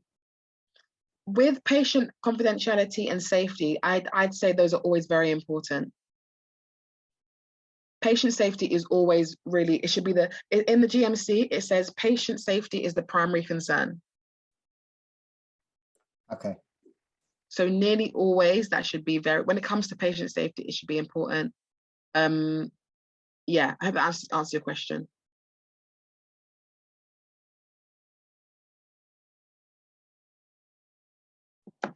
So this one is, hold on a second, guys.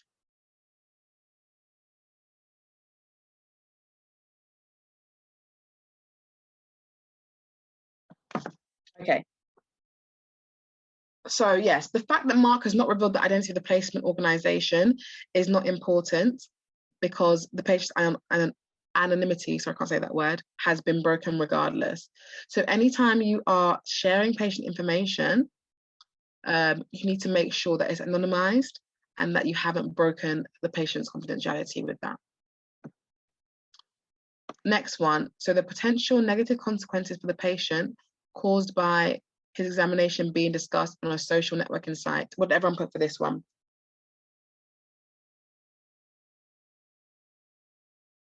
Yeah, absolutely. Perfect. That's very important. Don't think. Yeah, yes, very important.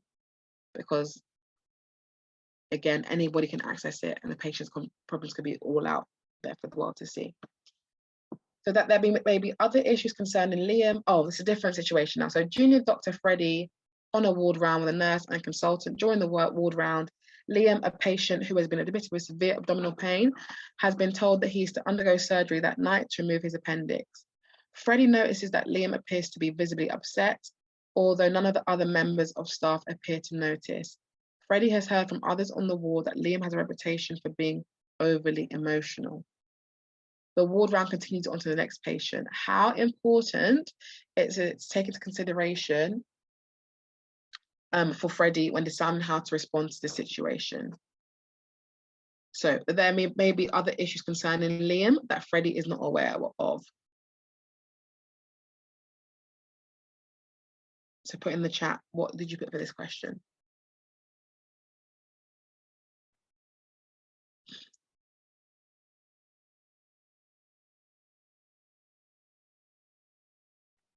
Absolutely.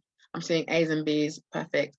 This is very important for you to consider that there may be other issues affecting Liam than just surgery. It could be problems at home. Sometimes we have to see, in med school, we're taught to look at the patient holistically. So you need to look at the patient as a whole. Anything could be affecting him and not just the fact that he's having an operation. So it's very important because if you can address that issue, you can help the patient as well. Liam's emotional well-being. Put in the chat what you put for this question. Absolutely, yes, A's, good. Again, looking at the patient holistically, patient care doesn't just involve physical, it also involves emotional, social, all of that. So it's very important. Next one, that Liam has a reputation of being overly emotional. What did everyone put for this one?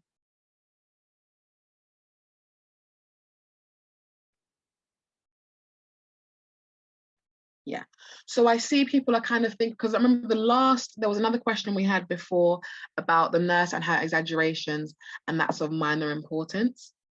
So when it comes to like a colleague, it's slightly different to how you'd address your patient. So the nurse being of like exaggerate slightly, like a history of that, fair enough, you might have to take that on board slightly. It's not to say they're both bad. They're both on the lower side of importance. But when it comes to the fact that Liam is currently, he's gonna have an operation and everything, it is a duty as a doctor to try and resolve this and help him out. So this is why here it's not important at all that he's got reputation being overly emotional, because you can't really judge why he's emotional until you speak to him. Does that make sense?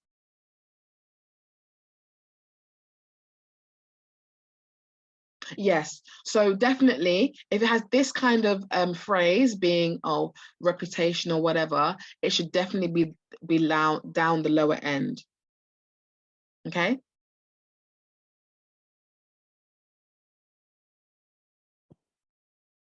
Right, so I'm going to wrap it up in about 15 minutes. We're not going to quite get all the way through, but we should get maybe 20 more questions, 15 more questions in, everybody.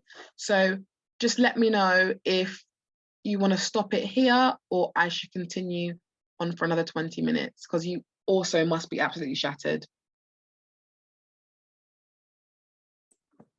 I don't mind continuing because SJT was the one I had the most issues with.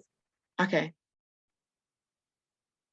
Anyone else, just type in the chat if you're, that's one person, so let's make it a group decision. I'll carry on for another 10 minutes. Yeah, okay. I'll carry on for another 10 minutes, no problem. Did anyone have any particular questions they wanted to go over, or should I just continue to see as far as we can get? If you had a specific question, please say now, otherwise I'll just continue through. How should you approach questions where it's like, report this person to like the higher authority or human resources or whatever there is? So there's always a rank. So when it comes to reporting, you should follow the kind of rank of, so it'd be extreme, for example, for you to go and report someone if you haven't spoken to them first. So speaking to them first is always important. And then if you're reporting, like, let's say to, I don't know, the dean of the med school, as opposed to maybe a lecturer, there's also a hierarchy there. So it really depends on if you show me the question, that'd be helpful, but it does depend on how extreme the situation is, especially what it is. If it's something like, I don't know, the person treated a patient when they shouldn't have, or gave them the wrong thing, then that's always high of importance and you report that high. Okay, it's I'll try and find an example now. Yeah, please do. Thank you. Okay. Whether or not the reasons for the further surgery were explained adequately to Liam is very important. And then the question, Carrie is a medical student completing a placement in a GP surgery. As she's walking through reception, she observes a patient, Mrs. Jenkins, raising her voice at the receptionist. Mrs. Jenkins is aggressively telling the receptionist that she's very unhappy with the service she has received and the staff working at the place are all incompetent. The receptionist looks very upset. So, how important is this consideration? Tell me what you put in the chat. Tell me what you put here.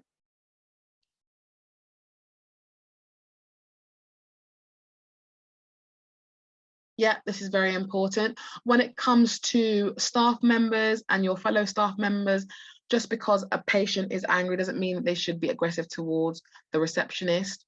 And you seeing them busy upset as a team member, you should want to help them. So it's very important. So teamwork, I'm hoping you're seeing a pattern. Teamwork, communication, patient safety are very important things here. Mrs. Jenkins might make a formal complaint. Was everyone put for that one?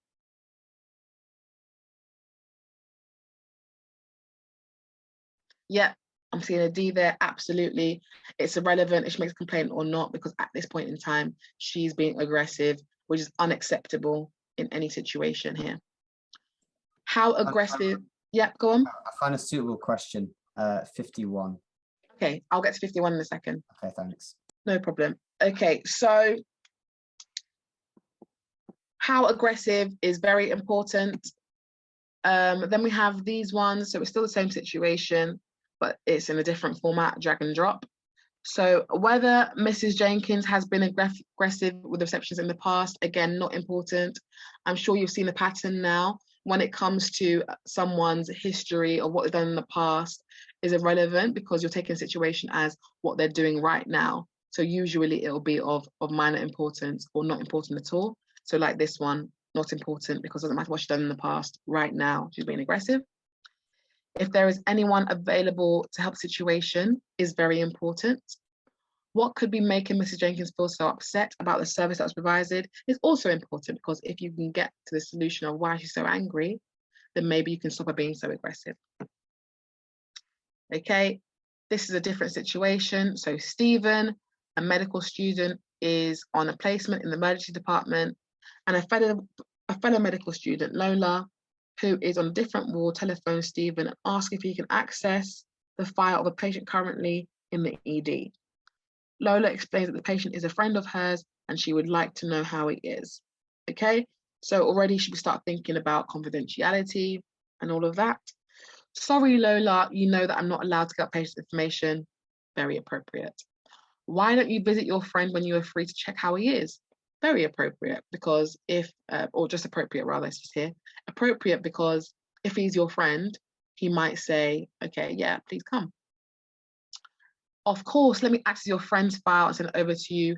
Completely inappropriate. That breaches all sorts of confidentiality and is unethical, regardless of if she's a friend or not. Yes, I do. I also like this new format. Okay, I'm going to quickly skip to 51 because someone specifically asked about that. If anybody else has a specific question they want to skip to, please do tell me, put it in the chat or just unmute your mic.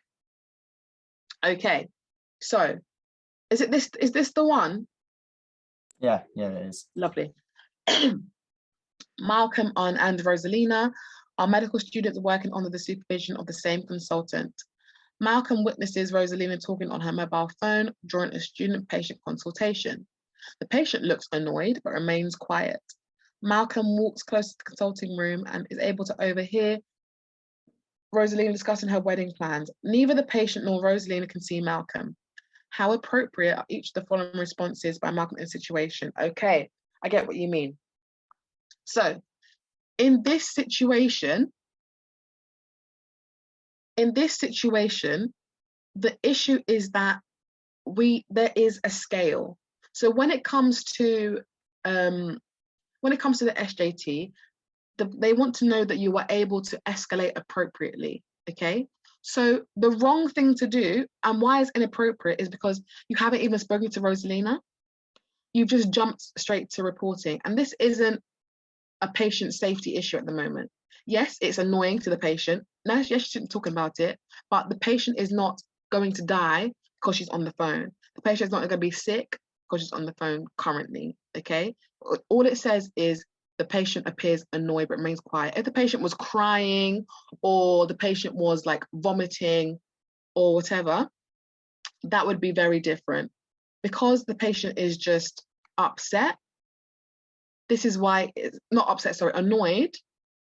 It's still a consideration, but you haven't spoken to her yet. If the question said, speak to Rosalina and tell her that you think that this might not be this might be inappropriate action or something like that, that would be higher up, because you're always meant to speak to the person first. So in general, guys, I want you to take 3 things on board. When it comes to someone doing something wrong, step 1 is always to talk to them first. You're isolating the question. So you'll always talk to them first before anything else, unless it's like extreme. Talk to them first. So this is why it's inappropriate but not awful, because it's a minor issue and you should deal with it by speaking to her first. Does that make sense? So where possible, with minor issues like this of conduct, speak to the person first.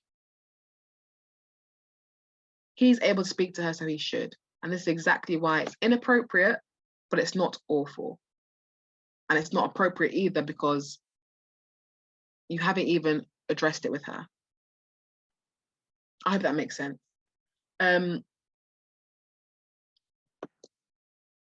So question 28 and 29, next please, okay.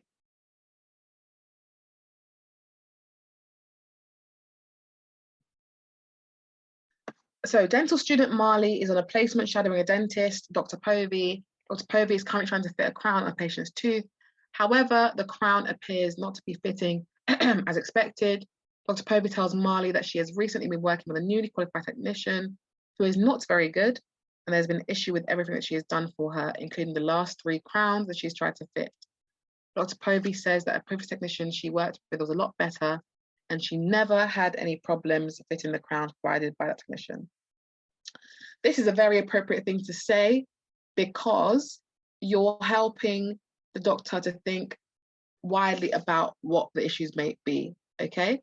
So the doctor might not even be thinking about, maybe the crowns are not the issue, maybe the doctor's the issue. So this question is helping to establish, oh, just asking a question, just generally trying to get to a solution. Oh, do you might think, is there any other way that the crown's not fitting properly? Think about it in your own voices and think, if someone said that to you, how would you receive it? And I'd receive it perfectly. I'd be like, oh, that's true. It could be, like, there's nothing wrong with this answer. Remember we said, is there anything wrong with this answer? And that's when it would become less appropriate. There's nothing wrong with this answer at all. I will go to 57 in a second. So I hope that answers 28. For 29, can you go back to using the previous technician? This is inappropriate because you're not solving the current issue of these crowns not fitting. You're just jumping to the gun. Do you know what I mean? So what I want you to understand is every question of the SJT is taken individually. So no questions relate. This is completely separate to the last question. So if in this situation, you're having this conversation, the crown's not fitting, and you just go, can you just go back to the last one? You're not addressing the situation at all. So that's why it's inappropriate. But it's not awful because there's nothing malicious about it. You're just asking a question. But you're assuming that technician is at fault, whereas the doctor could be at fault here and she might not realize it.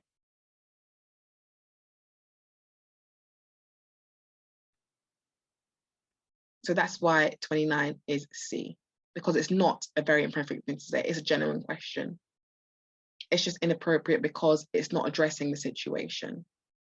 If it said something like, this technician is rubbish, can you go back to using the previous technician? Then it would be rude. But saying it is, oh, can you possibly go back to using the previous technician? Like, is it a possibility? Not everything is rude. Think of it as just saying it like I'm saying it.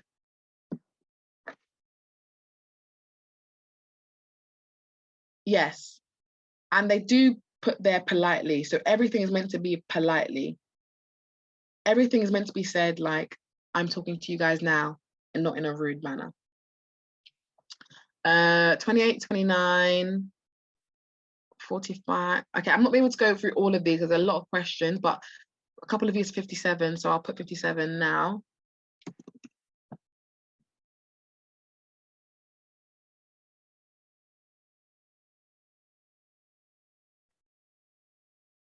So 57 is Ashraf and Chloe are medical students who are shadowing GPs next week. They are both walking towards the clinic reception to collect their next patients. As they enter the clinic reception, Ashraf and Chloe call the names of their patient. As the patients get up, Chloe loudly tells Ashraf that she thinks the reception staff should be responsible for collecting patients, as students have better things to do with their time. Ashraf notices that both patients and the reception have heard Chloe's remark, and the reception looks upset by the comment. Sorry, I spoke really fast there, but this is for me to get in my head. So, inform Chloe's educational supervisor of her comment. So, there's nothing wrong with this answer. However, you haven't spoken to Chloe first. And that's why this is appropriate, but not ideal. How come 57 is very, okay, let me go back to 51, sorry. So, okay. I'm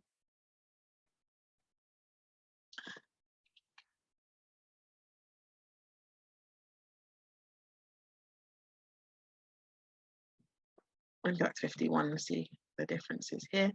So 51, okay, so supervising consultant and educational supervisor are slightly different people as well. So this one, let's see the wording as well. So 57 says, okay, so I also want you guys to see the wording. This here says inform. Yes, thank you, Danielle. That says inform. This says report. Report and inform are very important wordings when it comes to the SJT, because report is, you're saying this is, a report is a whole, this is a formal form that we're filling out to say what this person did. That's why it's inappropriate, but not awful, okay? Whereas inform, it could be a passing comment. You could see her in the corridor, the supervisor, and be like, oh, by the way, this your supervisee did this thing, and I'm not really sure what to do about it. Yes, very, very important. Report versus inform. Okay? Does that make sense, everybody? So wording is important in this case.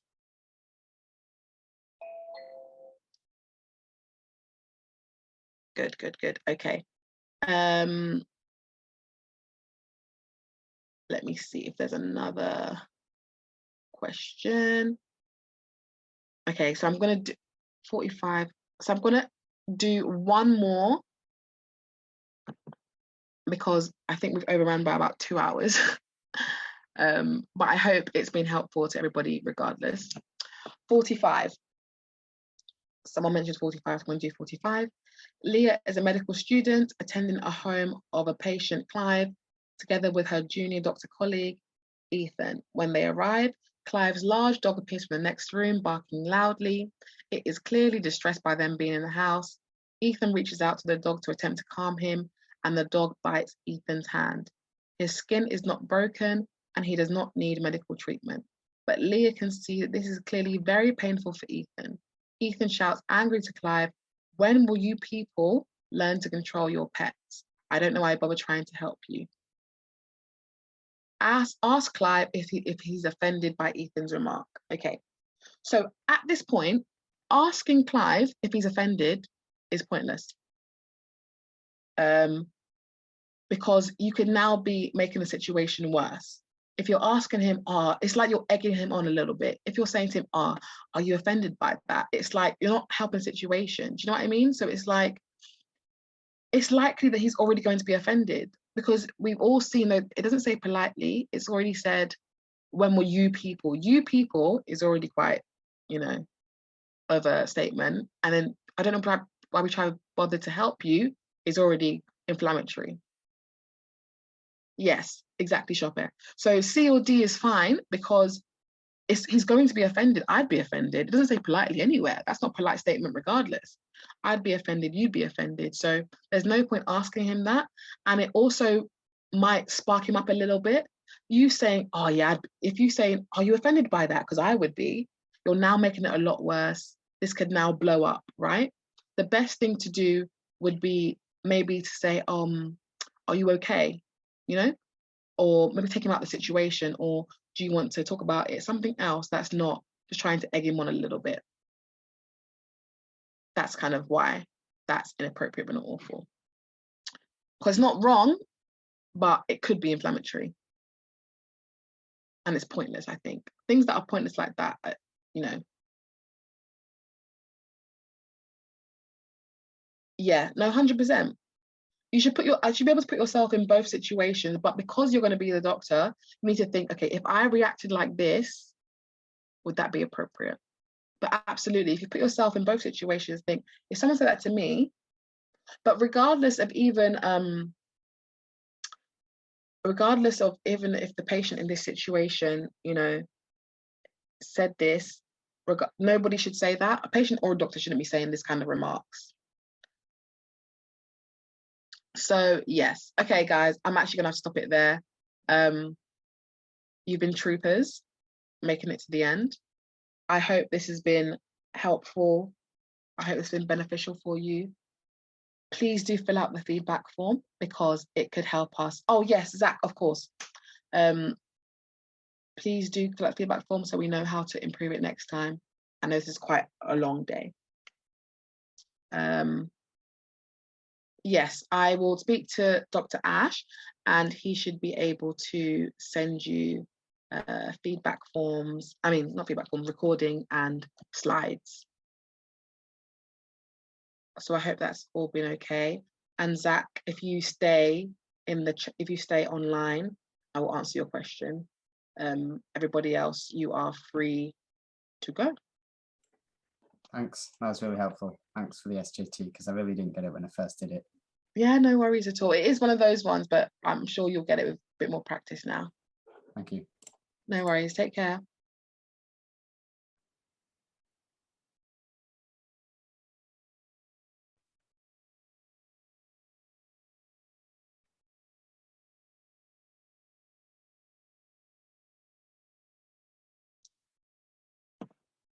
Zach, if you just want to unmute and tell me a question again, because I can't find it. I've got a lot of comments here, so I can't find your comment again, your question.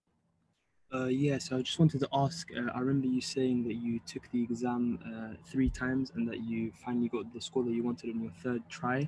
So I was just asking for somebody who's taking the exam again to ask for like what your breakthroughs were in terms of what you changed in your preparation that you didn't get right the first 2 times that you then improved upon. So like the things that you changed.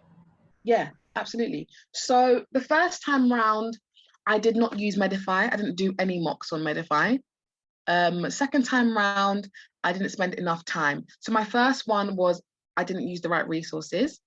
Second time was I didn't give myself enough time. The third time I gave myself, this might not work for everybody, but I gave myself, I sat my UCAT in July and I prepped from like May. I know it's too late now for you to do that, but I prepped from like May, April, end of April, May for the UCAT. And then I did Medify mocks. Like before the exam, I did a mock every 2 every week up until my exam. Again, it depends how much you really want to put into it though, because it's exhausting, but I was so determined this time not to flop it and not to fail it because I really want to get to med school. So I did the Medify mocks. I also got myself a tutor, like here. I got myself a tutor and I asked them to just talk me through. I didn't use them for as long as some people using them because back then I didn't know about FutureDoc. So I was using a tutor who saw me like maybe once or twice in total. But I just kept doing the mocks and then I got the the 500, I don't know if they still, the 500 UCAT questions. Has anyone got that book, the red and white? I think it's red and white. The 500, Yeah. yes. Yeah. So I used the 500 UCAT questions and Medify, and I just did those over and over and over again. And I used very much BBC GCSE. So everything I'm saying, I did myself. So GCSE bite-sized maths, I did, because my maths was shocking. I used that. And then how many hours a day? So it differed. So at the beginning, I did maybe 3-4 hours a week. And then around June, I was doing like maybe 5-6 hours a day, every day. And then nearer the end, most of that was just mocks and questions and questions and questions and questions and questions. And I'd start my questions with the things that were the worst. So I hated verbal reasoning. So I made sure that was the first thing I did in the morning when I was more fresh. So I did verbal reasoning loads. And then SJT I left to last because I liked the SJT and I liked abstract reasoning. So whatever you hate, whatever you open up and you dread the most, start with that. Yeah, that makes a lot of sense. And I just want to ask as well, was the final results from the mocks that you were getting, your final mocks, were they representative of your real exam, or were they, or was there some disparity? They were slightly worse actually. So I got, in the end, I think I got about, my average was about 700. It wasn't stupidly high, but it was enough. So I got about 700. My mocks I was getting about like 650-ish. 640. So I knew regardless I would still be okay, because I was kind of in the range for my real one. So yes, it was representative enough, but it won't be exactly the same. No. Okay, that makes sense. Yeah, thank you very much. No I problem. really appreciate all your time and the effort that you put into this, and I think I benefited a lot from it, so thank you. Oh, no problem at all. I'm really, really glad. If you have any more questions, please email Ash and then he'll forward it to me, and I will sort out the rest because I think he has to come on this call for something else now. So thank you so much, guys. Have a good evening and I hope it all goes well. Thanks.